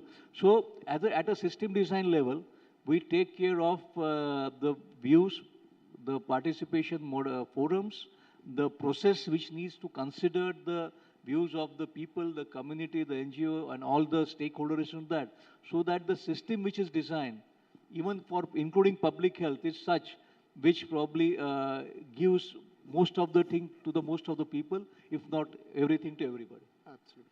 Absolutely. So I think you rightly touched upon the grievance system, how the grievance system should be responsive in terms of incorporating people's feedback, promoting community engagement.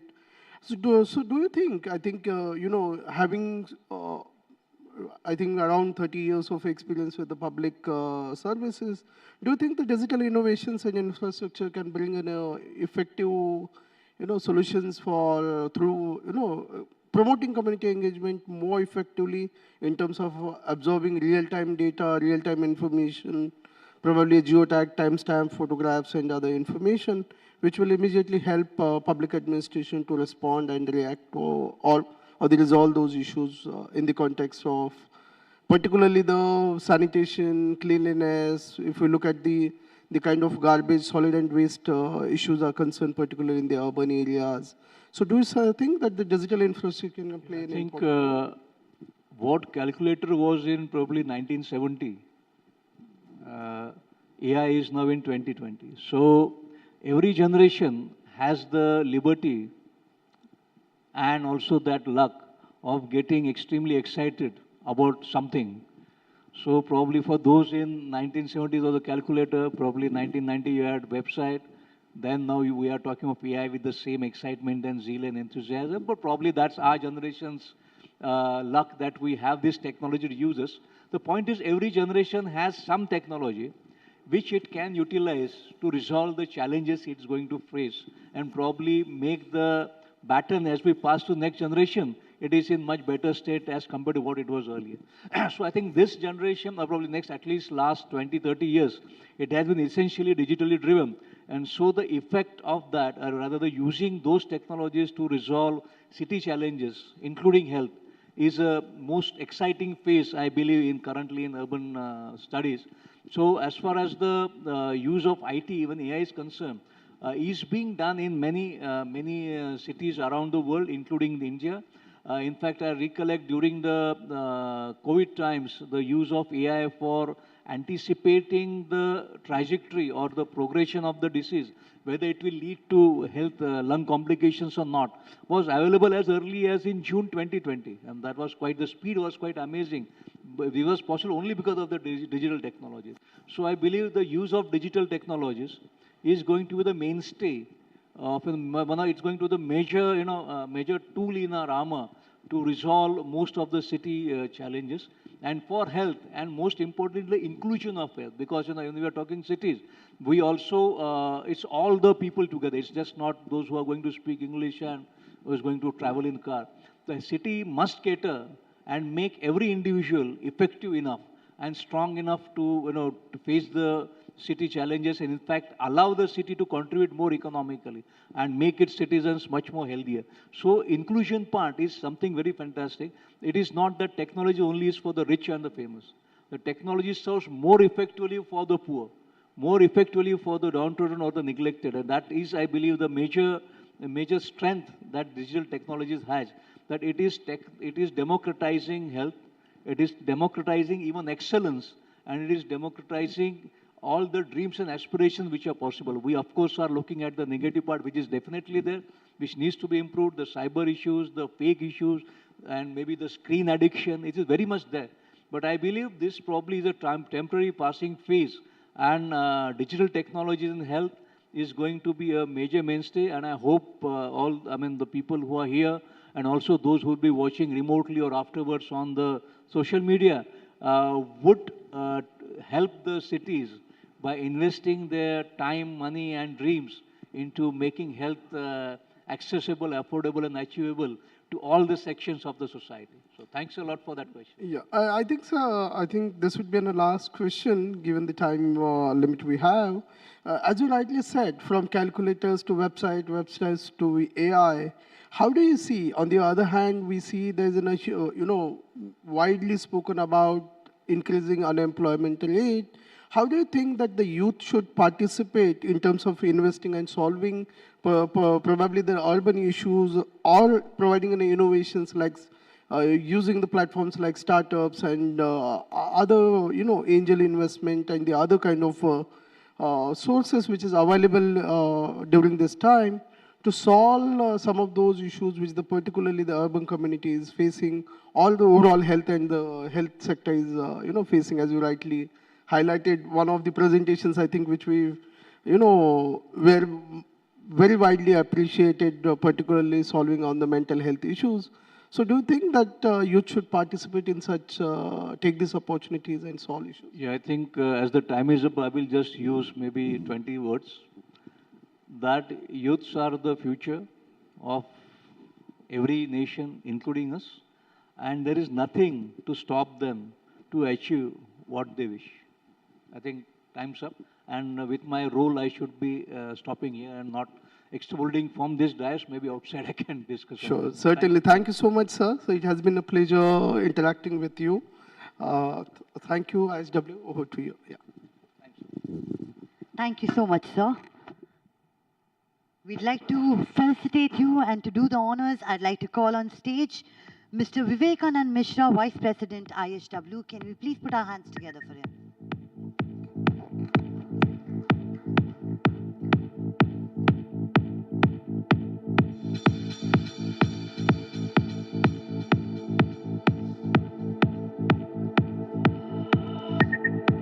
Mr. Sameer B. Unhale, please put your hands together for him.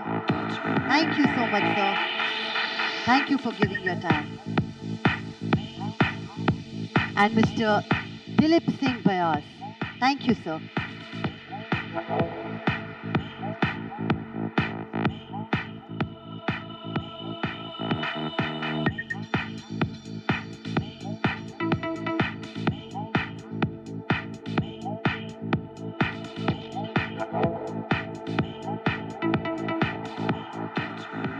Thank you so much. Up next is a spotlight session on adaptation of digital health across the continuum of care, clinicians and pharmaceuticals by Mr. Varun Belgudri, Associate Director Sales, Walter Kluwer, India. Mr. Varun Belgudri is a seasoned business leader and has extensive experience in sales distribution, product management and service delivery. At his current role, he leads a sales vertical for Walter Kluwer India and responsible for go-to-market execution, overseeing cross-functional support across product, marketing, operations to achieve company's business goals and objectives. Can we please put our hands together and welcome Mr. Varun Belgudri. Can we please put our hands together for him? Thank you.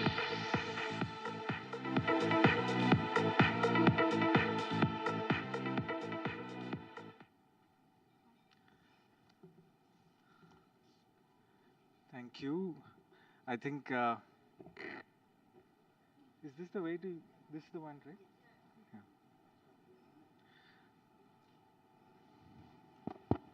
All right. So good evening, everybody. I think we are quite excited about what we do at Walters Kluwer. I think, in this session, what we wanted to communicate are three basic things. We wanted to give an idea about what Walters Kluwer really is and what's our legacy. The second thing is to keep you apprised about how we discovered how a clinician actually does the digital discovery when he is in need for information. And we had employed one of the big four consulting firms to help us in that research.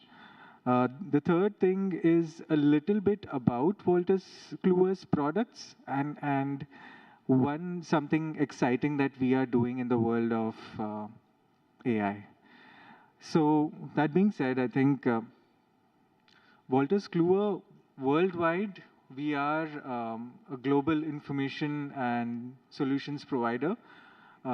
We are in about 180 different companies. We have about 21,000 employees across the world. India is the second biggest employee base after the US. So India is extremely important for them. One other tidbit about Wolters Kluwer is beyond health, we are present in 4 different verticals, so total 5. And in each of the verticals, we have presence across a broad spectrum of customers, right from health to tax and regulatory, finance and corporate compliance, one of our key pillars, legal and regulatory, and in the end, corporate performance and ECG as well. ESG as well. So in all of these segments, we have products and solutions that are used by professionals worldwide. Our mission is to make a professional's life easier, and then that's how we keep on constructing these information solutions for the professionals across this spectrum. What we actually did about 6 months ago, we interviewed several doctors. Our survey spanned, or our interviews spanned about 45, 50 different, 50 hours of conversation, about 4,000 doctors, about 8 different specialties. What we found that the digital discovery piece of any person when they are in need, and especially the doctor, starts with an offline conversation with the peers, and then they go onto the web and they use all different kinds of tools. And what we realize is that there are 3 patterns that we saw. So the first one that came about is that there was a need for a precise and a concise information. So can they get that? Can they get it in a credible manner? That was one need when they wanted the information. The second is to get into detail. So they wanted access to the entire research or the entire article, or when they wanted to do some research before a round or after the rounds that they go to. So the need for in-depth content. And the third thing we found is that doctors are super time poor, and a lot of this information is needed yesterday or immediately or in an instant. So out of these 3, we decided that can we figure out a way to reposition our products and product portfolio to match that or to be part of that digital discovery. So across different segments for us, so medical institutions, medical devices, pharmaceuticals, we provide digital, we are part of that solutioning of digital discovery of a doctor. Now, having said that, I think the first piece of it, which is a precise information and a concise information, is about, we have a product called as Up to Date, and this is something that we have been doing for the last 30 years. Worldwide, about 2 million users, and we have had, I think, an NPS score which is higher than Apple. So a feather in the cap. I think immense number of contributors, all specialists in their field, giving their opinion about anything and everything that is happening in the clinical world. So this also has created a big footprint in India, and we continue to or rather promote these products in different segments as well. Some tidbits about what the numbers say from an NPS standpoint. From a trust standpoint, a lot of colleagues, doctors actually recommend it to their colleagues, and this is one of our feathers in the cap.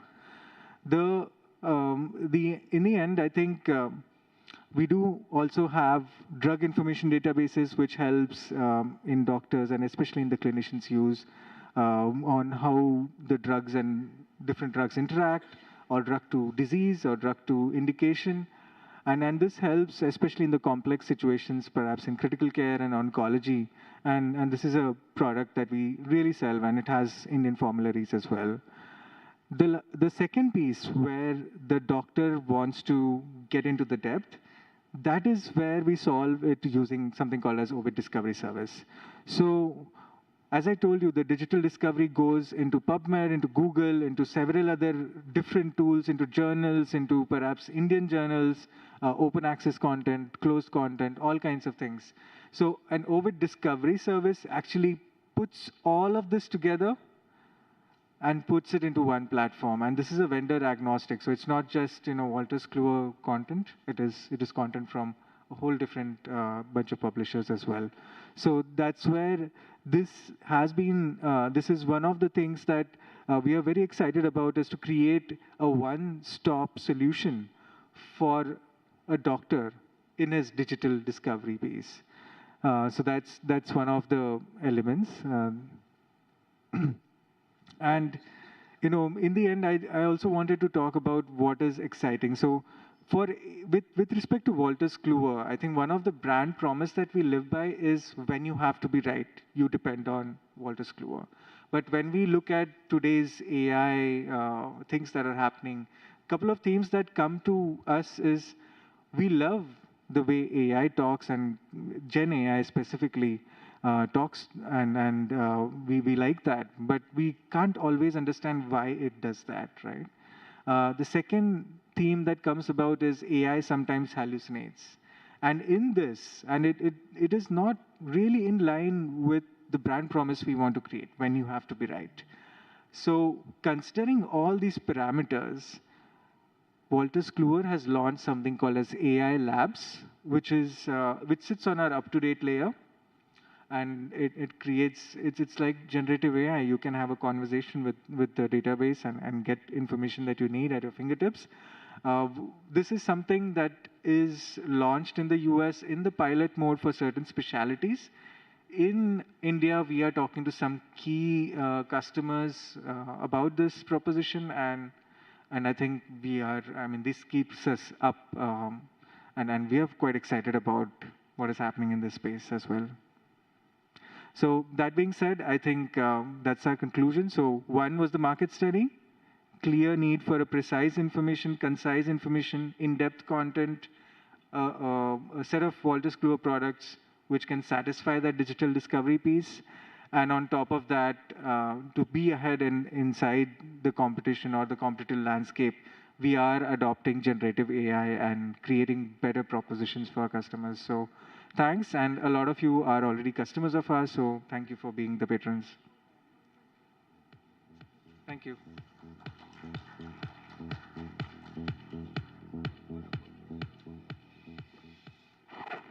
Thank you so much, sir. That was a really insightful presentation. Moving on to our next session, that's going to be a panel discussion on digital innovations and interventions for sustainable health tech action, DISHA.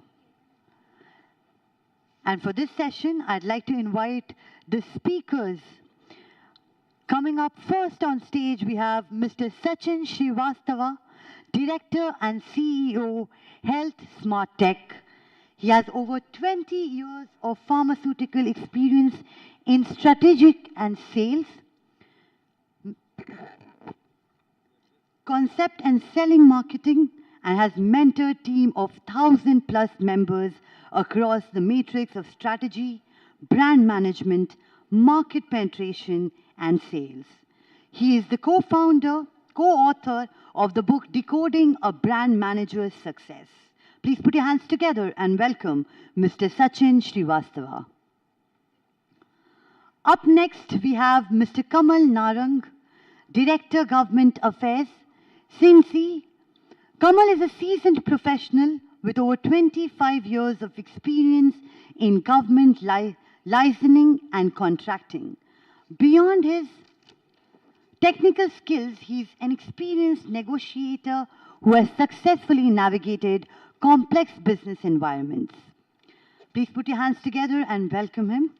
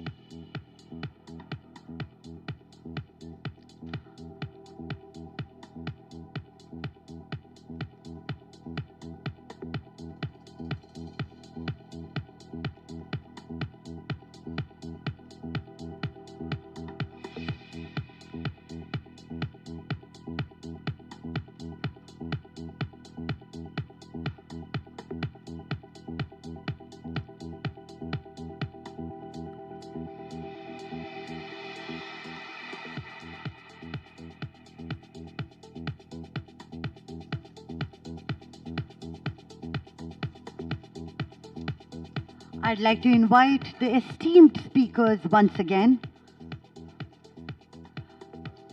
Coming up first, we have Mr. Sachin Srivastava, Director and CEO, Health Smart Tech. Welcome, sir.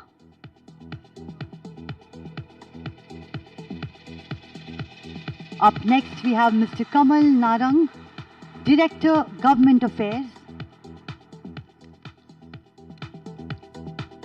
Up next, we have Mr. Pritish Toraskar, Founder and Director of COE, is also the working group member at Disha. Mr. Toraskar boasts of a rich experience in understanding the nuances and the growth drivers of the market. He has been privy to all aspects of the pharmaceutical business like manufacturing, quality, commercial, supply chain management, and also marketing and sales. Please put your hands together for Mr. Pritish. Up next, we have Ms. Hema Jagota, Clinical Solutions Director at Elsevier, is a health tech visionary with a passion for developing an integrated digital healthcare ecosystem that enhances patient member experience while improving affordability, availability, and efficiency of care. Please put your hands together and welcome Ms. Hema Jagota. Up next, we have Dr. Satya Ramani Vadlamani, Managing Director, MKPPL, and Working Group Member at Disha. Dr. Satya has been featured as a woman entrepreneur, a part of the business report by BBC. Can we please hear a huge round of applause as we welcome Dr. Satya Ramani. Up next, we have Mr. Abhijit. Up next, we have Mr. Abhijit Sinha, who's also the moderator of this session, a Technocrat National Program Director, Ease of Doing Business Project Director at National Highways for Electric Vehicles, President Charge Point Operator Society, CPOs of India, and ex-CAG member. Can we please put our hands together and welcome Mr. Abhijit Sinha. And over to you, sir.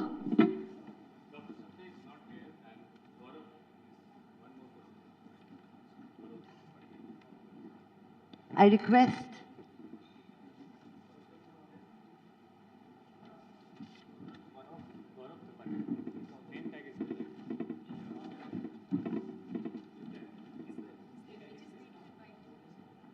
Hello, good afternoon, good evening. I'll announce Gaurav's name. Gaurav Tripathi can come and join us. He's one of those few companies who are doing data assetization of healthcare in more than 30 countries in India. So big round of applause for wonderful people we are going to have.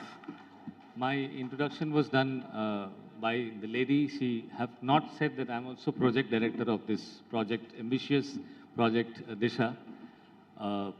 My other introduction says about National Highway and other very ambitious infrastructure projects. Definitely a person like me, why he has been allocated a health project, it has a requirement to be done. But before I present my presentation or my conversation to give you a glimpse of what India is trying to pace and India is trying to achieve into next few years, let me introduce each one of our members who will be able to add value to this conversation. So Sachin sitting next to me is going to tell us how telemedicine has cropped up during the COVID and where it is reaching, how much resource we have in India as a country, and what type of requirement we are creating in coming time to bridge the gap between the resource availability and the requirement per capita per 1,000 people, which is required as, you can say healthcare staff, you can say doctors, you can now say ASHA, Anganwadi workers and all. Kamal, who is sitting next to Sachin, is a very, like me, is an off the dais person who has been brought in here, is going to give us a glimpse of how health records are created and made credible. Because in India, the highest credible record of people are not passport, are not Aadhaar card, are the records of director's DIN, director identification number, where somebody has to stand in front of a camera with his PAN card and an Aadhaar card, that I'm so-and-so, my number is this, and I've applied for a direct identification ID, this is my identity. And then camera has to read, understand that the photo on the Aadhaar face is matching, he's alive, he's geo long lat. So the highest degree of validation you can say is what we do in corporate, Ministry of Corporate Affairs to decide you are the director of the company. That is the degree of validation and credibility we are going to bring in the health record, because health records in India has been a very, very challenging space. And if you create a fake health record, you can create fake beneficiary, you can compromise any of the government good programs. So very important.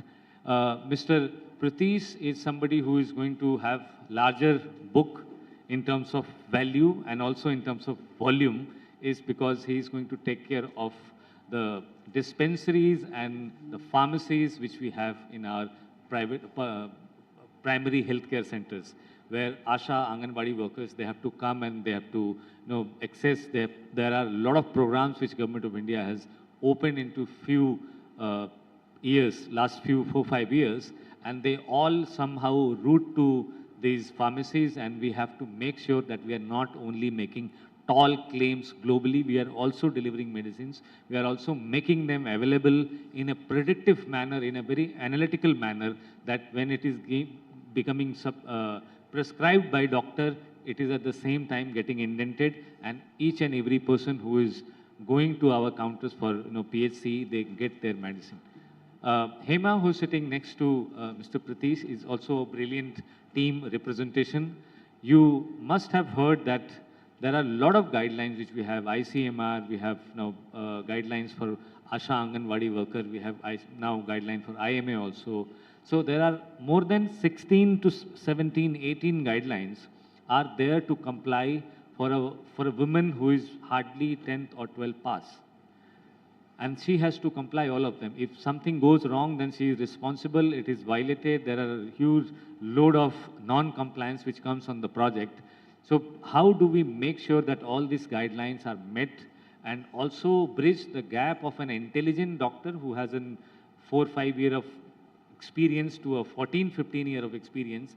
His expertise and his knowledge can be made available to people on the very ground level, on a rural demography, is what Elsevier does. So in nutshell, what Elsevier has done, they have uploaded entire guideline on a bot, you can say, or on a supercomputer who has AI, and they have their own intel. And these questions, which you can expect a very experienced doctor to ask from the patient or from a pregnant lady, this pops up on the iPad or on the tab of the ASHA. She asks that question. It is into more than 12 dialects. She can take the local one and what she understands, and then she has to ask, she has to reply, the lady has to reply, and then it is computed on the same software. Pichle, if I count the period and tenure of ASHA, it is more than 15 years. I have also been involved in the pilot of ASHA Anganwadi worker. That time its name was Integrated Management for Critical Childhood Illness, IMNCI. And that provisions us in last 15 years, whatever data they created, a huge number of mortality ratio and huge number of very critically red flag deliveries, this all data does not exist anywhere because we never recorded. These were only in the registers of those ASHA workers who, when got reimbursed, they destroyed the data. Now this is all coming, and we are creating Asia's largest healthcare data. Definitely there would be subscriber, there would be people who will be interested. Right now also they are accessing. So extreme at the left, you are seeing Gaurav from Innoplexis. He is going to make that possible after the possibility of data protection being on healthcare. And it is also very well defined, the difference between anonymized data and the personally identifiable data. So these are very heavyweight speakers, partners, working group members who work with me. My role into all this project is to make it possible financially, commercially. Data and data centers were supposed to be very fragile segment. If I ask public generic sense to government and to cabinet that give us some money, give us some grant to do a road or highway or to underpass or a flyover, it is very likely to get it.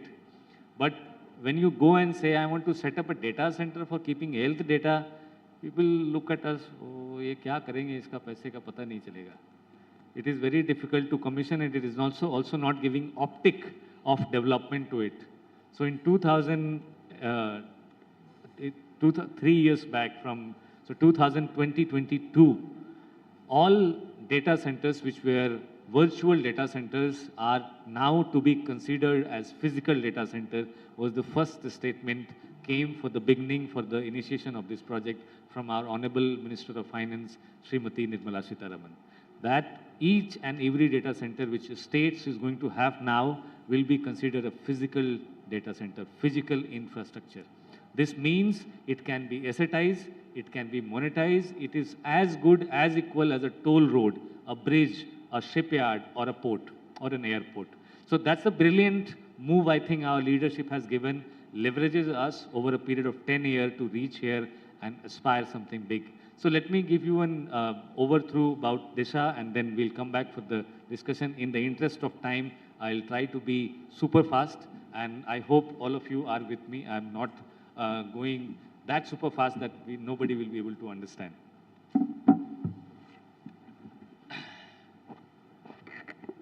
Hindi में बात करते हैं, ज़्यादा आसानी से समझ पाएंगे क्योंकि आपको आशा आंगनवाड़ी वर्कर के बारे में बात करनी है. In this ecosystem of दिशा, हमने पिछले 75 सालों में जिस रफ्तार से अपनी सारी अलग अलग सेक्टर्स को चेंज किया है, उसमें जो चेंजेस लाए हैं, health care is one of the sector जिसमें बदलाव की ज़रूरत थी, है और रहेगी आगे भी.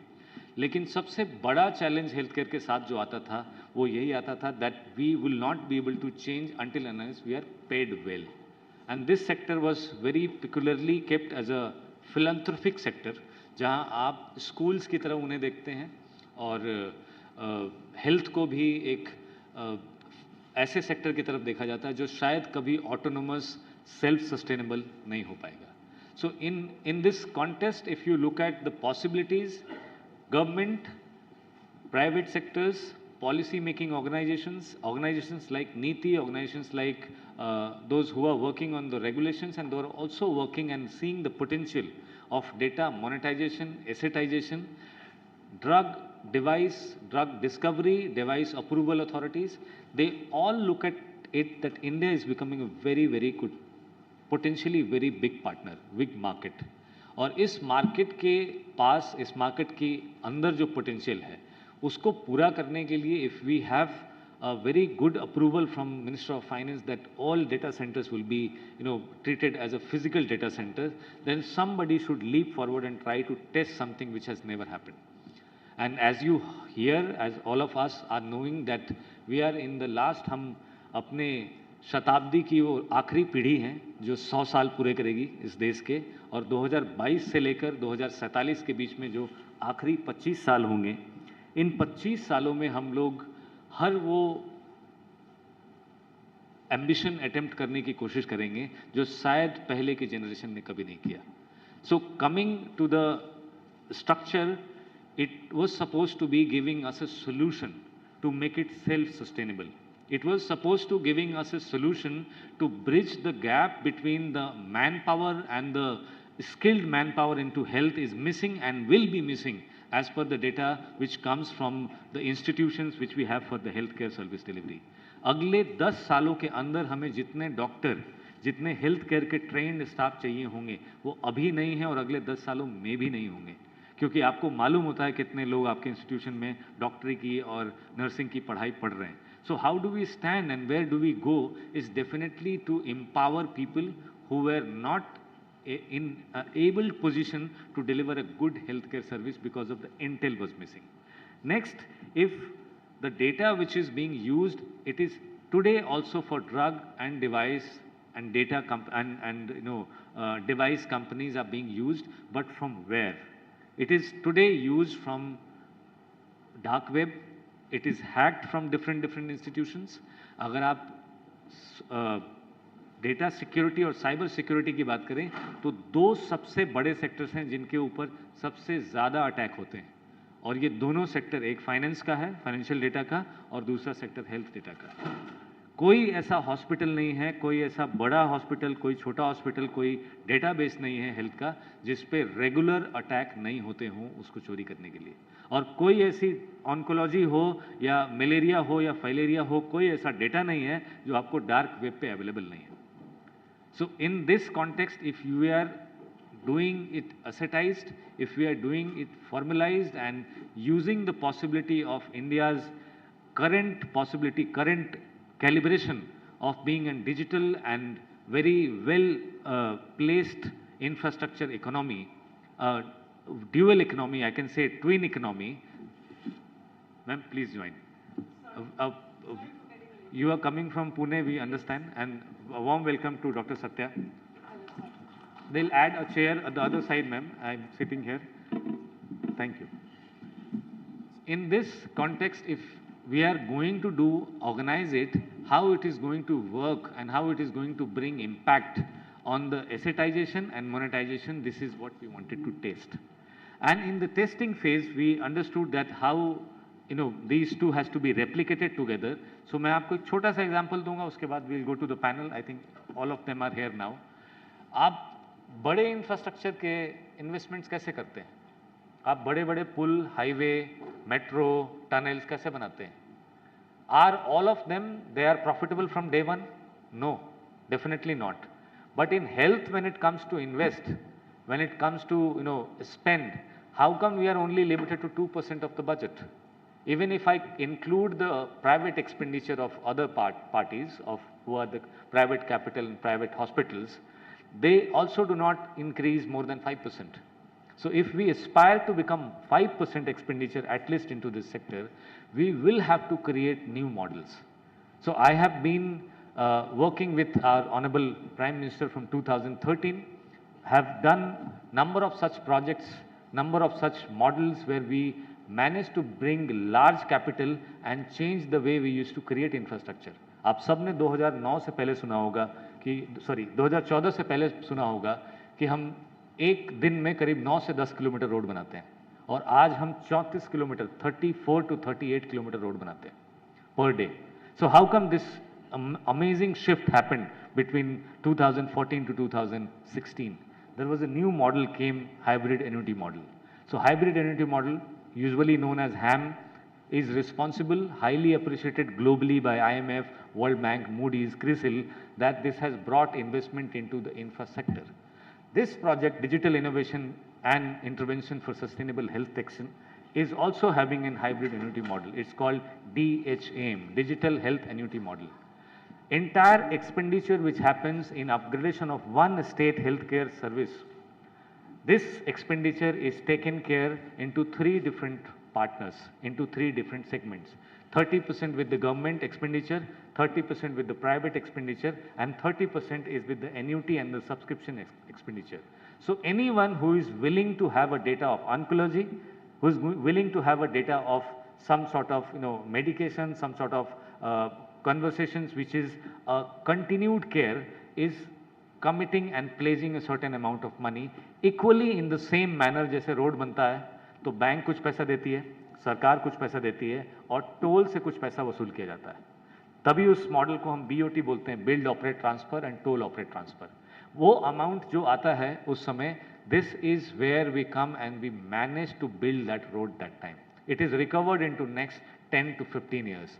So first time this is being tested here. A pilot is in front of you. I will not stand between the wonderful people who are working on this and you. We will start the conversation with someone who is starting all from the ASHA worker side with a very small triggering question which Hema would be able to answer, and then from there you will also be able to come with me on the journey that how Asha's life is going to be changed. Hema, my question to you is, today we have people, गांव में औरतें हैं, बच्चे हैं, बच्चियां हैं, वो सब अपने अपने एस्पिरेशंस, हर तरह के फ़ोन हैं, हर तरह का कम्युनिकेशन अवेलेबल है, उस पर देख के बनाती हैं. तो कुछ लोग अब एस्पायर करते हैं, हम UPSC करेंगे, हम ये करेंगे, हम वो करेंगे, लेकिन एक कॉमन परसेप्शन होता था कि हम B.Ed करेंगे और टीचर बन जाएंगे. कभी मैंने किसी गांव की लड़की को एस्पिरेशन ये करते हुए नहीं देखा कि मैं आशा बनना चाहती हूँ या मैं आंगनवाड़ी वर्कर बनना चाहती हूँ. Is it changing and how it is changing? I want to hear from you. This is a very good question because it shows the progress that has been made. So अगर हम देखें, why do people want to go into B.Ed or nursing? Because वहाँ पे structured career maps होते हैं, वहाँ पे उनको empower किया जाता है, वहाँ पे उनको trainings दी जाती है and उनको recognition मिलता है for the work they do. तो इसीलिए आशास को अगर हम एम्पावर करें, उनको एक ऐसा जॉब एड दें कि उनका जो recognition है for the work that they are doing, that increases. Secondly, अभी the work done by Ashas during COVID, आप सबने सुना होगा WHO recognized the Ashas of India for the stellar work that they did in ensuring 100% vaccination. So the government is also focusing कि इनका structured role and structured इनका growth maps बनाए जाए. There are discussions कि ये आशास को voluntary cadre से एक permanent role भी दिया जाए. तो second, अगर हम एक career map बनाएं उनका, तो जो कि communities में ladies हैं, people who don't want to step out of the village, who are very well connected with their community, who want to make an impact in their community, उनको फिर मौका मिलेगा to opt for roles like Asha. So adding in a structure to it, it is called recognize, reward and reimburse. Currently, Asha is not recognized as one of the fighter, one of the dependable resource who has actually saved India from creating a very high toll of death during COVID. Recognition happened at the WHO level. Also, our Prime Minister recognized many of the ASHA workers. He spent more than 1.5 hours in a room with more than 200 ASHAs. Right. There was no secretary. There were no much people there. He spoke in his own language. They shared her problem. They all shared their problems with him. How they are working, what are their lifestyle, what they are getting, what is their wage, how people look at them. And then when the project came, we tried to keep each and every conversation that they had with the Prime Minister to be in the rolling stone that we'll be able to deliver. So recognize is something which is very important. Those ASHAs who are working fantabulous, working very good, we are trying to recognize them for this program. So this program, since it is starting in only 9 states, there will be selective districts into that. So they will feel recognized that we have done good work. And second, they will be rewarded with a device. They will also rewarded with multiple health tech devices, which are for the screening of hypertension, which are for the screening of blood, and many devices which are invasive, non-invasive. They are coming in the market and they can be carried by ASHA. Some of them they require certain regulation to be only carried by ANM. That will look into it. But they will be the one who will have these devices. Third, if they generate health records, because what Kamal, in Kamal's introduction we said is going to be very credible health record which they are going to generate. And once they are generating one health record, we are also going to monetize it sometime, someday later by the state. So there is some money coming to project, and that money also, this is one of the part is paid to them. So each record when they are monetizing, each scheme which is by the state government or the Mukhyamantri Yojana, when they are making people eligible for that, they are making them beneficiaries, then they are also getting a reimbursement for that. So their wage is going to increase, their position is going to increase, they are going to be trained by the WhatsApp chatbots. You can imagine the kind of knowledge they will have. The kind of problems that we faced during COVID was we did not have a direct channel to ASHA. We only could publish a couple of information bulletin from the Union Press PIB website and PIB press conferences from Delhi, and everybody had to listen it, that what you have to do, what you do not have to. But now we will have a continued conversation with each one of them. So thank you, Hema. We'll move to Sachin. Sachin, when this conversation is happening between Asha and the lady, that what is your time, what is your probable period for labor, and how are you taking care of it, what is your nutrition and everything, it is finally reaching to a place where she has to, sometime if flagged difficult or sometime it's red flag for the pregnancy, she has to go and visit nearest PHC. what are the upgradation which Disha is offering, which never has happened before, and how soon, how quickly a doctor can see a patient, and whether it is physical or it is distant also. Your take on it. Thank you sir for this wonderful question. तो अगर इसका मैं हिंदी में ही बात करूंगा sir, जैसा कि background पता है, स्क्रीनिंग हुआ पेशेंट का गांव में, रिमोट एरिया में आशा ने किया, और वहाँ से मालूम पड़ा कि हीमोग्लोबिन 7 है या हाई डायबिटीज़ लेवल है, अनडिटेक्टेड है, प्रेग्नेंट है। ये रेड फ्लैग होना चाहिए, जो आज नहीं हो पा रहा है। ये काम दिशा करके देगा। एक बार रेड फ्लैग हो गया तो वो सिस्टम में आता है, वो सिस्टम जिसके पास डॉक्टर के पास इजी एक्सेस है, वो इमीडिएटली या तो वो पेशेंट को आशा से कोऑर्डिनेट करके पीएचसी पे बुला के फिजिकल एग्जामिनेशन का नीड है तो उसको वो करेगा, और अगर टेली कंसल्टेशन से करना है तो वो टेली कंसल्टेशन से प्रिस्क्रिप्शन वो लिख सकते हैं।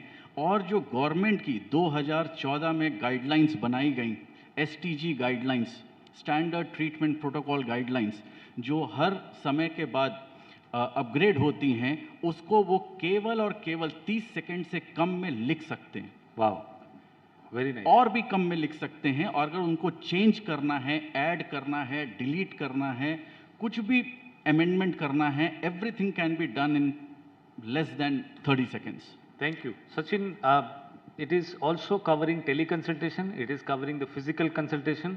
Within 30 seconds, you are saying that a prescription can be made. It is readily available for the state government to decide whether he is in or she is a beneficiary of any of the government programs. It is available for us as a record of the health for that particular patient, and it is also available to the pharmacy.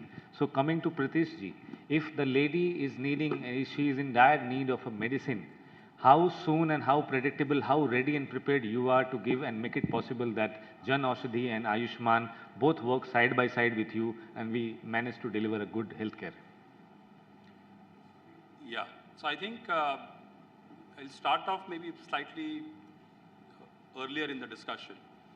See, I think we say we are the pharmacy to the world, as a country now, and we supply a lot of different kinds of medicines to the world. But when I start looking at the hinterland, जब हम rural India की बात करते हैं, तो कई जगह पे दवाइयाँ अवेलेबल नहीं होती। So ये जो गैप्स हैं, वो एग्रेवेट करती हैं डिसीज़ को पेशेंट्स के साथ, और फिर वो कॉम्प्लिकेट हो जाता है। तो ये जो मॉडल की हम बात कर रहे हैं आज, इसमें हम we are talking about making the medicines available specifically for every patient. Once he और शी इज़ डायग्नोस्ड, वो मेडिसिन रियल टाइम अवेलेबल होगा। At the same time, we have worked on a replenishment model, which means हमको जब पता है कि वो अगर पेशेंट है, वो डायबिटीज़ का पेशेंट है, हाइपरटेंशन का पेशेंट है, we know the frequency of medication, कितने tablets consume होने वाले हैं। तो with the help of technology now, you can have models which are ready, जिसके साथ हम ये ensure करेंगे that patients at any given time have the right medication available with them, जिससे वो compliance को खराब ना करें। अगर पेशेंट कंप्लाई करता है ट्रीटमेंट को, तो normally he is managed well. That's how it is. So if I see that these are the medicine which is coming common into prescription, as he said, it was very easy.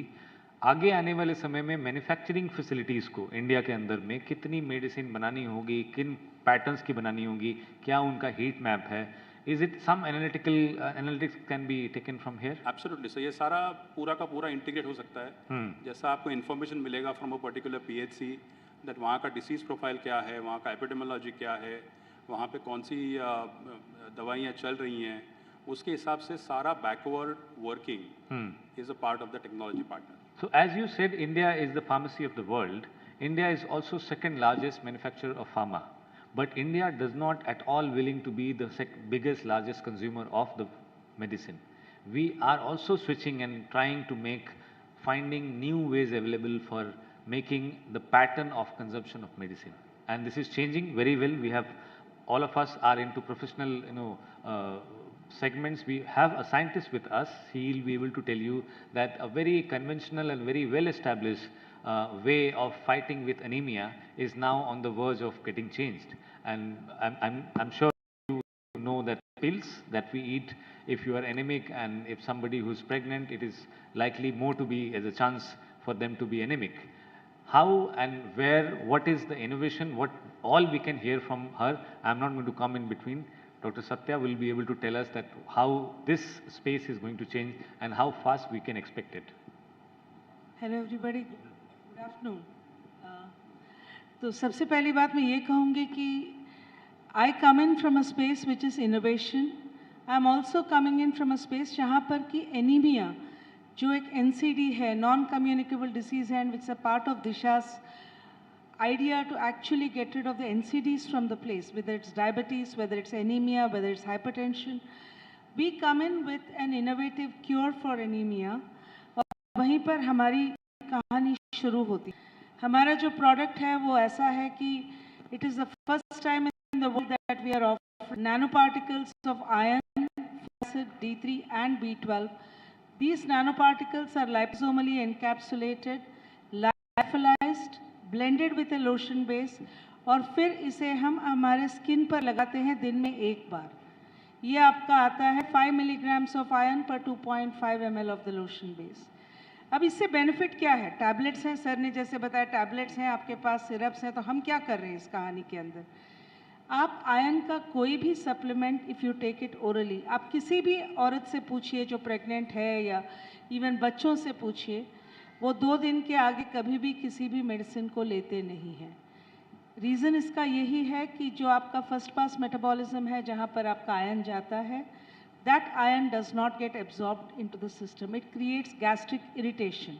So compliance एक बहुत बड़ी story है इसके अंदर, और उस एक चीज़ को सबसे पहले अवॉइड करना चाहते हैं. दूसरी जो भी हमने अभी विटामिन्स और न्यूट्रिएंट्स की जो बात है, आज के दिन के अंदर जो आपको डोसेज दी, बहुत हेवी डोसेज दी जाती है, just to ensure that sufficient amount reaches your actual body. What we are giving is less than RDA dosage, but the targeting efficacy of the product is more than 70 to 75%. आज आपके iron pills का less than 10% है, हमारा जो product है वो 70 to 75% के efficacy के साथ आता है. हमारी कहानी एक ही है, आप बच्चे से लेकर pick up a girl from 14 years to 40 years, treat her on this. Trust me, anemia will disappear from the world. It's an endemic, we can make it go away. सिर्फ एक रास्ता चाहिए, एक methodology चाहिए, and I'm very sure we can do it very well. Thank you. I think it's an interesting way to look at it, that if it is not the way it should be, sending a medicine in a form of pill, which people are not taking after 2 doses, it actually is a very worst way of how we can fight with anemia.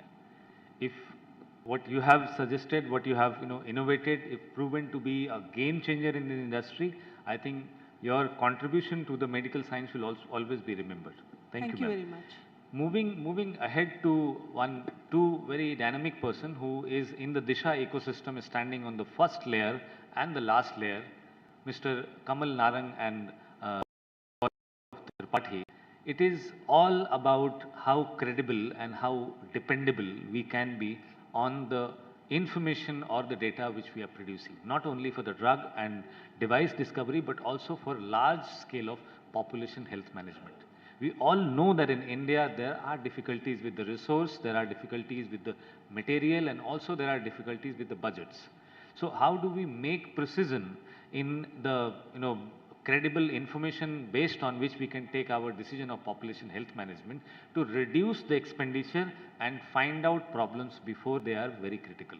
So if you are a beginning stage diabetic, we could not detect you now, we could not suggest you a better way of eating, living and curing it. Tomorrow you are going to be a critical patient of diabetes, and then the only possibility is to have insulin.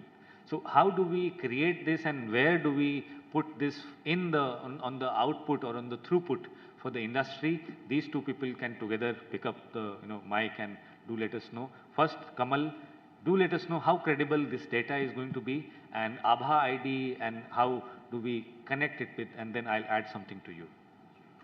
Thank you so much. So I'll just start quickly by saying that we all, I think, understand very well the importance of digital identity, identity theft, and all the risk that comes in terms of, going digital in the first place. Right?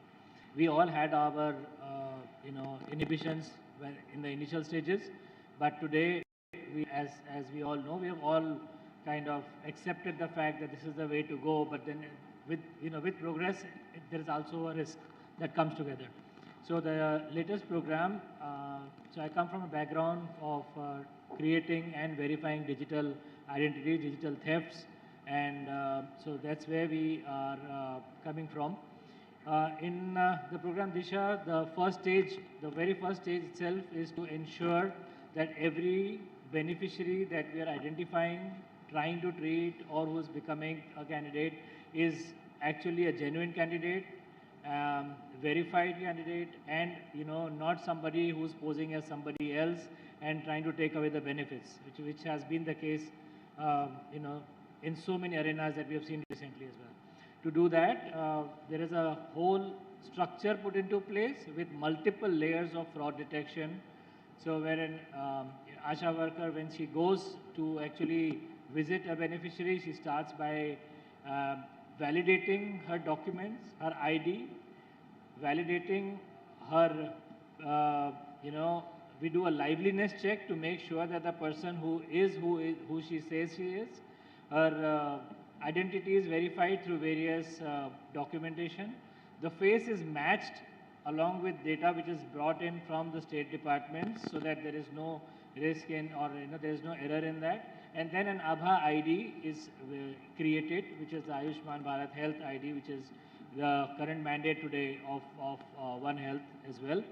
So the ABHA ID is verified, created. She is given that ABHA ID number right there and then, and it is linked along with all her other personal credentials, with her biometrics verified and checked at, it goes through about 10 multiple tests to ensure that the beneficiary is the same person that she claims she is.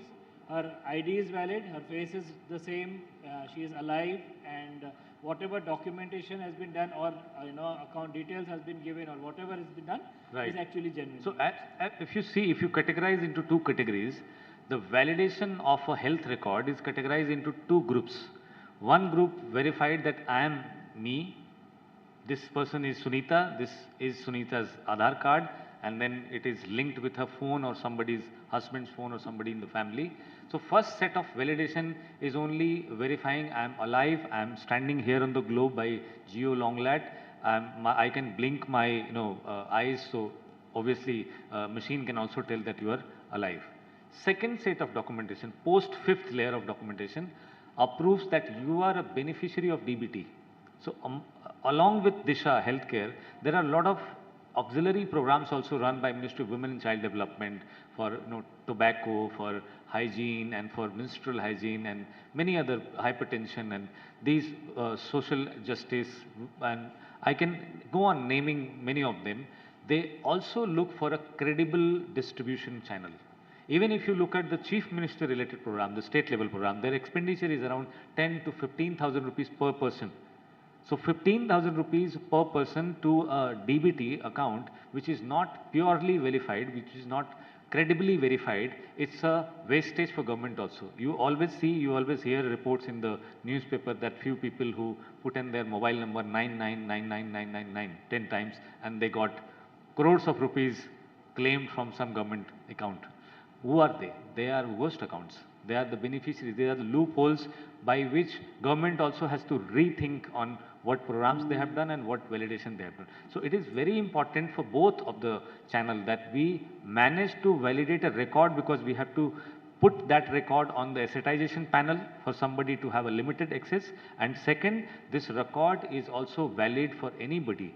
For even an adolescent scheme, for even a child scheme, for even a social scheme, it can be used and it can be channelized. So a lot of program is going to be holded. Disha is going to be holder for them. Before we go to the last person, I would like to say something about them because they are unique in nature. There are a lot of companies who are working into the data segment, but there are very few companies who have been trusted with the health data in more than 12, 13 countries. So they have two very wonderful, platforms, Nuria and Curia, who work with different type of people who are diagnosed with a different type of terminal diseases. And they can communicate together, they can come into a community, they can share their information, not only in India, but more than 12, 13 countries. We, with this thought that we will be able to, create such an environment where these data which are being ascertained and ascertized by Disha we will be able to make it available for the world to understand what kind of potential we are creating. So today, if somebody is investing into India, not India, probably it comes to a state, Maharashtra, Gujarat, any state, they ask for certain approvals, they ask for certain supports. What does the state government offer? The state government offer them ease of doing business. The state government offer them land. The state government offer them a free tax period. Nothing more than that. But to a healthcare company in coming future, we will be able to offer them a limited licensing subscription of a certain data which they wanted to do. And if you compare Indian data or the volume of Indian data in comparison to European data or any other countries, you will see that they have to decide their device and their medicine on 12, 13 or maybe a set of 5 to 8 tests, which is a sample size of 750 to 1500 people. And this is what we salute as a FDA license. In India, if you do same program or the same testing, you will get minimum sample size lakh to crore of people. So Disha is also opening a very good opportunity for the globe to come in India, do their drug discovery, do their device discovery with us on a much larger set of sample to be more precise and more specific. So over to you, Gaurav, to give us some insight that how these data are going to be, changing the world and what is today's scenario. Thank you, Abhijit. So here, I'll pick up a point with which you had started first place, that right now nobody looks at health in that way. In a sense, health has always become sort of a bottomless pit for government overall, because the sense is we have to just keep pumping in the money, right? And there is no return. What happens if we relate it at an individual level, even for us, see what excites us more, making money or saving on costs, right? Naturally making money, everybody is excited about making more money, then saving cost is still a second priority. And same, if we look at a government in the larger ecosystem, that's true. And with this program, this for the first time that is going to change, where health data becomes a revenue generating asset for the government. And when this comes in, the perspective changes. Everybody starts looking at it from a different perspective. It's not that I'm just putting in money and I'm not sure of what I'm getting. Here, then government knows, okay, whatever I'm investing here, I'm going to get something back over a period of time. So that's one. The second thing which is going to happen here is what he already pointed about, that medicine or even the medtech. So whether it is the pharma companies or the medtech companies, or I'll extend it to even other sectors. Even today, if a startup decides to come into any of the sector, let's say it has to come up with a medtech device, right? The entry barrier is not really innovation. There are a lot of innovative startups here, right, in India today, who are working on good ideas. But the entry barrier really is more on the data, right? How do you figure out what's the right market? Yeah. How do you validate your idea in the real world? Right? And that is where, again, the program is going to help, because it's going to give access, and I'll say even it is going to democratize the access to this data, that irrespective of whether you are a large enterprise or you're a small startup, you will be able to license this data in a legal, ethical, and a compliant manner. Even government is a very good user and very big consumer of this data for population health management. Right. And the final part, again, in India, yes, we are the we are already got the tag that yes, we are the we are the pharma for the world and so on. But still, if we look at how many novel drugs or how many new therapies or how many new drugs have we come up with as a country, our records is dismal, really.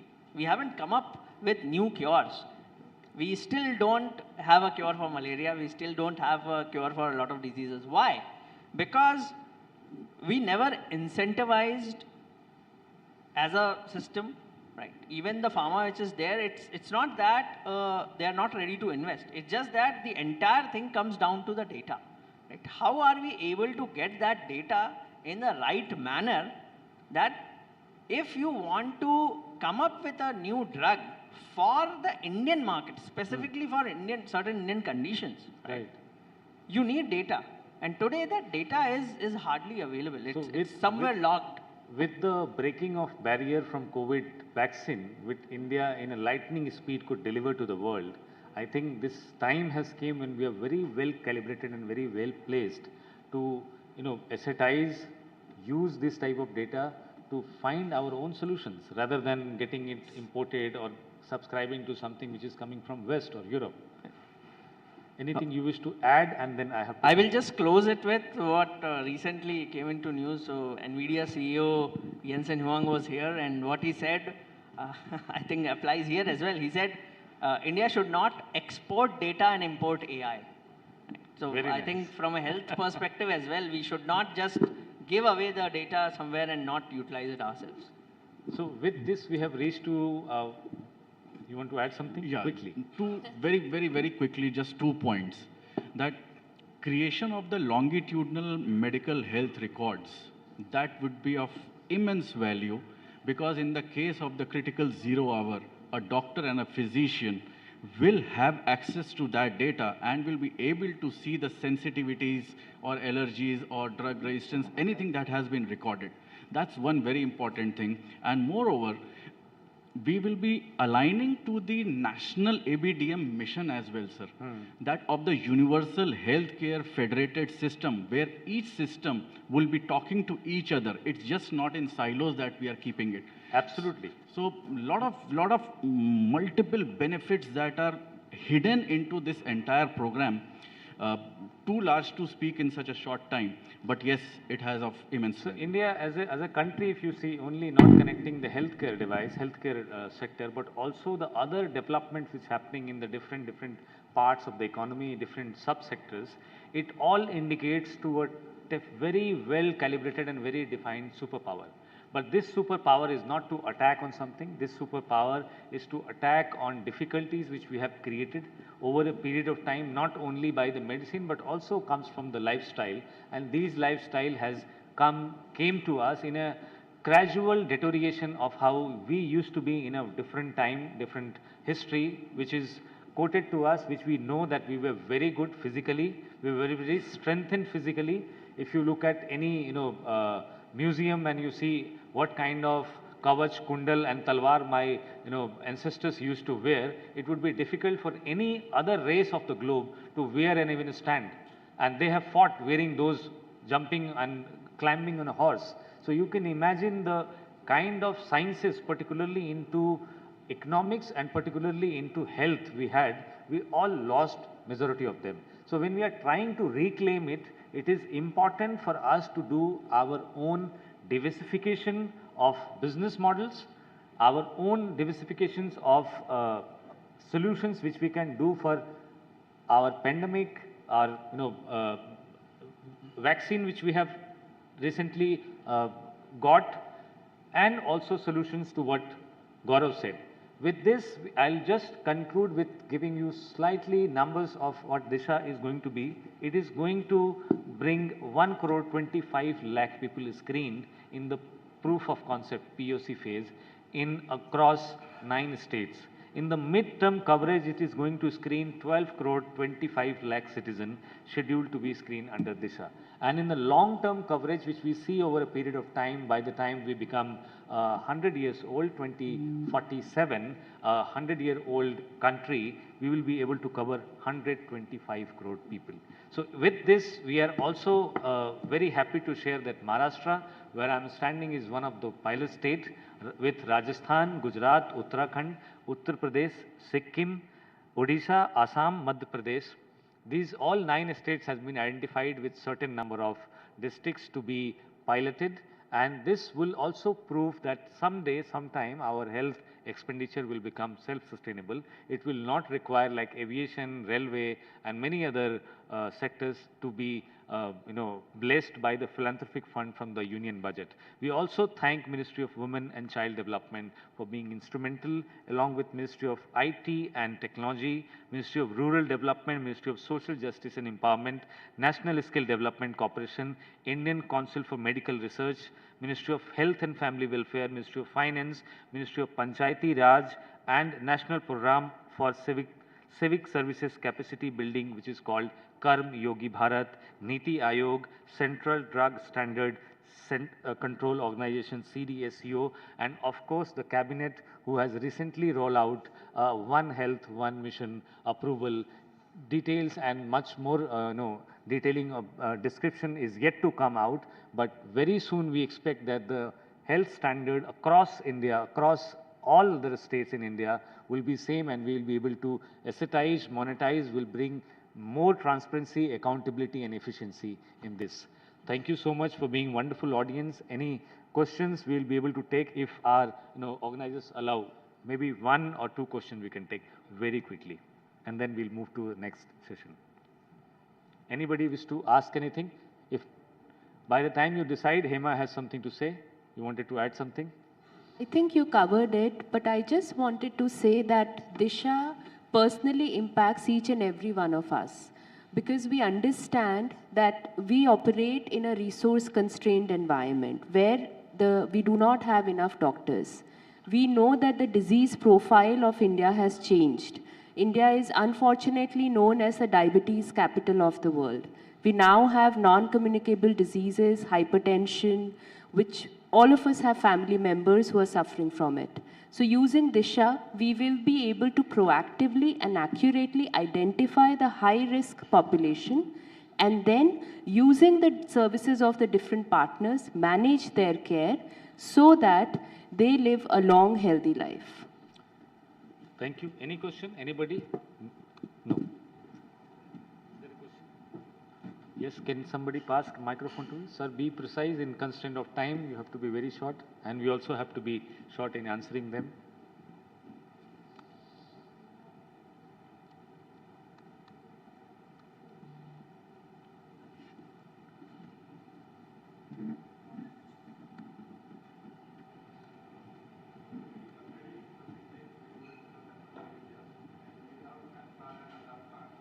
We can't listen you, sir, if it is switched on.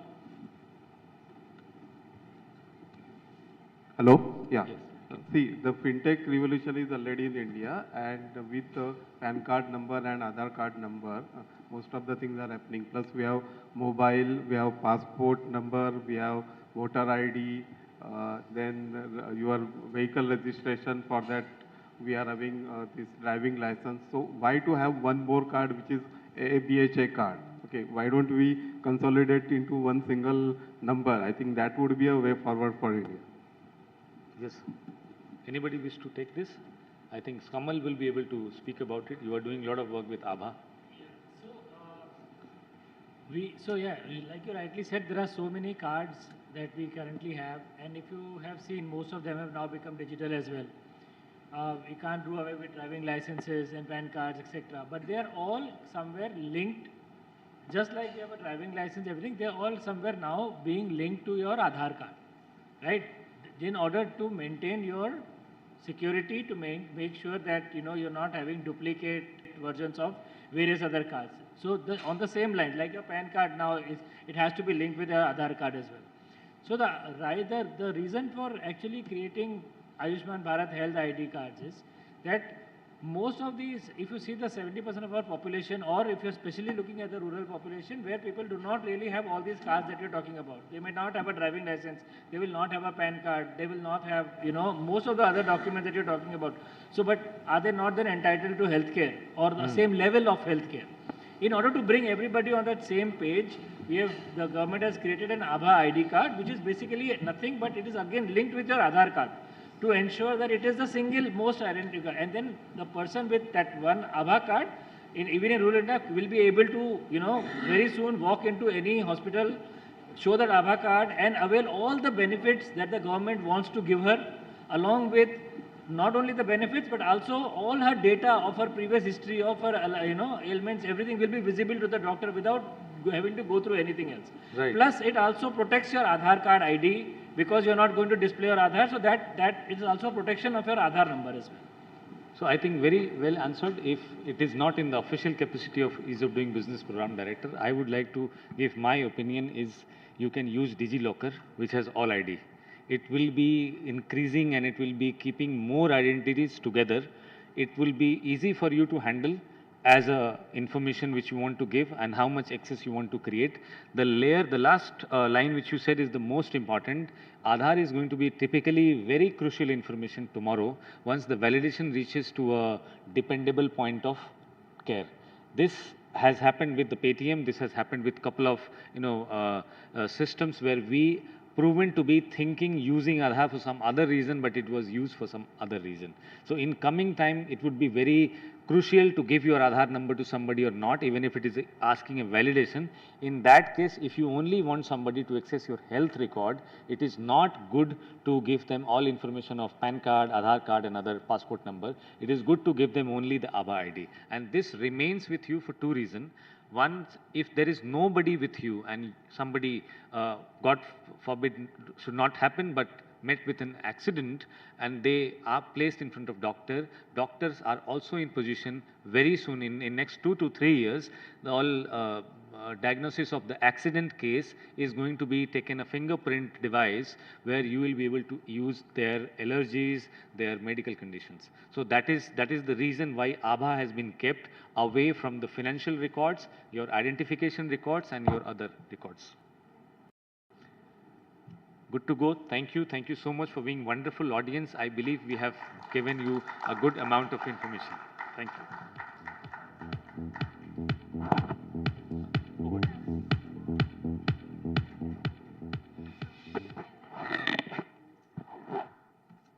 I'd like to thank our dynamic panel for such a revered discussion. Thank you, all of you.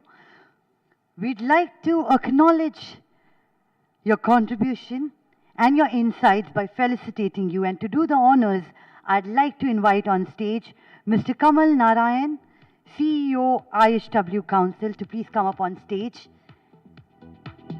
and felicitate them. Can we please put our hands together? First up, we have Mr. Abhijit Sinha. Can we hear it for him? Come on.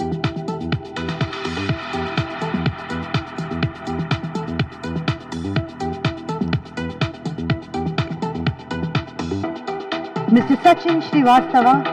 Thank you, sir. Mr. Kamal Narang. Please put your hands together for him.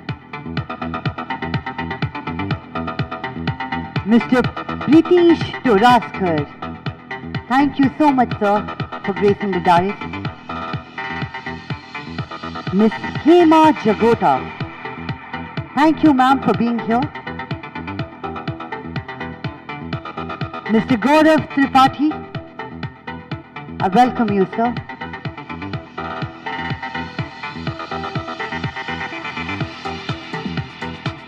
And Dr. Satya Ramani. Thank you, ma'am.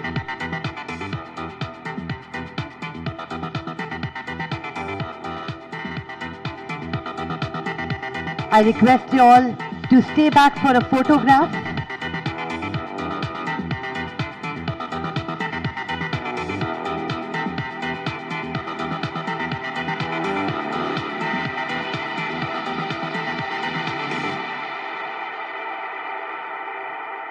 Please put your hands together one more time for an acclaimed panel that we just witnessed. Thank you, sir. Thank you, everyone.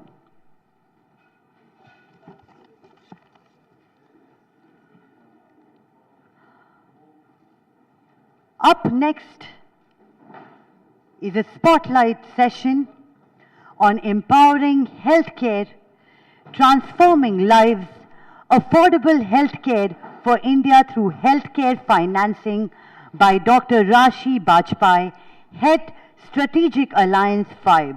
Can we please put our hands together and welcome Dr. Rashi Bajpai.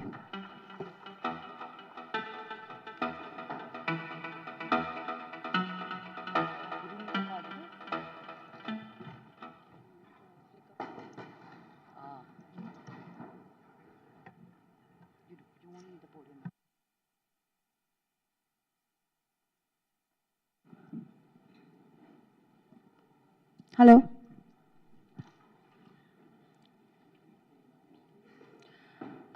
A very good evening, everyone. Thank you, IHW, for allowing us to do this. So I'm sure a lot of you are thinking here that what a fintech is doing in a health event, which is quite obvious question everybody would have in their mind. So let me just put some context before we start. Normally, presentations is about data, numbers, and something. So today we wanted to start with a different concept where I will take you to a journey of a patient from in the healthcare system, how a patient enters and how they end the journey. So here we have a beautiful couple. You can see my Manmeet and Simran.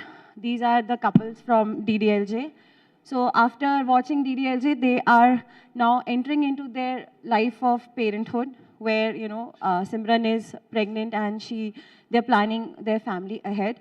So let's look at their financials. So Manmeet here is a Kirana store owner, who has an average income of 4.8 lakh rupees per month.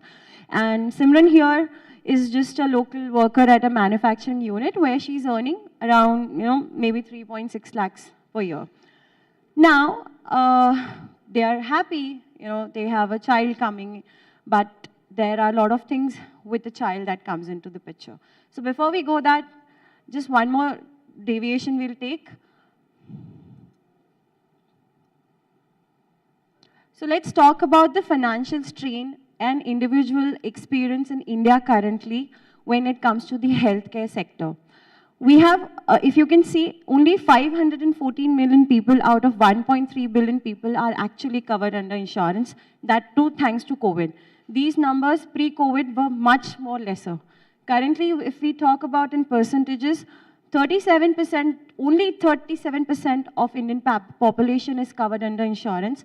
That also includes private and public sector. So under government policies, there's a huge benefit what government employees enjoy. But still private sector is only catering at 11%. There are still 63% of people in India who are devoid of insurance. And there is where this entire healthcare ecosystem, is still struggling to work on.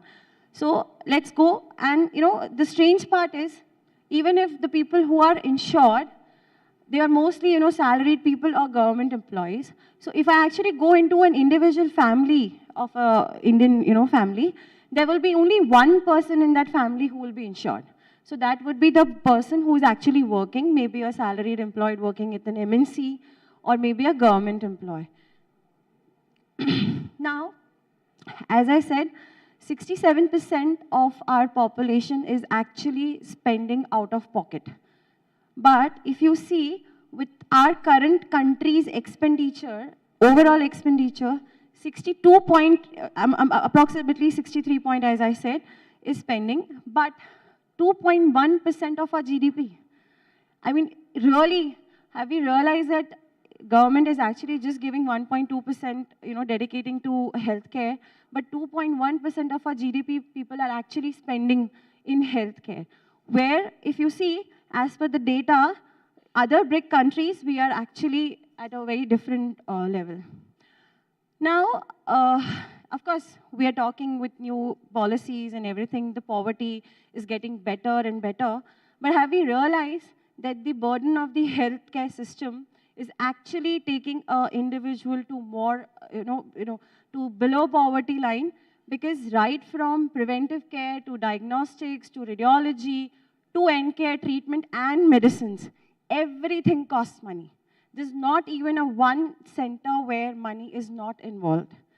And So this is a basic journey as I was talking about. So let's think, a baby is born, we are spending money on the vaccines. Then when they go into the schooling, mid-age, teenage, we are spending on their high nutritions, their wellnesses. Then when we enter into the early stages, like in your 20s, 30s, we are actually spending on our well-beings, going to gyms, early detections. Primary care comes into the picture with some, all these nosocomial diseases coming into picture, like hypertension, diabetes, which are, increasing every day in the country. Then, of course, tertiary care, where the IPDs come into the picture. Even post-care, so when it comes to the old age geriatric center, there also we are spending money. And the end part is that even when we die, funerals also cost. So right from the birth to our end, everything has a cost attached to it. And nobody, when we talk about technology advancements in healthcare sector or the innovations, have you ever realized that all these technology innovation, whatever innovations we are talking about, is actually hitting the end user? The cost is going higher and higher day by day. We talk about quality care, but are we actually thinking about giving that quality care to each individual which is there present in the market? We are not.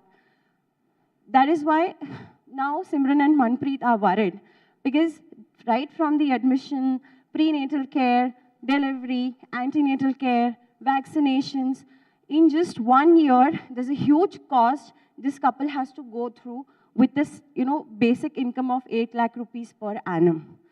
So they will not be spending less than 2 lakhs to 2.5 lakh rupees just to deliver a baby, a healthy baby in their life. And that's the pain point that nobody sees at present when we talk about healthcare ecosystem. And that is why we as a fintech are there in a health environment today in the ecosystem of doctors and hospitals here to talk that what role we can play and help Manpreet and Simran have a healthy baby, without getting the burden of finances. So here we come, healthcare EMIs at zero cost. The funny part is we can get home loans, we can get auto loans, we can get loans for mobile, we are getting loans for fridge, TV, washing machine, everything. But those are not necessities. They might be, there to increase the quality of life, but they are not your basic needs. But the basic needs is good quality healthcare, which does not have finance inside it. And then we thought, why not? Why not, bridge that gap also? Why not enter into a sector where actually finance is needed, where people have sold their houses, have sold their jewelries, have sold their lands just to treat a family member. And that is how we started this entire product. Now, healthcare, there are multiple digital financial services which are available. There are digital savings that we talk about a lot of time, which patients don't still believe in. There is crowdfunding nowadays. If you would have heard, there are companies who goes and look for donations outside. Of course, insurance. Insurance is a great way to, help save your pockets. But then still, again, the awareness, the cost of the insurance is not comfortable for every individual to go and take it. And then finally comes digital lending. This is where FIBE plays a very important role. So FIBE EMIs is basically where FIBE is helping patients convert their, entire bill or their services or any product in the healthcare ecosystem into easy EMIs. And the best part, that these EMIs are on no cost. Just like how you go and buy your phones and TVs at zero cost, that is what we have brought the entire structure into the healthcare system also. Now, how does it help hospitals actually? Now, 10 years ago, there was a doctor called XYZ. He was a brand value. Irrespective of which hospital he is sitting in, patient would go to him, arrange the money and get the treatment done. But after the corporates coming into the picture, the pool of hospitals have gone higher. Now there's huge competition. There's one doctor who is also visiting multiple facilities. Now the doctor's brand values are there, but even the hospital brand values have come into picture. Like, I want to get treatment at Apollo, I want to get treatment at maybe Bridge Candy or Bombay Hospital or Medanta. Why? Because I feel that the quality of care will be much better there. But if I'm not insured, I would be very skeptic to enter into an Apollo because I don't know what is the pocket cost is going to be for me. So what we do, we tell the hospitals that, even with the insurance ratio increasing at their counters, with only 37% people having insurance, why a hospital is having a cash ratio of 80%? Why corporates are having that? Because again, if I don't have insurance, I will not be stepping into Apollo. So that's where we come in picture. We say that no problem, sir, when your patient is here, please tell them, you please come to us, take the quality care, and get that cash converted into easy EMIs. That is how, we help hospitals convert their IPD to OPD, bring better conversions from OPD to IPD. We help build a brand value for the hospital. Why? Because in the time of need, see, hospitals are a very emotional environment for families, right?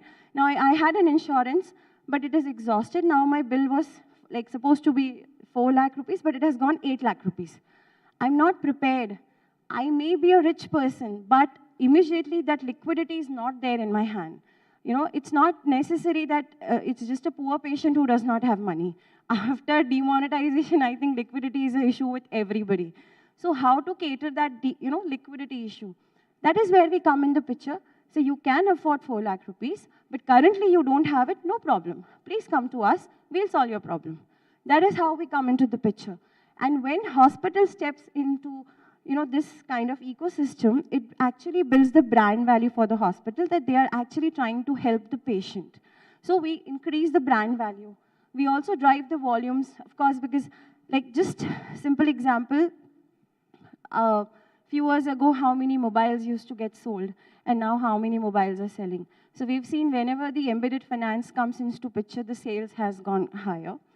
Finally, it's a seamless experience for the patient. He came, he wanted a quality care, he got a quality care, he got his symptoms treated, now he's well, and he's stressed not because of the financial burden. So you took care of both the part. You took care of his mental health, which would have been, because of his financial strain, but also you took care of his physical health because you have a good quality hospital. So that is how we help hospitals basically to, with this product in overall ecosystem. Now, how does the patient benefit from us? Of course, paying 4 lakh rupees on the spot or paying 10,000-15,000 rupees monthly are two different things. It gives me the convenience to pay that money. I don't have to go back to my friends, family, or sell anything to arrange for that 4 lakh rupees. I can just pay 20,000 rupees a month, which gives me the convenience of the payment. Secondly, we as a company have decided flexible payments, like we have tenures from 3 months, 9 months, 6 months, 12, 18, 24. So anybody can come to us and avail the services. We do not, of course, there are some credit histories which are there in the picture, but still, we are an unsecured lending company. So we do not ask for documents. We do not ask for any collaterals. Everything is just based on your basic income, which is your bank statement and your KCs. Finally, and as a brand, we cover everything. As I said, right from your diagnostics, to your laboratory, to your pharmacy, to your IPD, OPD, anything is covered under our umbrella, irrespective of what kind of service you are taking, either in the hospital ecosystem, or let's say you want to get a dental aligner, or you want to look beautiful, you want to get a cosmetic surgery, you want to get a hair transplant, which is in demand. Nowadays it's around 2.5 lakh rupees, but people want to look beautiful. So we come into the picture and we help these people, get easy access to the funds at the counter. They don't have to struggle. We are a digital company, we're a tech company. So my entire journey, if a patient is tech savvy, does not take more than 8 minutes and without any physical document. So that I'll tell you later. Just something about Five. So Five has been into lending for past 9 years. We are currently India's largest lender We lend into multiple sectors. We have, personal loans like cash loans. We have insurance premium financing. We do education financing. We do school financing. So basically, we can play a very pivotal role in your entire life cycle, right from the birth to your education. We can also get you married at EMIs. And we can take you for a honeymoon also on EMIs. And in case you want to get an IVF treatment, we do that. So everything we have that kind of presence in the market right now. Recently at G20 Summit, we are awarded as the FinTech of the Year. The reason being that we are entirely paperless and our journey is completely digital. With just single button clicks, you can actually avail loans up to 10 lakh rupees on our platform. So as I was checking about, you don't need any app to do our service. You can just download our web link. Our conversion times is, as I said, 8 to 10 minutes. Within seconds, we will tell you whether we will be giving you loan or not.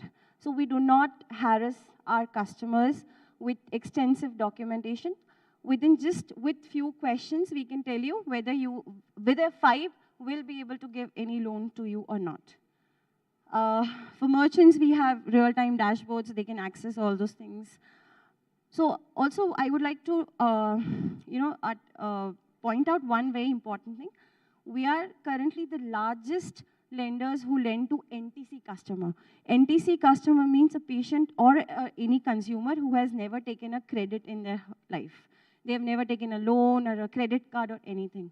So we are one of the only NBFCs in the country who is actually catering to NTC customers. We don't need any tech integration.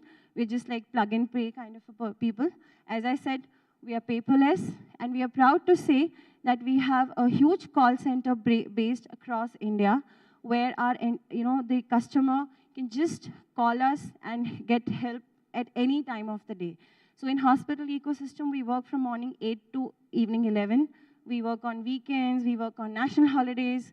So we make sure that the requirement of the healthcare system is not hampered at any time of the day with our support callers. These are a few brands we are currently working with.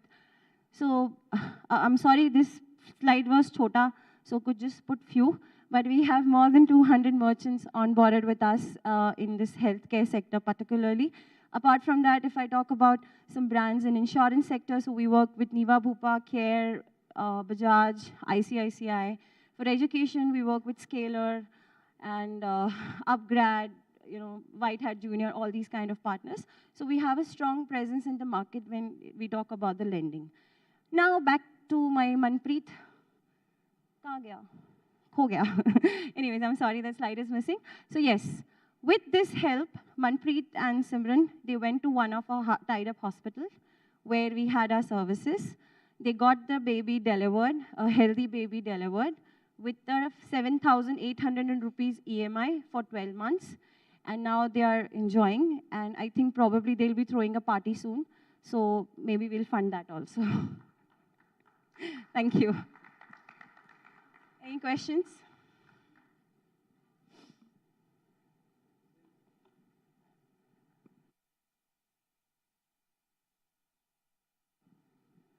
Okay, great. Thanks for your time. Bye-bye.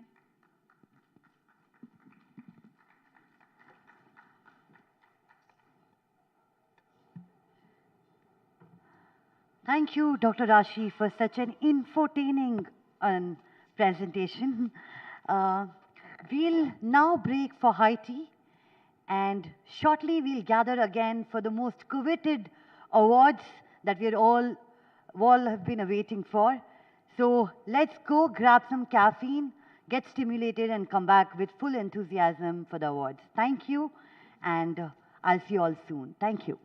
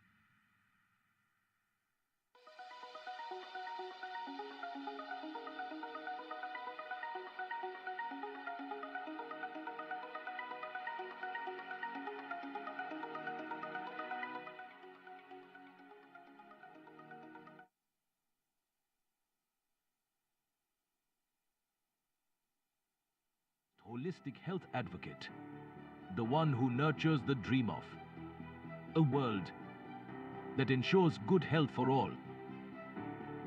resolves to change the way health information is seen and perceived by people.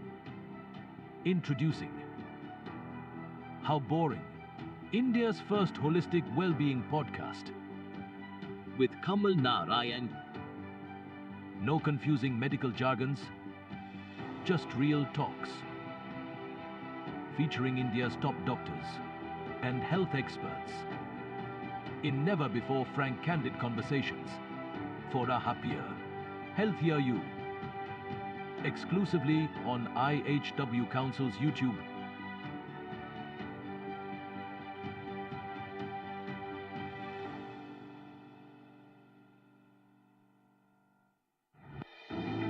In a world where health defines potential, diseases become barriers to growth. Weaving dreams of a world without sickness and full of well-being, the Integrated Health and Wellbeing Council was born. At its core, the Council stands for the high five of health. Good air, good food, good water, good living, and good health care for everyone. Aligned with the United Nations Sustainable Development Goals, the Council firmly works towards making sure health reaches every corner of the world. IHW Council has built prestigious forums for holistic health discourse, like India Health and Wellness Summit and Awards, CSR Health Impact Awards, CME Excellence Movement, Ayushman Bharat Conclave, Jal Shakti Conclave, Digital Health Summit, Patient First Summit, the Good Air Movement and Summit, Rapid Global Cancer Alliance, and the She Alliance for Spirituality in Health and the Environment. These initiatives have received wholehearted support from policymakers, industry captains, community leaders, health experts, celebrities, and influencers. Respected brands and advocates have also joined the Council, becoming allies in the mission for a healthier world. I think this wellness is an important initiative. I will definitely be interested to know the conclusions of your deliberations, and I'll definitely take these issues and your suggestions forward to the logical conclusion. Health services कैसी होनी चाहिए, ये तो महत्वपूर्ण विषय है ही, पर उसके पहले हमको हॉस्पिटल या डॉक्टर के पास जाने की जरूरत न पड़े, इसके लिए हमारे एयर पोल्यूशन और वाटर पोल्यूशन को हम कैसे सुधारें, इस बात पर जोर देने की आवश्यकता है। कहते हैं क्षिति जल पावक गगन समीरा, पंच तत्व निर्मित यह अदम शरीरा। ये पंच तत्वों से निर्मित यह शरीर पुनः पंच तत्व में ही मिल जाता है, तो हमें उन पंच तत्व का, जिससे इस शरीर की रचना हुई है, आकाश, पृथ्वी, अग्नि, वायु, जल, इन सबका ख्याल ही नहीं रखना, बल्कि इन पंच तत्वों का रक्षा करना हमारा पहला कर्तव्य हो जाता है। In the digital world, the Council reaches millions with credible source of knowledge, empowering them to protect their health and prevent diseases. Through its various initiatives, harnessing the power of social media, the Council impacts over 100 million lives annually. Join IHW Council in creating a world where limitless potential knows no bounds. Together, we can achieve a happier, healthier world for all.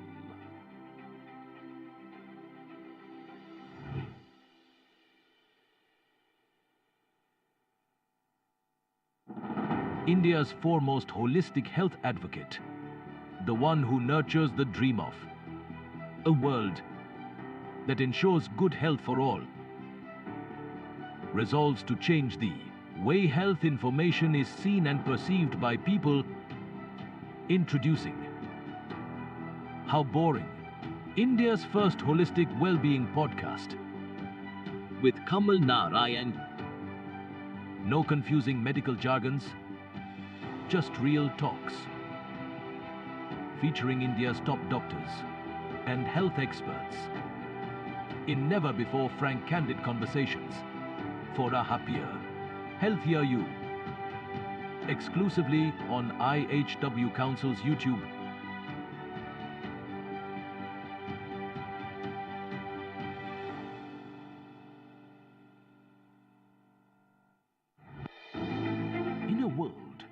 health defines potential, diseases become barriers to growth. Weaving dreams of a world without sickness and full of well-being, the Integrated Health and Wellbeing Council was born. At its core, the Council stands for the high five of health. Good air, good food, good water, good living, and good health care for everyone. Aligned with the United Nations Sustainable Development Goals, the Council firmly works towards making sure health reaches every corner of the world. IHW Council has built prestigious forums for holistic health discourse, like India Health and Wellness Summit and Awards, CSR Health Impact Awards, CME Excellence Movement, Ayushman Bharat Conclave, Jal Shakti Conclave, Digital Health Summit, Patient First Summit, the Good Air Movement and Summit, Rapid Global Cancer Alliance, and the She Alliance for Spirituality in Health and the Environment. These initiatives have received wholehearted support from policymakers, industry captains, community leaders, health experts, celebrities, and influencers. Respected brands and advocates have also joined the Council, becoming allies in the mission for a healthier world. I think this wellness is an important initiative. I will definitely be interested to know the conclusions of your deliberations, and I'll definitely take these issues and your suggestions forward to the logical conclusion. Health services कैसी होनी चाहिए, ये तो महत्वपूर्ण विषय है ही।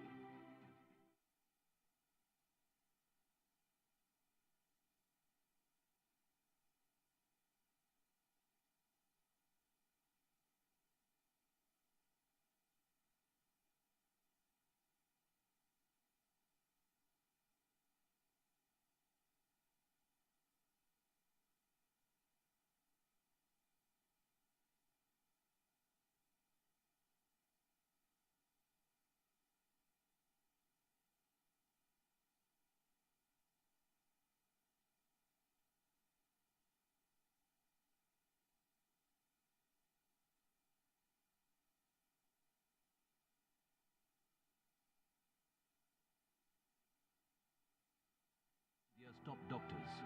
And in a world where health defines potential, diseases become barriers to growth. Weaving dreams of a world without sickness and full of well-being, the Integrated Health and Wellbeing Council was born. At its core, the Council stands for the high five of health. Good air, good food, good water, good living, and good health care for everyone. Aligned with the United Nations Sustainable Development Goals, the Council firmly works towards making sure health reaches every corner of the world. IHW Council has built prestigious forums for holistic health discourse, like India Health and Wellness Summit and Awards, CSR Health Impact Awards, CME Excellence Movement, Ayushman Bharat Conclave, Jal Shakti Conclave, Digital Health Summit, Patient First Summit, the Good Air Movement and Summit, Rapid Global Cancer Alliance, and the She Alliance for Spirituality in Health and the Environment. These initiatives have received wholehearted support from policymakers, industry captains, community leaders, health experts, celebrities, and influencers. Respected brands and advocates have also joined the Council, becoming allies in the mission for a healthier world. I think this wellness is an important initiative. I will definitely be interested to know the conclusions of your deliberations, and I'll definitely take these issues and your suggestions forward to the logical conclusion. Health services कैसी होनी चाहिए, ये तो महत्वपूर्ण विषय है ही, पर उसके पहले हमको हॉस्पिटल या डॉक्टर के पास जाने की जरूरत न पड़े, इसके लिए हमारे एयर पोल्यूशन और वाटर पोल्यूशन को हम कैसे सुधारें, इस बात पर जोर देने की आवश्यकता है। कहते हैं क्षिति जल पावक गगन समीरा, पंच तत्व निर्मित यह अदम शरीरा। ये पंच तत्वों से निर्मित यह शरीर पुनः पंच तत्व में ही मिल जाता है। तो हमें उन पंच तत्व का, जिससे इस शरीर की रचना हुई है, आकाश, पृथ्वी, अग्नि, वायु, जल, इन सबका ख्याल ही नहीं रखना, बल्कि इन पंच तत्वों का रक्षा करना हमारा पहला कर्तव्य हो जाता है। In the digital world, the Council reaches millions with credible source of knowledge empowering them to protect their health and prevent diseases. Through its various initiatives harnessing the power of social media, the Council impacts over 100 million lives annually. Join IHW Council in creating a world where limitless potential knows no bounds. Together, we can achieve a happier, healthier world for all.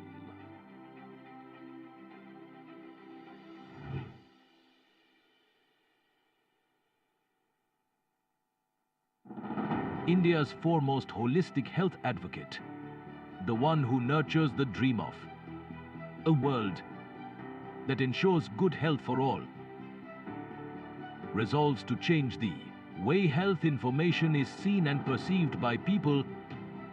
Introducing How Boring, India's first holistic well-being podcast with Kamal Narayan. No confusing medical jargons, just real talks. Featuring India's top doctors and health experts in never-before frank, candid conversations for a happier, healthier you. Exclusively on IHW Council's YouTube.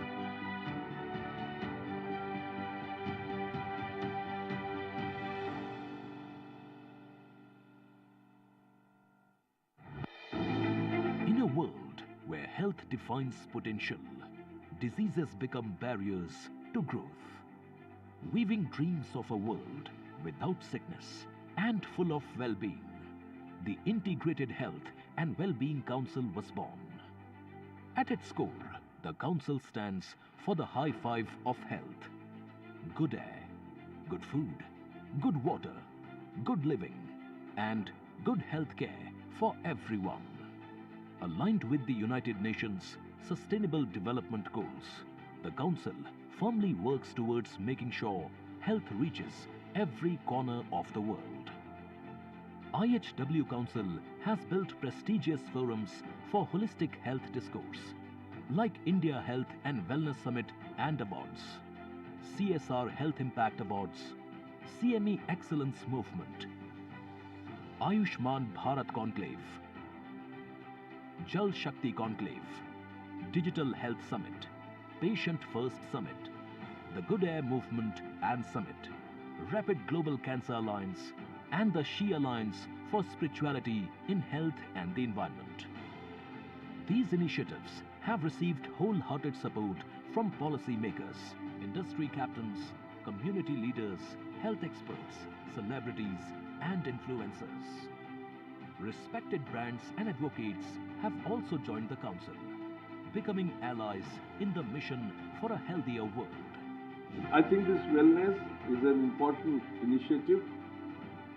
I will definitely be interested to know the conclusions of your deliberations, and I'll definitely take these issues and your suggestions forward to the logical conclusion.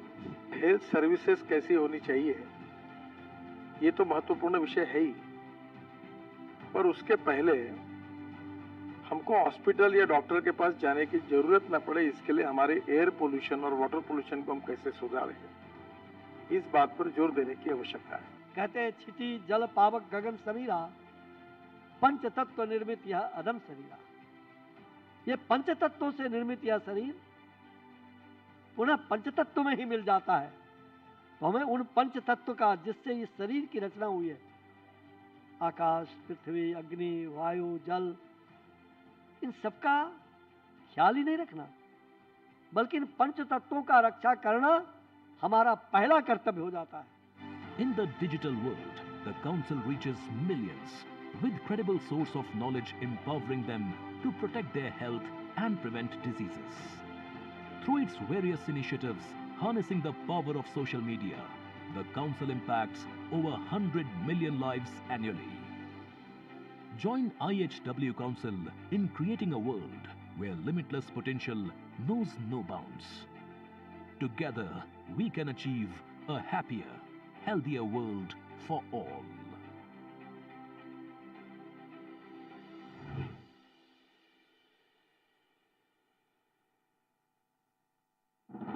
India's foremost holistic health advocate, the one who nurtures the dream of a world that ensures good health for all, resolves to change the way health information is seen and perceived by people. Introducing How Boring, India's first holistic well-being podcast with Kamal Narayan. No confusing medical jargons, just real talks. Featuring India's top doctors and health experts in never-before frank, candid conversations for a happier, healthier you. Exclusively on IHW Council's YouTube.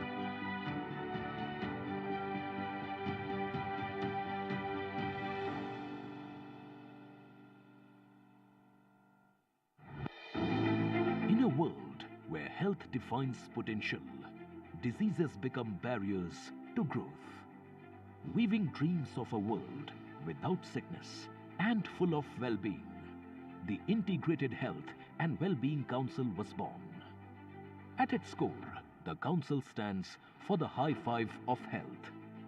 Good air, good food, good water, good living, and good health care for everyone. Aligned with the United Nations Sustainable Development Goals, the Council firmly works towards making sure health reaches every corner of the world. IHW Council has built prestigious forums for holistic health discourse, like India Health and Wellness Summit and Awards, CSR Health Impact Awards, CME Excellence Movement, Ayushman Bharat Conclave, Jal Shakti Conclave, Digital Health Summit, Patient First Summit, the Good Air Movement and Summit, Rapid Global Cancer Alliance, and the She Alliance for Spirituality in Health and the Environment. These initiatives have received wholehearted support from policymakers, industry captains, community leaders, health experts, celebrities, and influencers. Respected brands and advocates have also joined the Council, becoming allies in the mission for a healthier world. I think this wellness is an important initiative. I will definitely be interested to know the conclusions of your deliberations, and I'll definitely take these issues and your suggestions forward to the logical conclusion. Health services कैसी होनी चाहिए, ये तो महत्वपूर्ण विषय है ही, पर उसके पहले हमको हॉस्पिटल या डॉक्टर के पास जाने की जरूरत न पड़े, इसके लिए हमारे एयर पोल्यूशन और वाटर पोल्यूशन को हम कैसे सुधारें, इस बात पर जोर देने की आवश्यकता है। कहते हैं क्षिति जल पावक गगन समीरा, पंच तत्व निर्मित यह अदम शरीरा। ये पंच तत्वों से निर्मित यह शरीर पुनः पंच तत्व में ही मिल जाता है। तो हमें उन पंच तत्व का, जिससे इस शरीर की रचना हुई है, आकाश, पृथ्वी, अग्नि, वायु, जल, इन सबका ख्याल ही नहीं रखना, बल्कि इन पंच तत्वों का रक्षा करना हमारा पहला कर्तव्य हो जाता है। In the digital world, the Council reaches millions with credible source of knowledge, empowering them to protect their health and prevent diseases. Through its various initiatives harnessing the power of social media, the Council impacts over 100 million lives annually. Join IHW Council in creating a world where limitless potential knows no bounds. Together, we can achieve a happier, healthier world for all.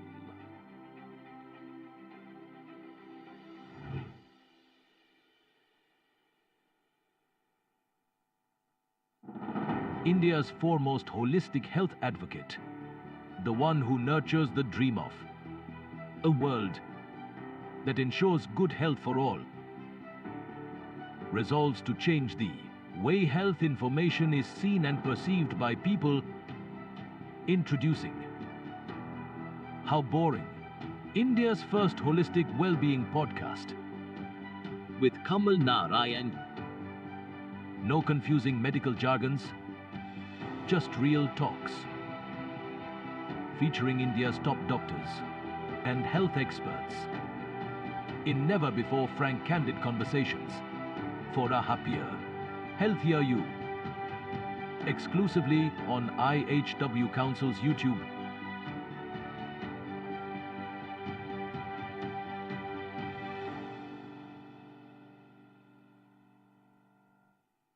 In a world where health defines potential, diseases become barriers to growth.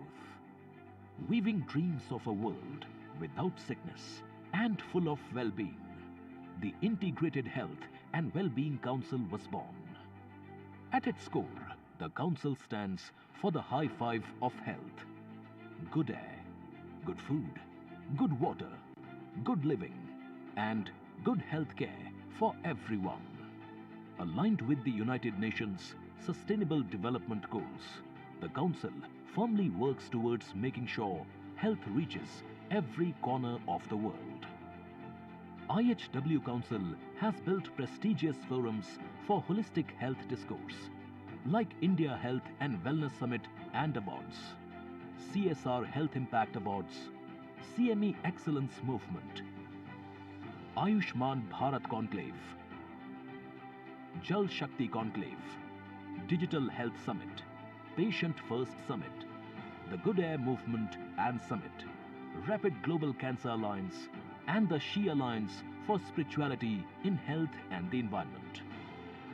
These initiatives have received wholehearted support from policymakers, industry captains, community leaders, health experts, celebrities, and influencers.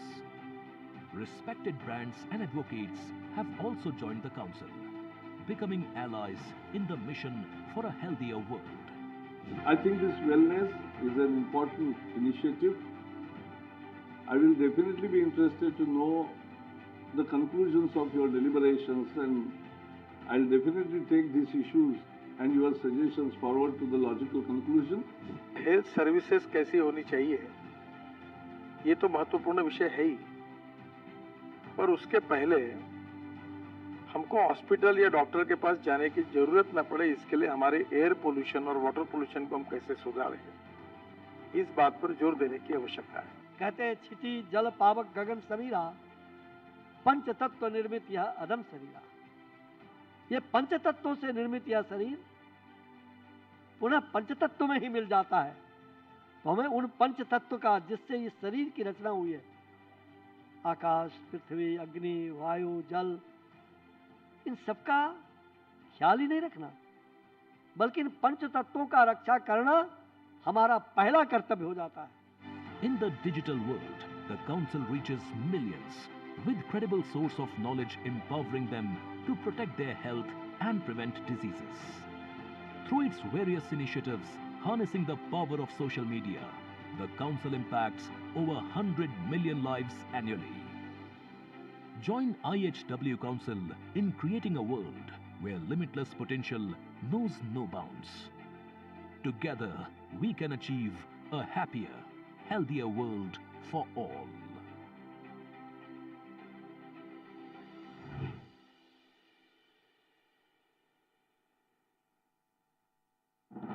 India's foremost holistic health advocate, the one who nurtures the dream of a world that ensures good health for all, resolves to change the way health information is seen and perceived by people, introducing How Boring, India's first holistic well-being podcast with Kamal Narayan. No confusing medical jargons, just real talks.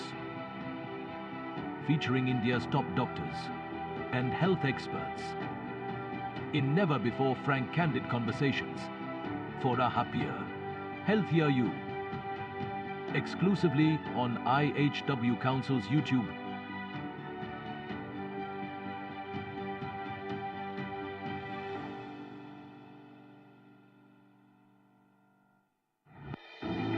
In a world where health defines potential, diseases become barriers to growth.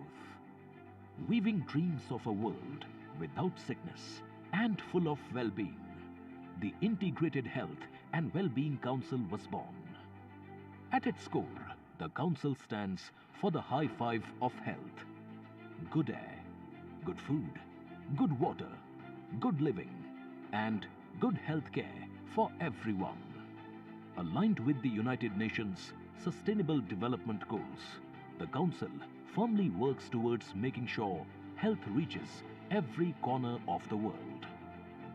IHW Council has built prestigious forums for holistic health discourse, like India Health and Wellness Summit and Awards, CSR Health Impact Awards, CME Excellence Movement, Ayushman Bharat Conclave, Jal Shakti Conclave, Digital Health Summit, Patient First Summit, the Good Air Movement and Summit, Rapid Global Cancer Alliance, and the She Alliance for Spirituality in Health and the Environment.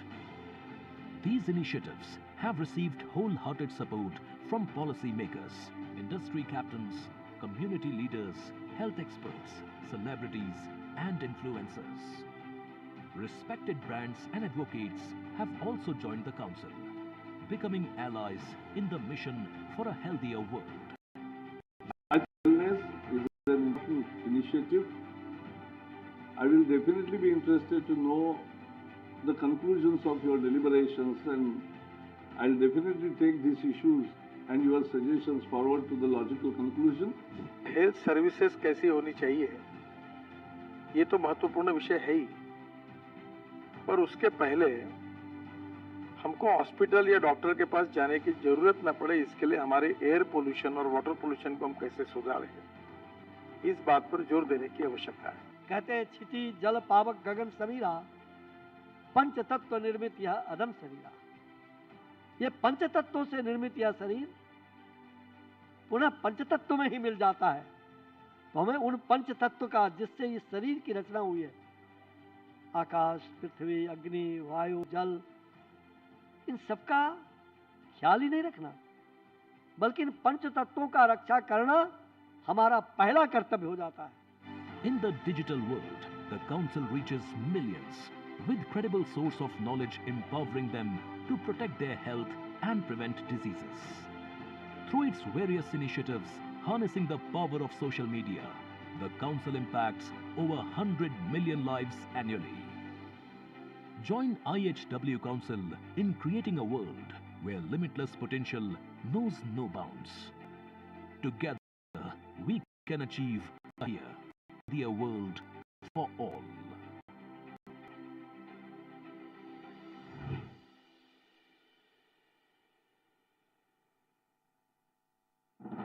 India's foremost holistic health advocate, the one who nurtures the dream of a world that ensures good health for all, resolves to change the way health information is seen and perceived by people. Introducing How Boring, India's first holistic well-being podcast with Kamal Narayan. No confusing medical jargons, just real talks. Featuring India's top doctors and health experts in never-before frank, candid conversations for a happier, healthier you. Exclusively on IHW Council's YouTube.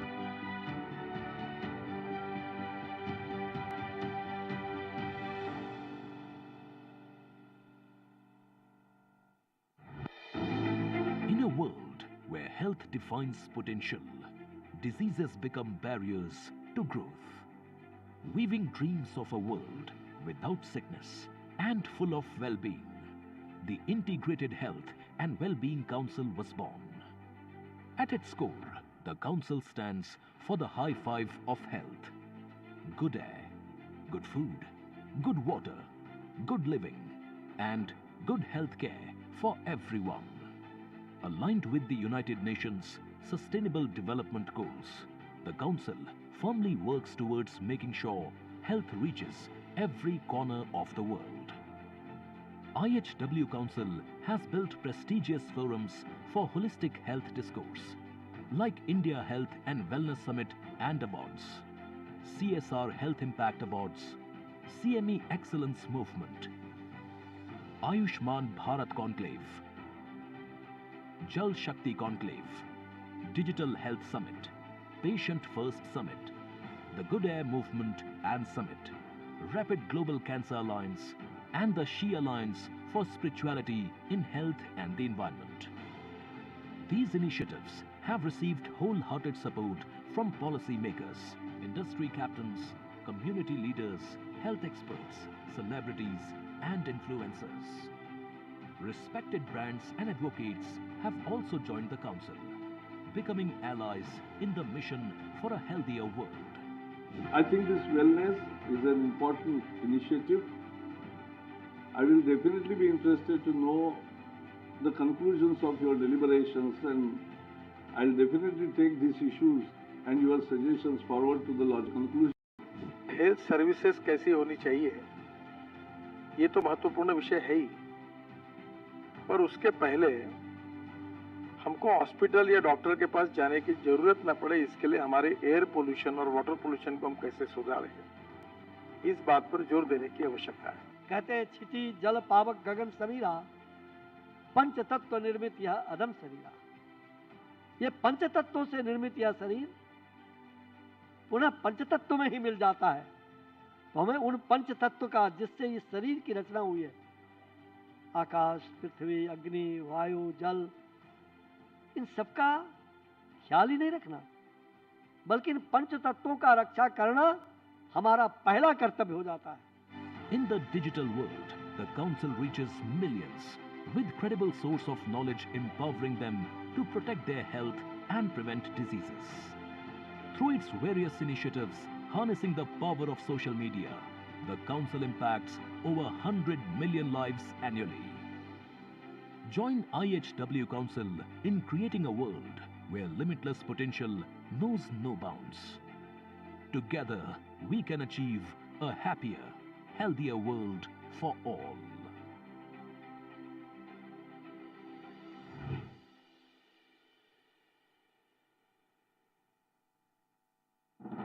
India's foremost holistic health advocate, the one who nurtures the dream of a world that ensures good health for all, resolves to change the way health information is India's foremost holistic health advocate, the one who nurtures the dream of a world that ensures good health for all, resolves to change the way health information is seen and perceived by people. Introducing How Boring, India's first holistic well-being podcast with Kamal Narayan. No confusing medical jargons, just real talks. Featuring India's top doctors and health experts in never-before frank, candid conversations for a happier, healthier you. Exclusively on IHW Council's YouTube.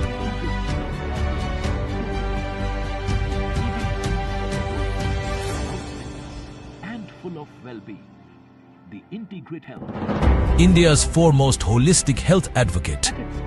The one who nurtures the dream of a world that ensures good health for all. Resolves to change the way health information is seen and perceived by people. Introducing How Boring, India's first holistic well-being podcast with Kamal Narayan. No confusing medical jargons, just real talks. Featuring India's top doctors and health experts in never-before frank, candid conversations for a happier, healthier you. Exclusively on IHW Council's YouTube.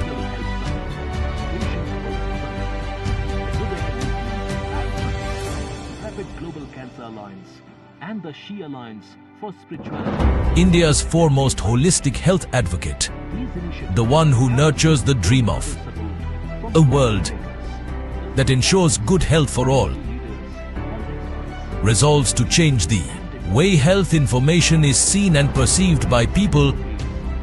Introducing How Boring, India's first holistic well-being podcast with Kamal Narayan. No confusing medical jargons, just real talks. Featuring India's top doctors and health experts in never-before frank candid conversations for a happier, healthier you. Exclusively on IHW Council's YouTube. Hospital या doctor के पास जाने की जरूरत न पड़े, इसके लिए हमारे एयर पोल्यूशन और वाटर पोल्यूशन को कैसे सुधारें, इस बात पर जोर देने की आवश्यकता है। India's foremost holistic health advocate, the one who nurtures the dream of a world that ensures good health for all, resolves to change the way health information is seen and perceived by people. Introducing How Boring, India's first holistic well-being podcast with Kamal Narayan. No confusing medical jargons, just real talks. Featuring India's top doctors and health experts in never-before frank candid conversations for a happier, healthier you. Exclusively on IHW Council's YouTube.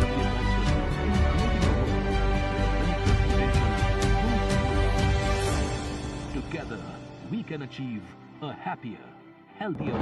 India's foremost holistic health advocate, the one who nurtures the dream of a world that ensures good health for all, resolves to change the way health information is seen and perceived by people.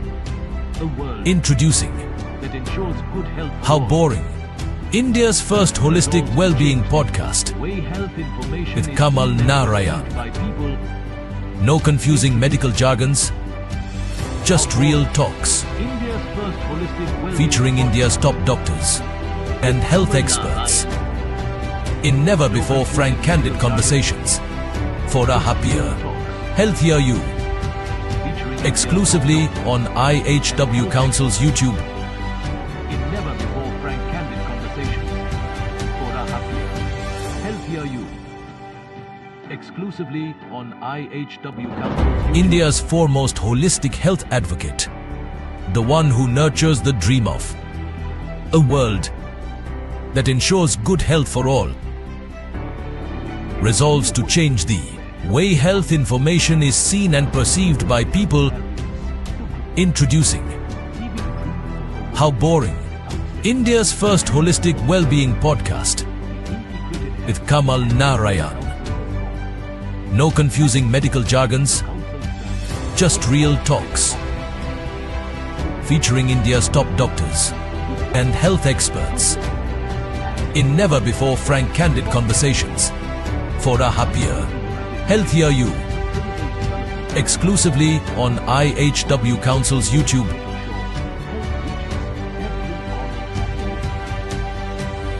IHW Council has built prestigious forums for holistic health discussions. India's foremost holistic health advocate, the one who nurtures the dream of a world that ensures good health for all, resolves to change the way health information is seen and perceived by people.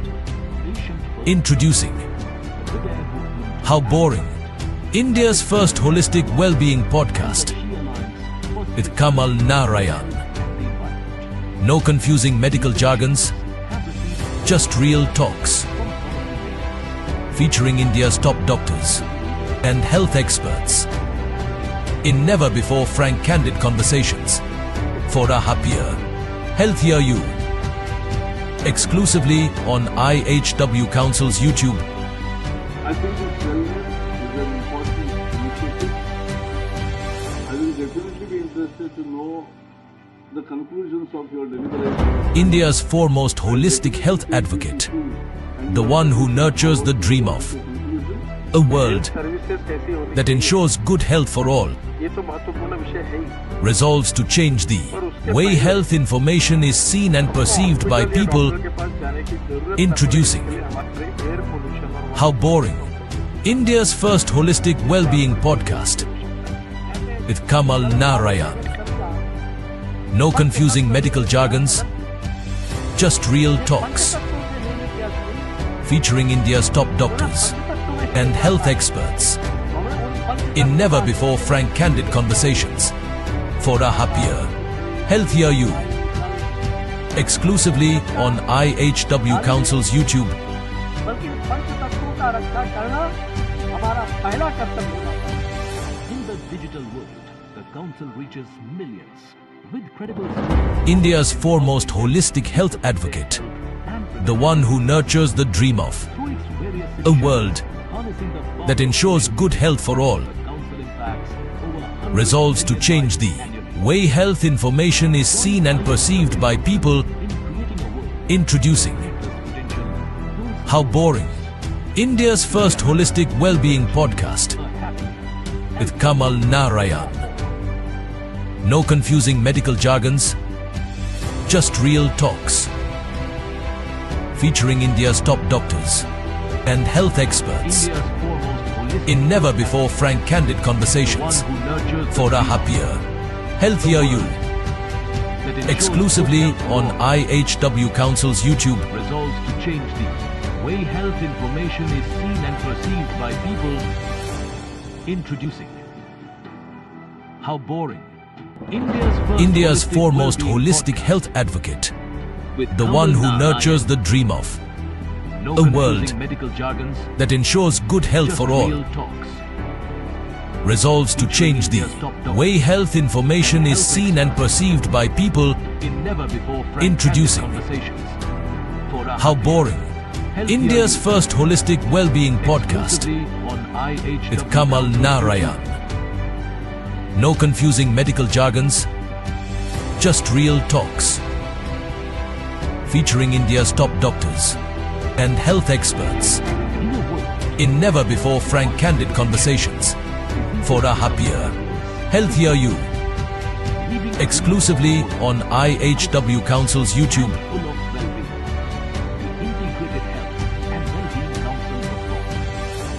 At its core, the Council stands for the high five of health. India's foremost holistic health advocate, the one who nurtures the dream of a world that ensures Aligned with the United Nations Sustainable Development Goals, the Council firmly works towards making sure health reaches every corner of the world.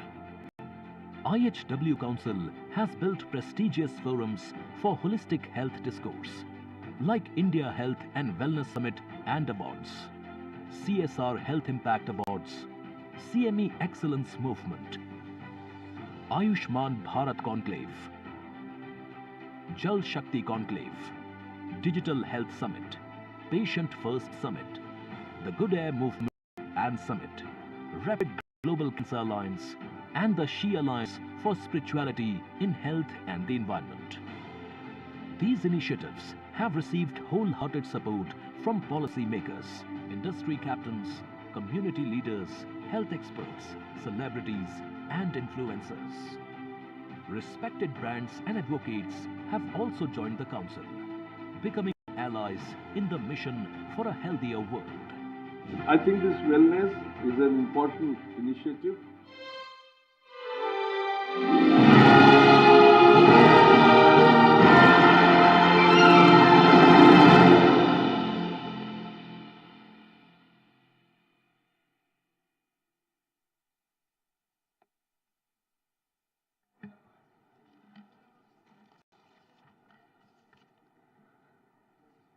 Our guest of honor, Dr. Neelam Divakar Gore, Honorable Deputy Chairperson, Maharashtra Legislative Council is with us.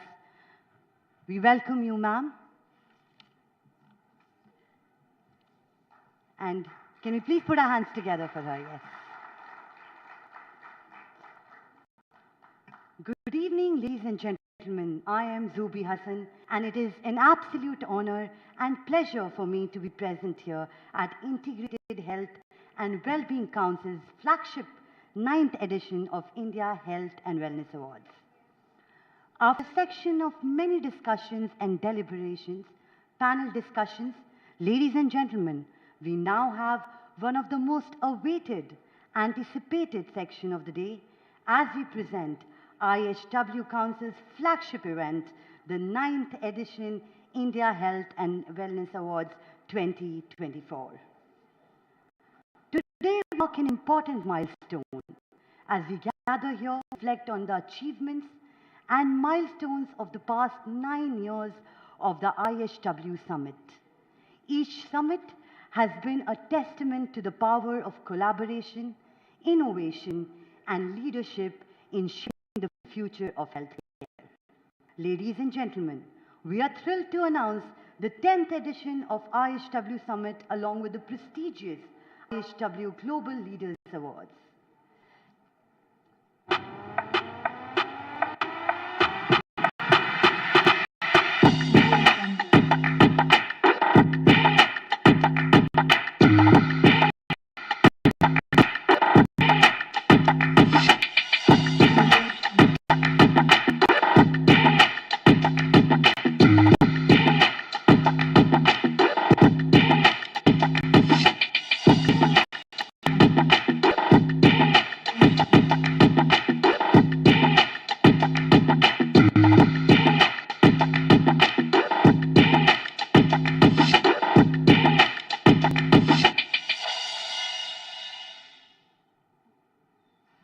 Can you please put our hands together? Now, as we look ahead to the 10th IHW Summit, we are filled with excitement and anticipation for what's to come.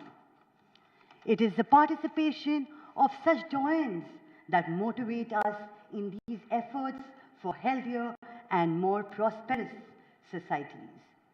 The IHW Awards were conceptualized with the vision of the society that is healthy physically, mentally, as well as spiritually. Over the years, the awards have grown multiple folds to become the most prestigious awards and forum initiatives like the Have the Long-Term goal of not only creating health awareness, but also bringing important stakeholders together and furthering action on creating a nation with accessible, inclusive, and affordable healthcare for all. It is indeed a pleasure to recognize all these health innovations and persistent efforts in healthcare, and we look forward to many more such opportunities. The pandemic has opened new vistas as far as the health management and ecosystem is concerned. From digitization to personalized healthcare, limited options have witnessed, and that is the right time to explore them for the benefit of humanity. We sincerely hope that this is just the beginning for this eventful and important journey for the holistic health of all, with more and more responsible partners and organizations pitching in, and like they say sometimes, it is the journey that matters and not the destination. But I'm sure that this journey will eventually lead us to a destination, a better, healthier world for all.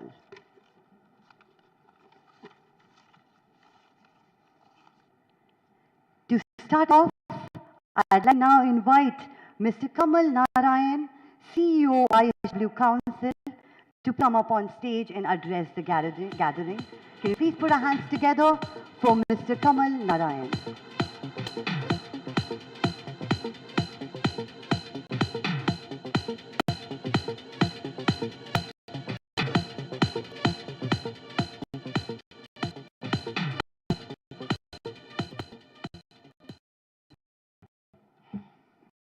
Good evening.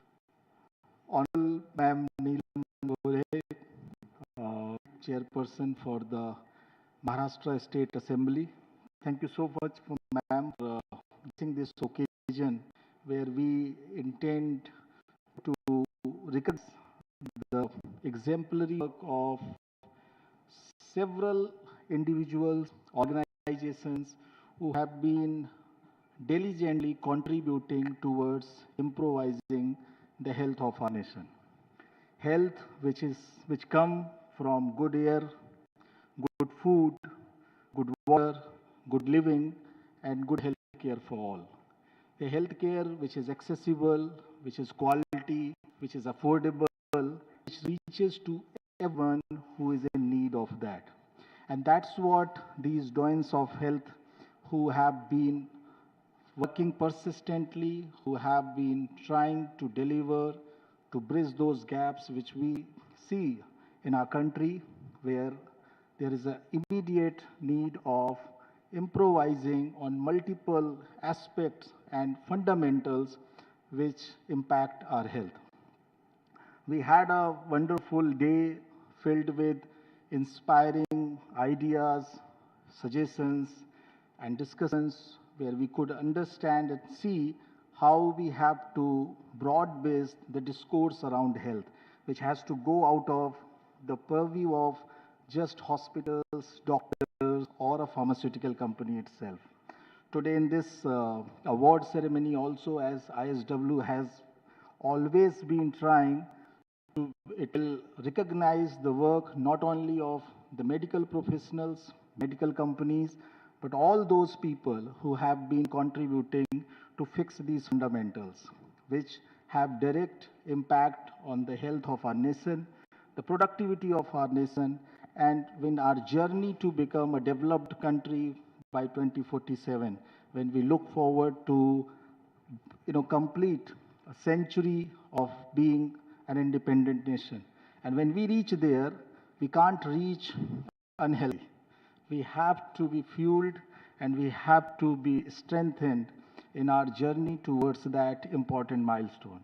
And that's where IHW Council has been putting its effort to be part of that, to encourage, to bring as many partners as possible in our journey to a healthier, happier, more productive nation. So thank you so much, all of you. My heartiest congratulations to all those who are going to be recognized on this forum.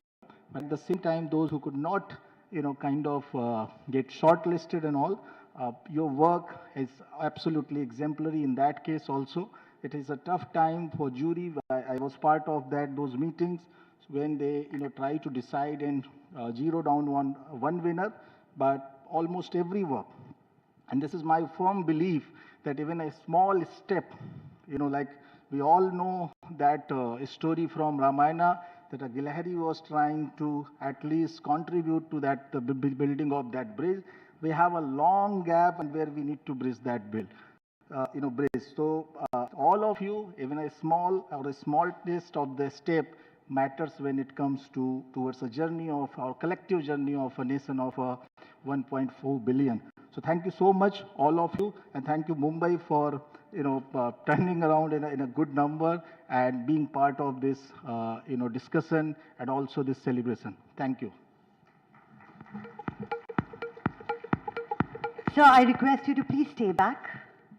I request Mr. Kamal to please stay back. And I request our guest of honor, Dr. Neelam Divakar Gore, Honorable Deputy Chairperson, Maharashtra Legislative Council, to please join him on stage.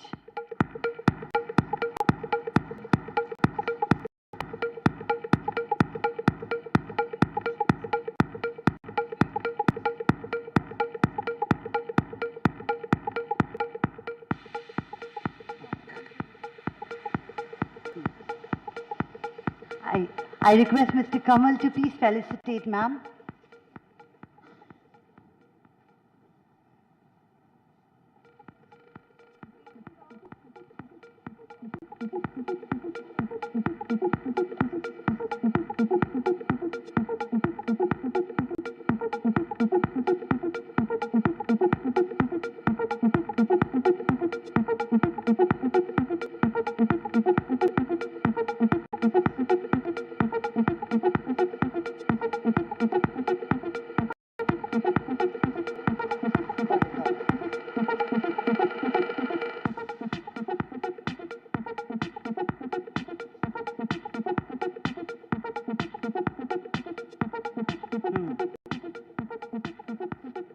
Thank you, sir. Ma'am.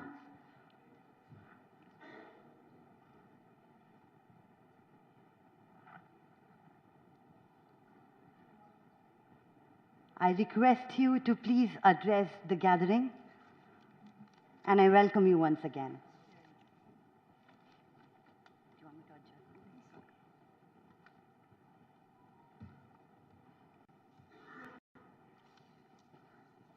Good evening, Namaste. And as what we talk in Mumbai always, Jai Maharashtra, Jai Bharat. First of all, let me share that I am feeling very happy that without becoming very sick, I am able to meet so many doctors together. So that is something, my honor and dignity also has been enhanced. There is a small correction which I would like to say, that I am the Deputy Chairperson of the Upper House, which is the Legislative Council of Maharashtra, like Rajya Sabha. I am a legislator last 22 years, 5 years. I am the Deputy Chairperson of the Legislative Council, and as the post of the Chairperson is not occupied, so I am having the charge of both the jobs, Deputy Chairperson and Chairperson together. First of all, I would like to say Integrated Health and Wellness Awards and the organizers, best luck and big thank you. Very good evening to all the guests. Sorry for my being delayed. All the awardees and attendees and organizers of today's event. I would also like to extend my appreciation for my fellow dignitaries, Mr. Naveen Sona, Dr. Hemant Koshia, Shri Sudarshana Jain, Shri Kamal Nayan and Srimati Nikki Gupta. First and foremost, I would like to thank IHW Council for inviting me for prestigious award show. I am extremely grateful to be able for formally congratulate the pillars of the state during the distressful times of the COVID pandemic. The pandemic was a very tough time. All of us, we have gone through process as a person, as a community, as the family, as the society, and also as the nation. We have also understood that the lesser privilege of the society, and we were able to help each other through these times. The Government of India and our Prime Minister Narendra Ji Modi have worked very hard, and I must share that every Chief Minister from all over the country and the government bureaucracy and the doctors and the sisters and paramedical staff and chemists and even policemen on the road, they were able to take this issue forward, and we were able to understand the humanity in between, which may have lost, or the importance of neighbor, importance of being with family, all those issues. I will also like to say that the pandemic was like a world war, which will have repercussions and lot of impact for more than 5 to 7 years.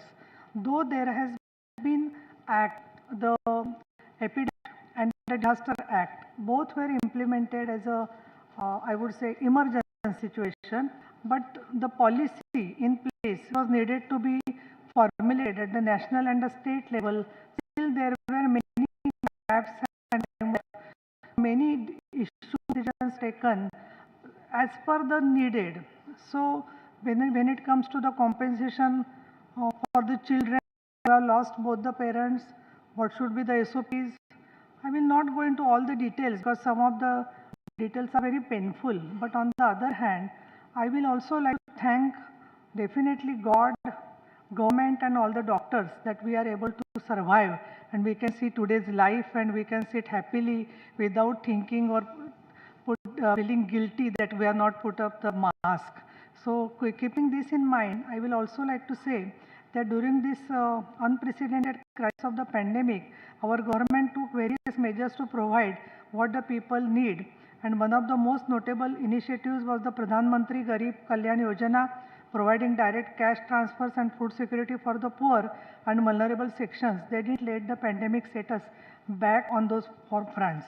There are also Atmanirbhar Bharat Abhiyan, the Self-Reliant India Mission to revive the economy and domestic production across sectors like agriculture, manufacturing, healthcare. The idea was to emerge from COVID more self-reliant as a nation.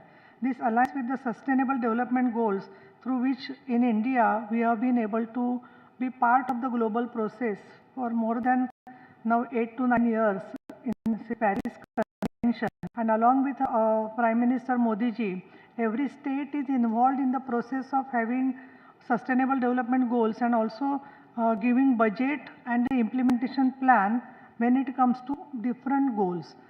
I'm not very sure whether every member of the health sector is well aware about the 17 goals, because when I tried to take reviews within the government, I was able to see that many of the bureaucrats were trying to isolate only the goal which is related with their particular department, but not were able to look into comprehensive way. They will say, yes, gender equality has been taken care by the women and child department. But it is not so. Health will be taken care by the health department. It will not be so. We have to look to it that unless and until we don't have proper urban governance, how health sector will be able to work together. So together, taking all these issues in mind, there is a need to have comprehensive perspective. So as the 4th World Women's Conference had one sentence that look towards the world women's eyes. So I will appeal all the members to look through the eyes of the sustainable development goals together, so that we can see in our own areas of working, we can spread awareness, we can spread commitment, we can spread more and more sensitivity towards the people who are lagging behind. Also, there is one sentence which is again and again repeated, that no one should be left behind. While we come across many girls, young girls, who are left behind from the womb itself. And also, when it comes to people from different ages, now the government of Maharashtra has come out with a scheme, Vayoshri scheme, which means that person whoever needs any different type of instruments or support systems, it may be a machine, it can be specs, it can be a smoker, it can be different types of support systems that can be given free to many people, because I come across many poor women and men that they are not able to see, but even they are not able to buy the specs. So there are people in the community like you who needs to be given awards, because lot of charity work and support work has been done by the hospitals in Mumbai. And here I will like to also say that there was so much crisis situation. In Mumbai also we faced many challenges, but in the second part of the phase of COVID, there were many patients who were airlifted from other cities of the country and they were cured in Mumbai. So I will also like to give credit to people from the community. It's not a geographical war, but because there is a need to have what we think, what is local and global, if we look at it together, I definitely feel that this is the summit and awardees who have done a very, I would say, work which is a historical work done by them. All this getting achieved by the help of every single individual is, it works hard for the nation. Some of these esteemed individuals who have contributed significant amount, especially in the times of COVID, they are in room with us. Healthcare companies, like many, have been appreciated, and it would have been not possible to meet them personally to thank them, because the medicine which has cured our near and dear ones, and when we thank the God, we also thank the people. Though you are doing your commercial business, but if it is done with the quality assurance, it definitely gives better result. I have two eyes with me, my younger sister who has quality assurance chief in Glaxo as a South Asia chief. Always I have been listening to her phone calls that how worried she is for quality assurance. And unless and until in the public hospitals or every hospital we come across people, and I will like to mention Pune Hospital, in COVID ward, she was admitted, and when we asked the doctors, and they said that not a single paramedical staff or doctor has been facing COVID, though they were doing service for all the COVID patients for a long time. So I think, that gives us results in our own life if we try to have high standards. The pandemic exposed how vulnerable we are for the public health emergencies. I will also like to say that every person was thinking that what's the point in going to the government hospital before the COVID times, but there was no place left in the hospitals and government hospitals and the primary health centers had to be strengthened because people were not able to have access to the private hospitals. So it was something like a very thin person becoming a Bahubali immediately, where he has to take load of everybody. So we have to also see, along with the private sector, how we will be able to strengthen the government sector also, which is our duty. Sustainable health care goes beyond that just being not crisis ready is not enough, but at its core, it should have be affordable, quality healthcare for all citizens at all times, pandemic or not. The Sustainable Development Goals enshrine the idea of universal health coverage as a human right. No one should be bankrupt or be denied care because they can't afford it.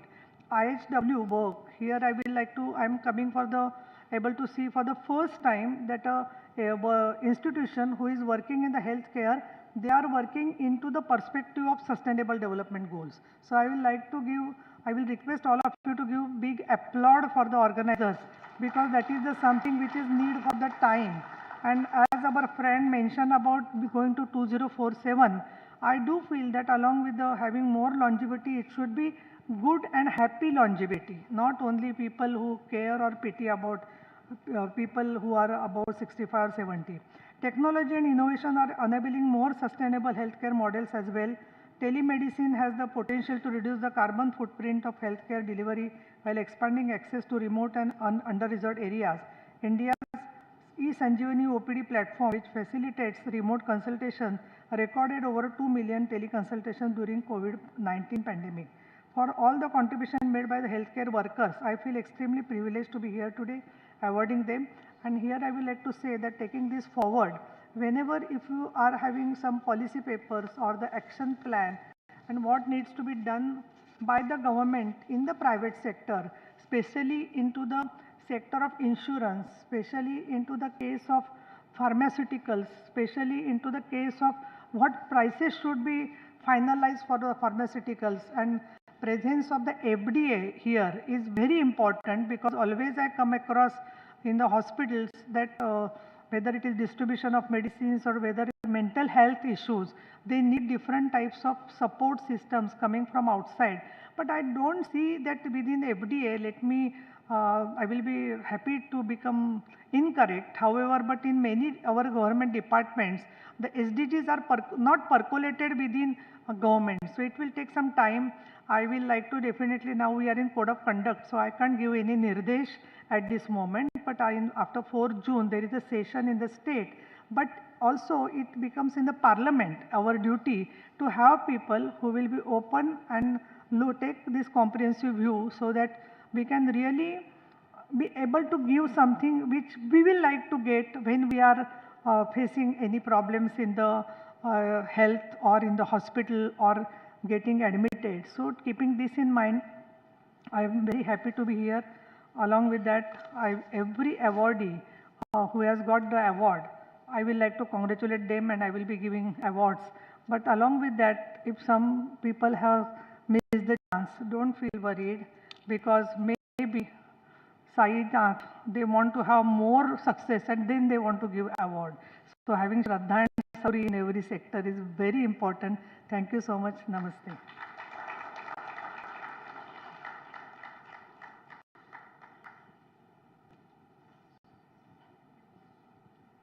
Thank you, ma'am, for those inspiring words.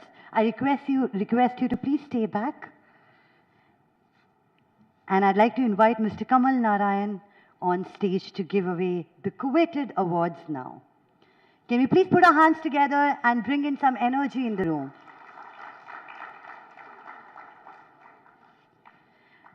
Now, without further ado, let's begin the proceeding of the 9th India Health and Wellness Awards 2024. Let's begin with the category for healthcare delivery brand hospitals. A gold award for the category healthcare delivery brand hospitals national goes to Apollo Health and Lifestyle Limited. For being a beacon of excellence in the healthcare landscape, congratulations team. Please join us on stage to receive the award.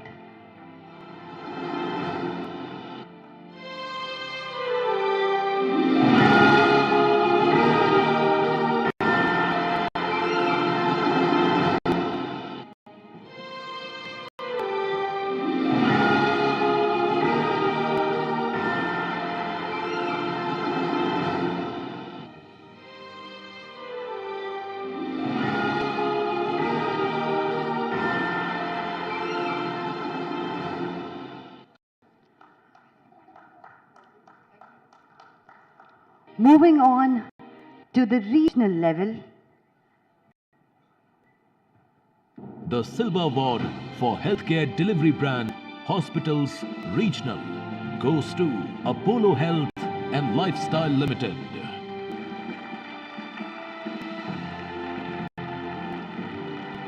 for showcasing their commitment to healthcare excellence across regions. Congratulations team, please join us on stage to receive the award.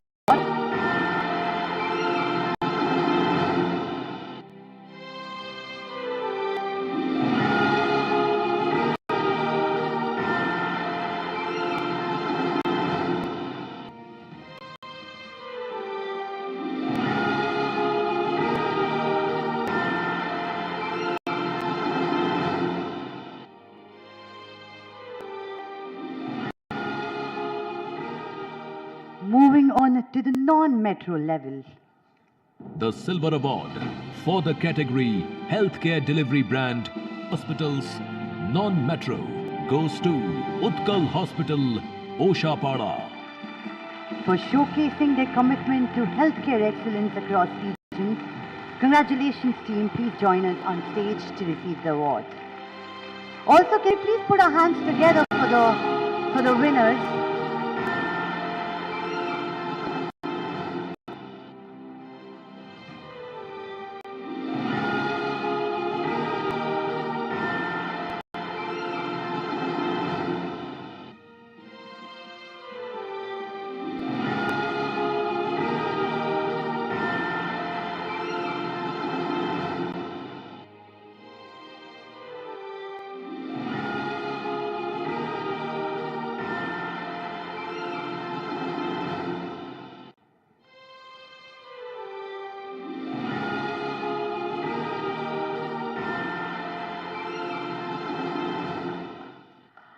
Our next award in the category Emerging Healthcare Delivery Brand. The Bronze Award for the category Emerging Healthcare Delivery Brand goes to C.K. Birla Hospital. Can we give them a humongous round of applause?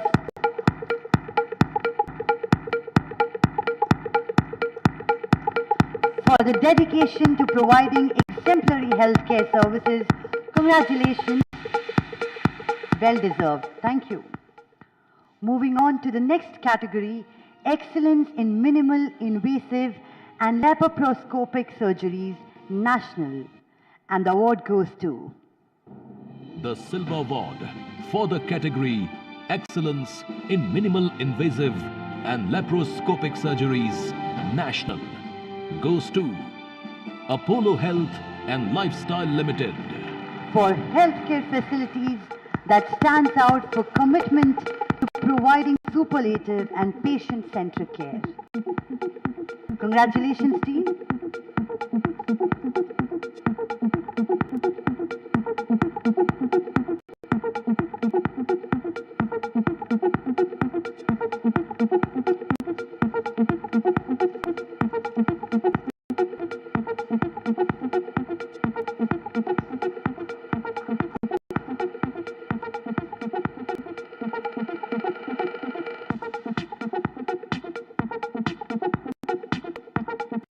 Let's move on to the next category. For the category Excellence in ART and IVF goes to Birla Fertility and IVF. For leading globally in fertility care with exceptional clinical outcomes, innovation and compassionate care. Congratulations and very well deserved.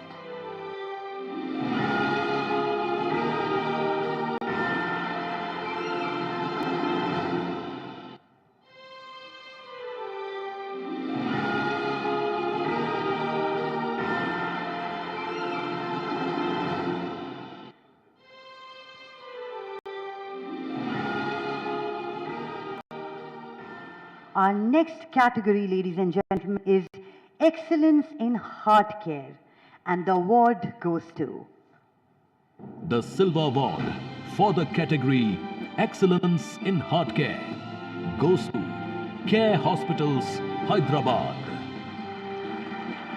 For their exceptional work in the project Proximal Aorta. Congratulations, and please join us on stage to receive the award.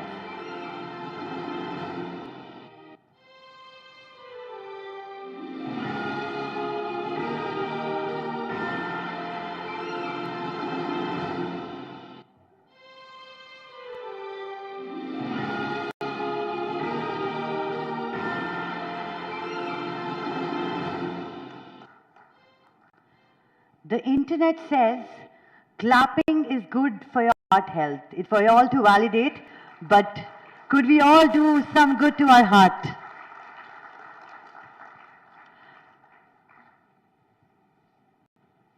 Our next category is Excellence in Reproductive and Sexual Health, and the award goes to The Gold Award for the category Excellence in Reproductive and Sexual Health goes to Proactive for Her.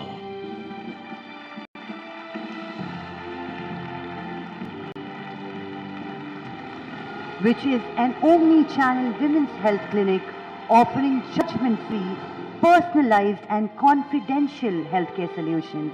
Congratulations, and please join us on stage to receive the award. Not there. Okay. Let's move to the next category in excellence in patient safety and centricity. Can we have the visuals, please? The Bronze Award for the category Excellence in Patient Safety and Centricity goes to Narayana Health. For providing excellent service for better patient care. Congratulations, come on up on stage to get your award.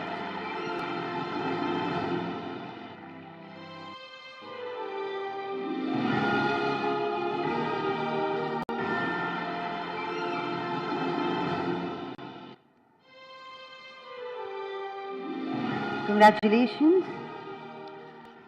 Our next award in this category goes to Moving on to the Silver Award for Excellence in Patient Safety and Centricity goes to Malabar Institute of Medical Sciences. Their initiative care continuum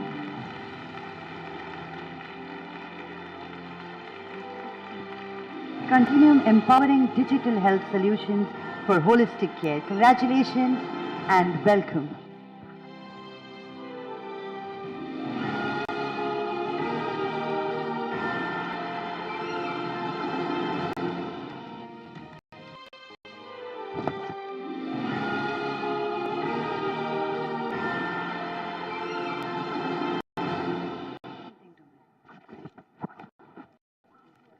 And another silver award in this category. The Silver Award for the category Excellence in Patient Safety and Centricity goes to Care Hospitals, Hyderabad. For the initiative beyond the operating room, strengthening of surgical site infection surveillance. Congratulations. Please join us on stage to receive the award.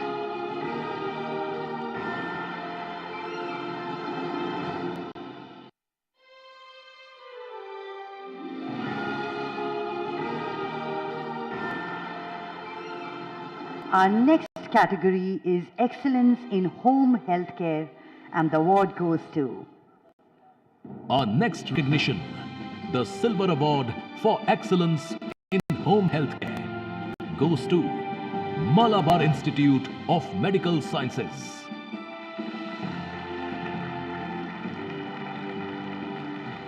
the Aster at Home initiative, which aims at bringing personalized and quality healthcare to one's doorstep. Congratulations, and please join us on stage. Very well deserved. Thank you. Moving on to the next category, Digital Technology Solution for Hospitals, and the award goes to. The Bronze Award for category Digital Technology Solution for Hospitals goes to eHealth System. For the pioneering work in technological innovation in healthcare. Congratulations. Please join us on stage to receive the award.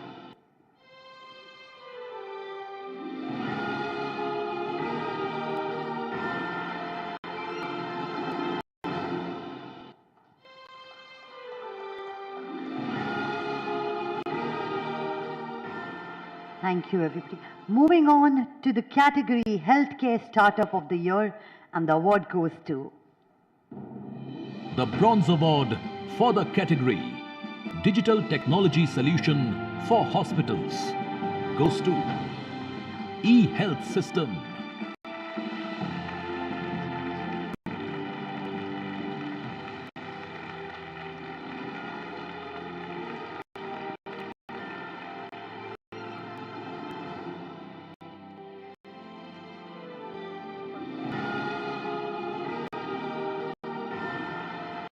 for a groundbreaking health fitness and wellness platform leveraging innovative technologies and artificial intelligence to revolutionize the way individuals and organizations approach well-being. Congratulations.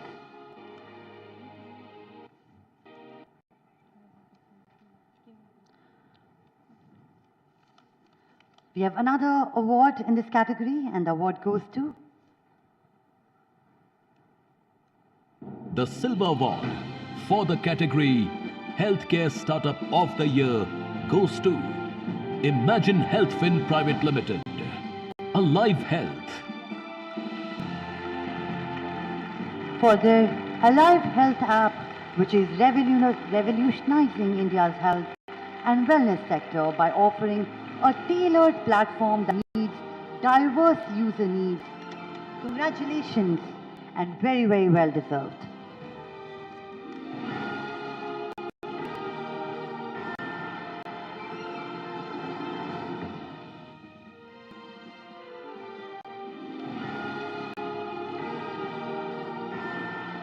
Moving on to the category Excellent Work During COVID, and the award goes to The Silver Award for the category Excellent Work During COVID goes to Glenmark Pharmaceuticals. for their exceptional work during the pandemic that not only provided relief to patients but also upskilled doctors. Congratulations, team. Please join us on stage.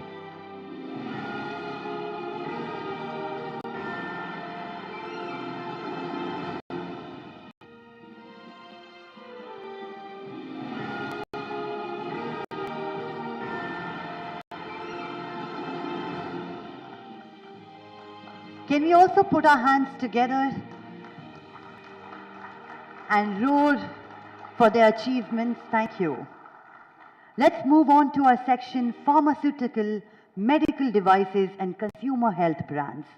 The first category is Patient-Centric Pharmaceutical Company of the Year, and the award goes to The Silver Award for the category Patient-Centric Pharmaceutical Company of the Year goes to Lupin Limited.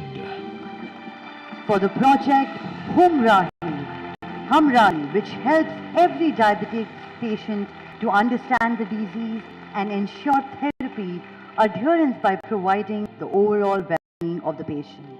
Congratulations. Please join us on stage.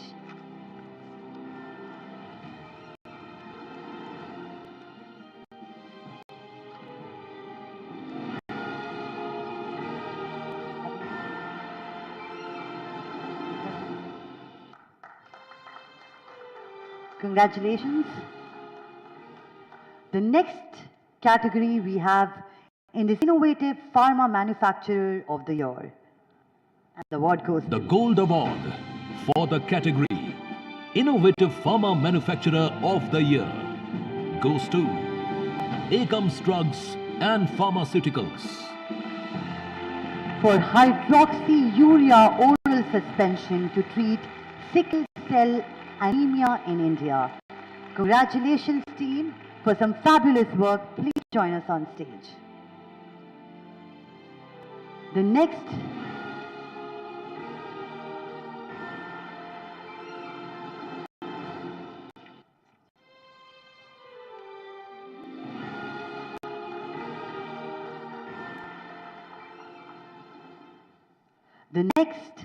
Next we have is Healthcare Innovation of the Year. And the award goes to The Silver Award for the category Healthcare Innovation of the Year goes to Dr. Reddy's Laboratories.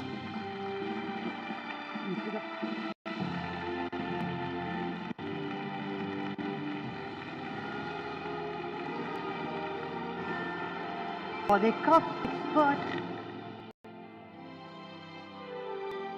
For the Cough Expert 1.0, which has revolutionized the field of cough management. Congratulations and very well deserved.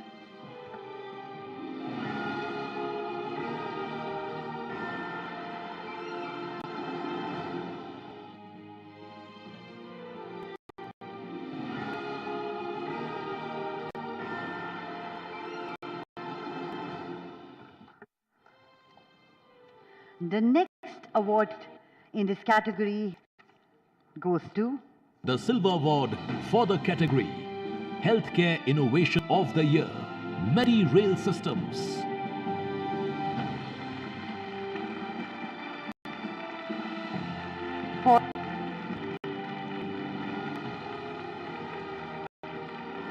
For Hygia, a revolutionary product, an unparalleled ultraviolet C disinfection tower equipped with a unique mini AHU system.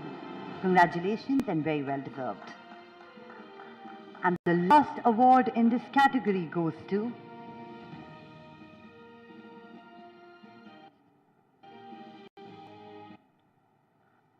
The Silver Award for the category Healthcare Innovation of the Year goes to Mindray Medical India. For their unwavering commitment to ensure better healthcare for all. Congratulations. Please join us on stage to receive the award.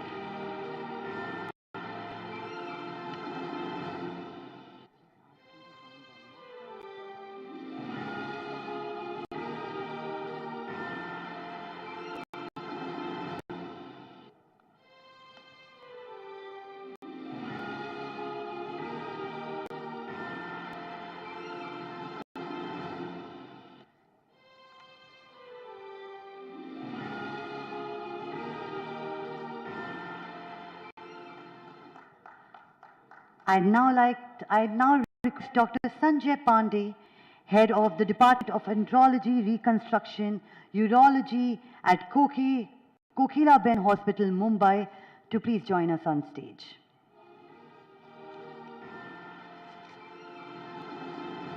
And the next category is Excellence in Chronic Pain Management. The Bronze Award for the category Excellence in Chronic Pain Management goes to Flexify Me. For providing excellent support in chronic pain management. Congratulations and very, very well deserved.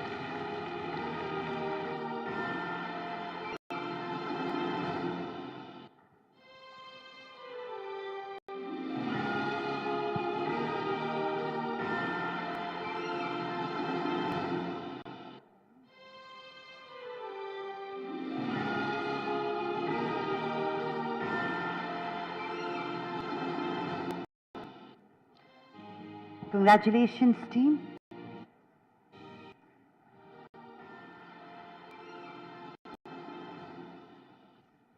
Thank you, Mr. Kamal. Thank you for giving away these awards. Next category is excellence in healthcare financial innovation. The Gold Award for the category Excellence in Healthcare Financial Innovation goes to FIBE for providing financial assistance to patients experiencing urgent medical needs. Congratulations and very, very well deserved.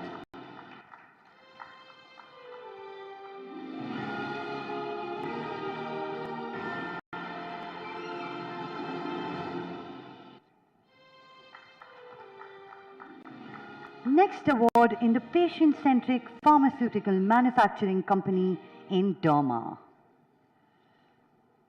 The Gold Award for the category Patient-Centric Pharmaceutical Manufacturing Company in Derma goes to Akums Drugs and Pharmaceuticals for their dedication to excellence and innovation has not only transformed the industry but also touched countless lives with their revolutionary products. Congratulations and very well deserved.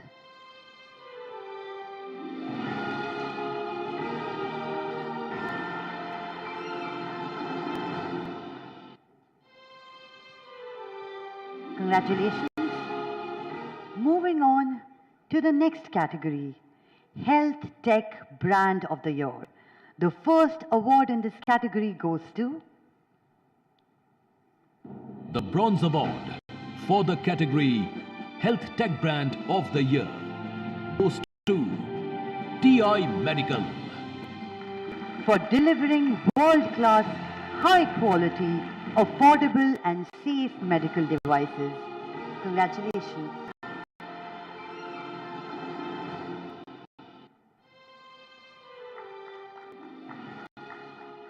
The next award goes to the Bronze Award for the category Health Tech Brand of the Year goes to Mindray Medical India for advancing medical technologies to make healthcare more accessible. Congratulations. Please join us on stage to receive the award.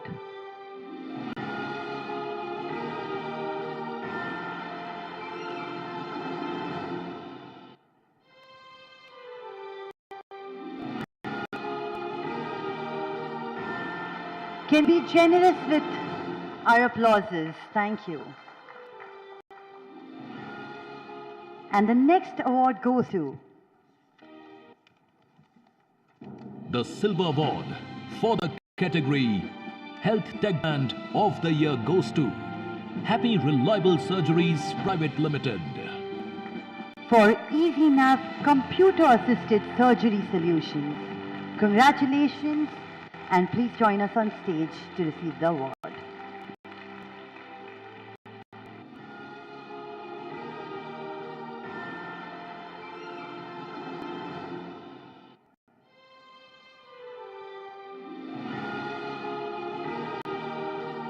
Congratulations once again. Moving on to the next category, and the award in patient-centric brand in heart care goes to the Silver Award for the category Patient-Centric Brand in Heart Care goes to Glenmark Pharmaceuticals Limited for reappraising the market leadership of Iptus through patient-centric guidelines directed medical therapy approach. Congratulations, and please join us on stage to receive the award.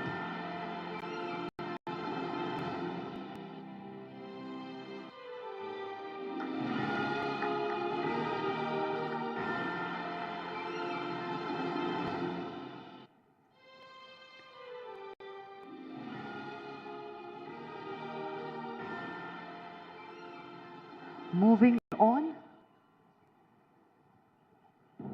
Bronze Award for the category Patient-Centric Brand in Child Health goes to Cipla Limited for Cheston, the no-nonsense cough preparation that is transparent and has no dye, no sugar, and no alcohol. Congratulations, team. Could you please come up on stage to get the award?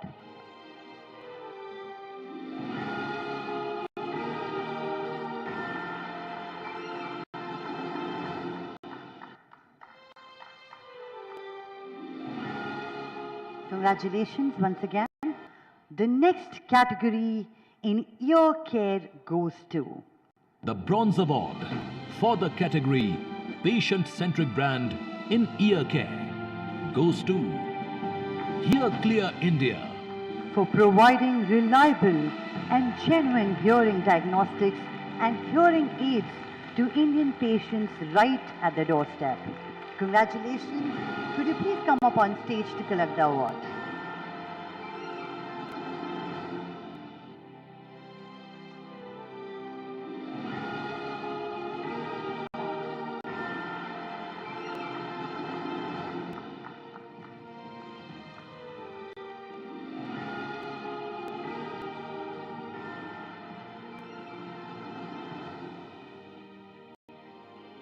Thank you, ma'am. Thank you so much, ma'am. Thank you for doing the honors. We are eternally grateful. Please put your hands together one more time for our guest of honor, Dr. Neelam Diwakar Gore, Honorable Deputy Chairperson, Maharashtra Legislative Council. I now request Nikki Gupta, Founder and CEO, Teamwork Communications Group, to please come up on stage and join us. Can we please also put our hands together for her?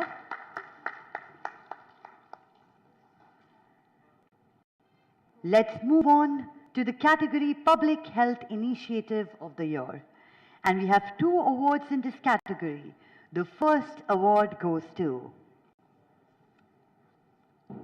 the Bronze Award for the category Public Health Initiative of the Year goes to Utkal Hospital, Oshapada.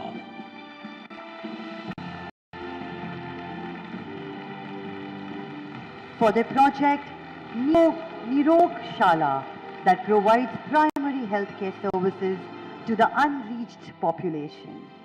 Keep up the fabulous work and congratulations once again.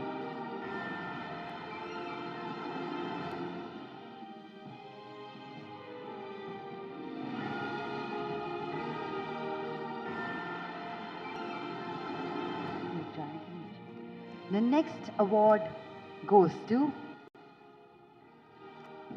the Silver Award for the category Public Health Initiative of the Year goes to Biocon Foundation.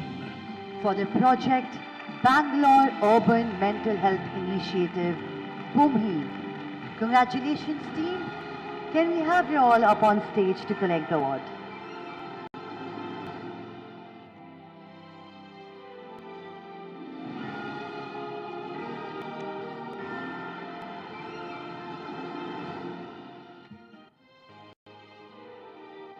Congratulations.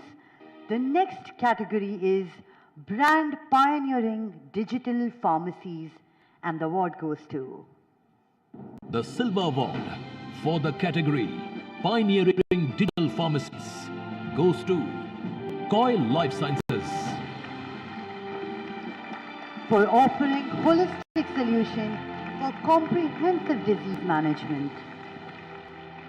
Very, very well deserved. I request you all to please come up on stage to collect your award.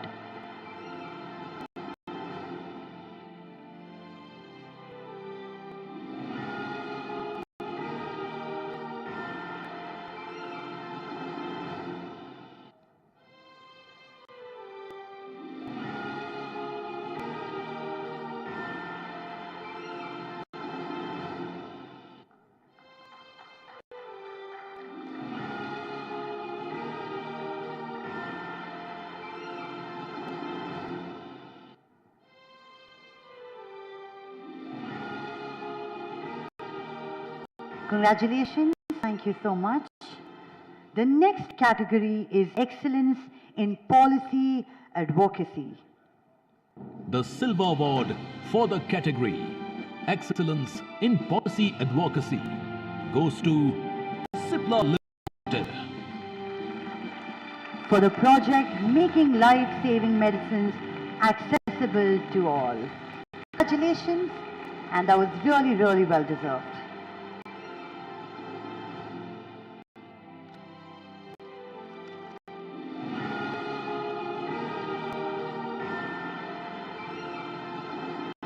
Our next category is Health Awareness Campaign of the Year, and the award in this category goes to The Bronze Award for the category Health Awareness Campaign of the Year goes to Aditya Birla Health Insurance.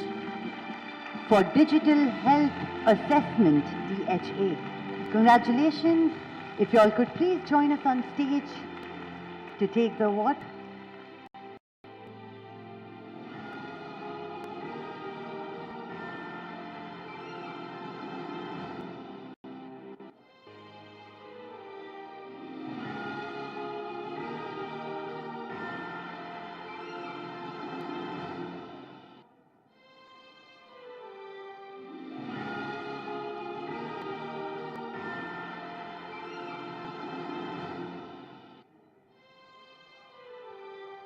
Congratulations, team. You all look delighted. Now we have 2 silver awards in this category, and the first award goes to The Silver Award for the category Health Awareness Campaign of the Year goes to Public Health Foundation of India. for Project on Nutrition and Mental Well-being of School Children in Tribal India. Congratulations, and keep doing the amazing work.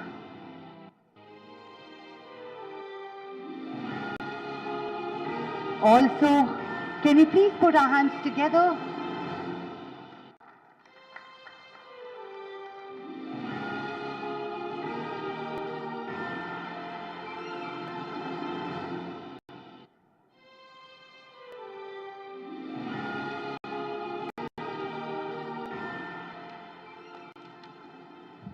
The next award goes to The Silver Award for the category Health Awareness Campaign of the Year goes to Cipla Limited.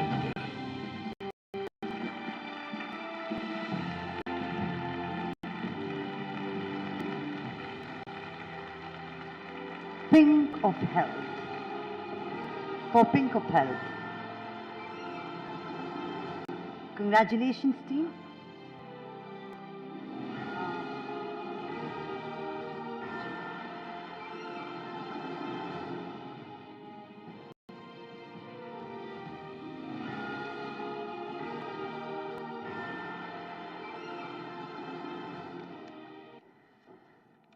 Moving on to the next award. The Gold Award for the category Healthcare Service Provider Ambulance goes to Zikidza Healthcare.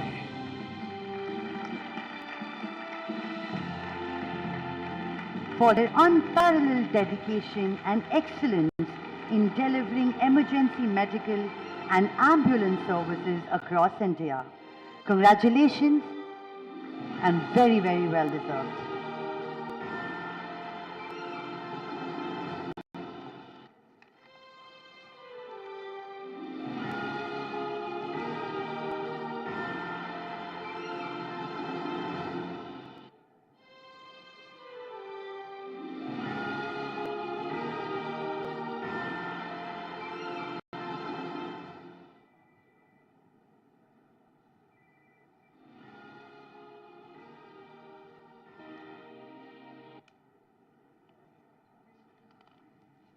Congratulations. And the next award. The Bronze Award for the category Healthcare Service Provider goes to Prodwise Communications. For the initiative NephroConnect. Congratulations, team.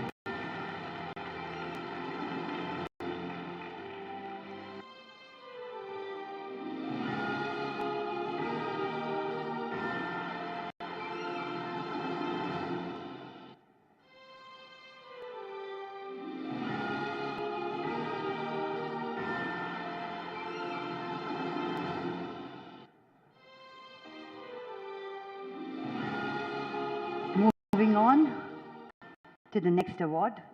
The Bronze Award for the category Diseases Screening Initiative of the Year goes to Cipla Limited. For their initiative, the Uncommon Code for Diagnosis and Management of Allergic Rhinitis. Congratulations.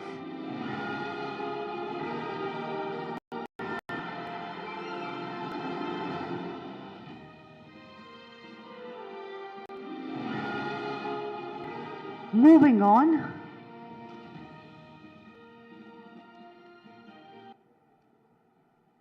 The Silver Award for the category Medical Skilling Initiative of the Year goes to CQS, Center for Quality and Standard Foundation. For their innovative healthcare program under Medical Skilling Initiative. Congratulations. Could we please have you on stage?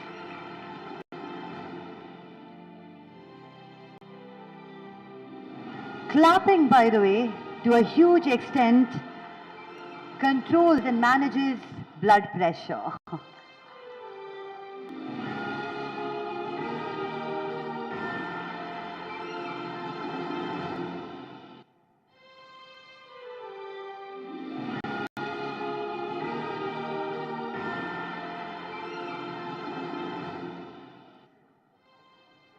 Congratulations, team.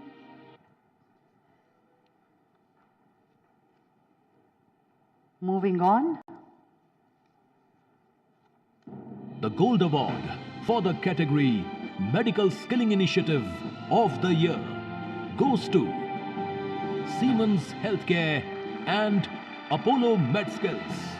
The Skilling for Better Health and Living project, which aims to improve the employability of youth and offer them sustainable livelihood through health sector skilling. Keep doing the incredible work. Very, very well deserved. Congratulations.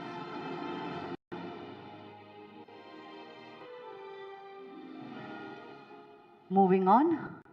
The Silver Award for the category NGOs providing financial support to needy patients goes to Genesis Foundation. For their Save Little Hearts project. Congratulations. Request the team to please come up on stage.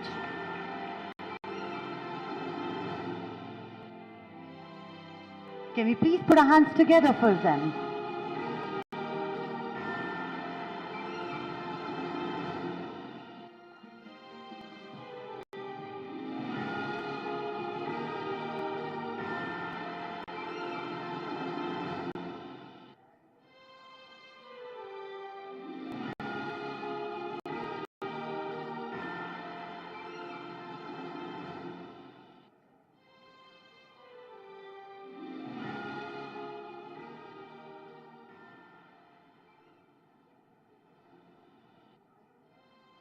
Congratulations.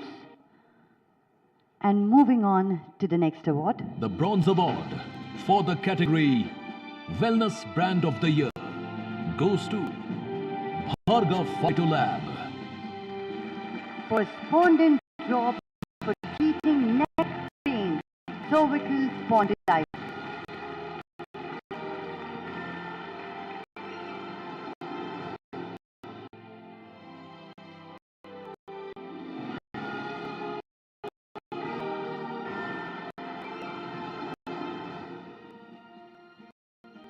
Moving on. The Silver Award for the category Wellness Brand of the Year goes to Kshema Vana. Rooted in traditional naturopathy and local tradition, Shimavana blends ancient wisdom with modern treatments to foster inner peace and holistic wellness. Congratulations.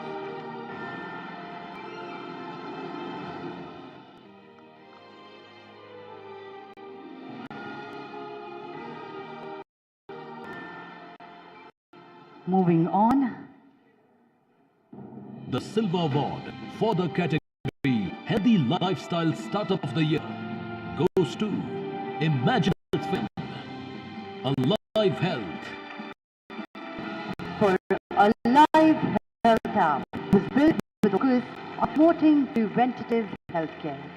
Congratulations.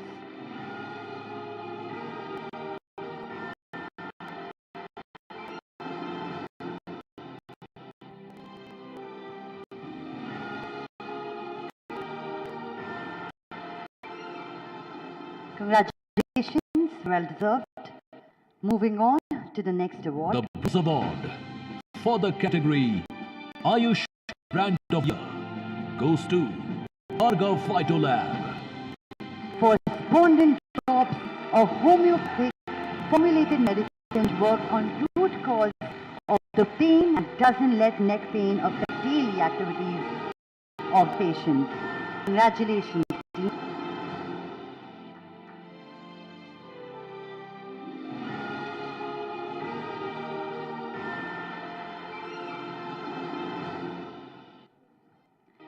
Moving on to the next award. The Silver Award for the category Ayush Brand of the Year goes to Vana, which stands out in the wellness landscape by seamlessly integrating traditional naturopathy with evidence-based medical practices. Congratulations and very well deserved.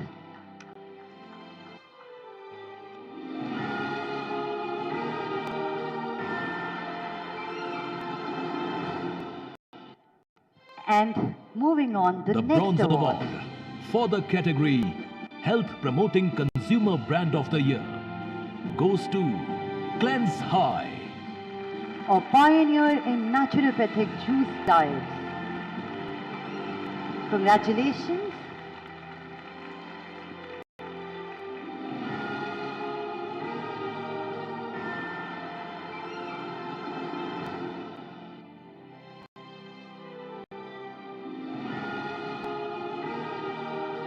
Moving on to the next and the last award.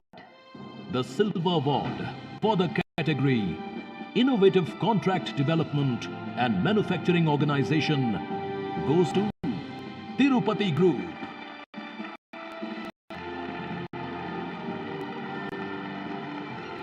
For the calcium chelate, calcium lysate, first calcium supplement where vitamin D3 is not required for the absorption of calcium. Congratulations.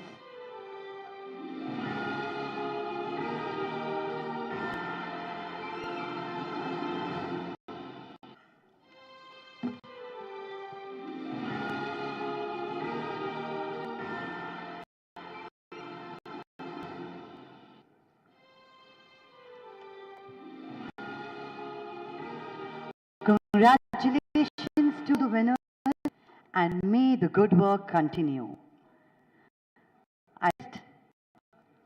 Dr. Neet Divakar, going to please join us on stage and give us a photo opportunity with her. I would invite all the winners for a group photograph on stage and post that request all of you to join us for the coffee dinner and enjoy the moment.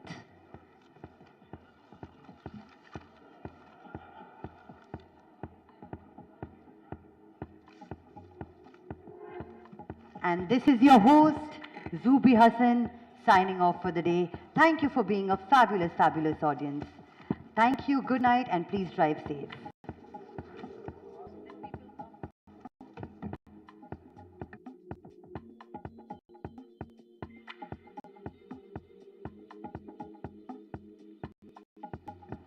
I request all the winners to please come up on stage. We'll try and do what we did in the assembly. Let's stand according to our height so that everybody gets some visibility in the picture.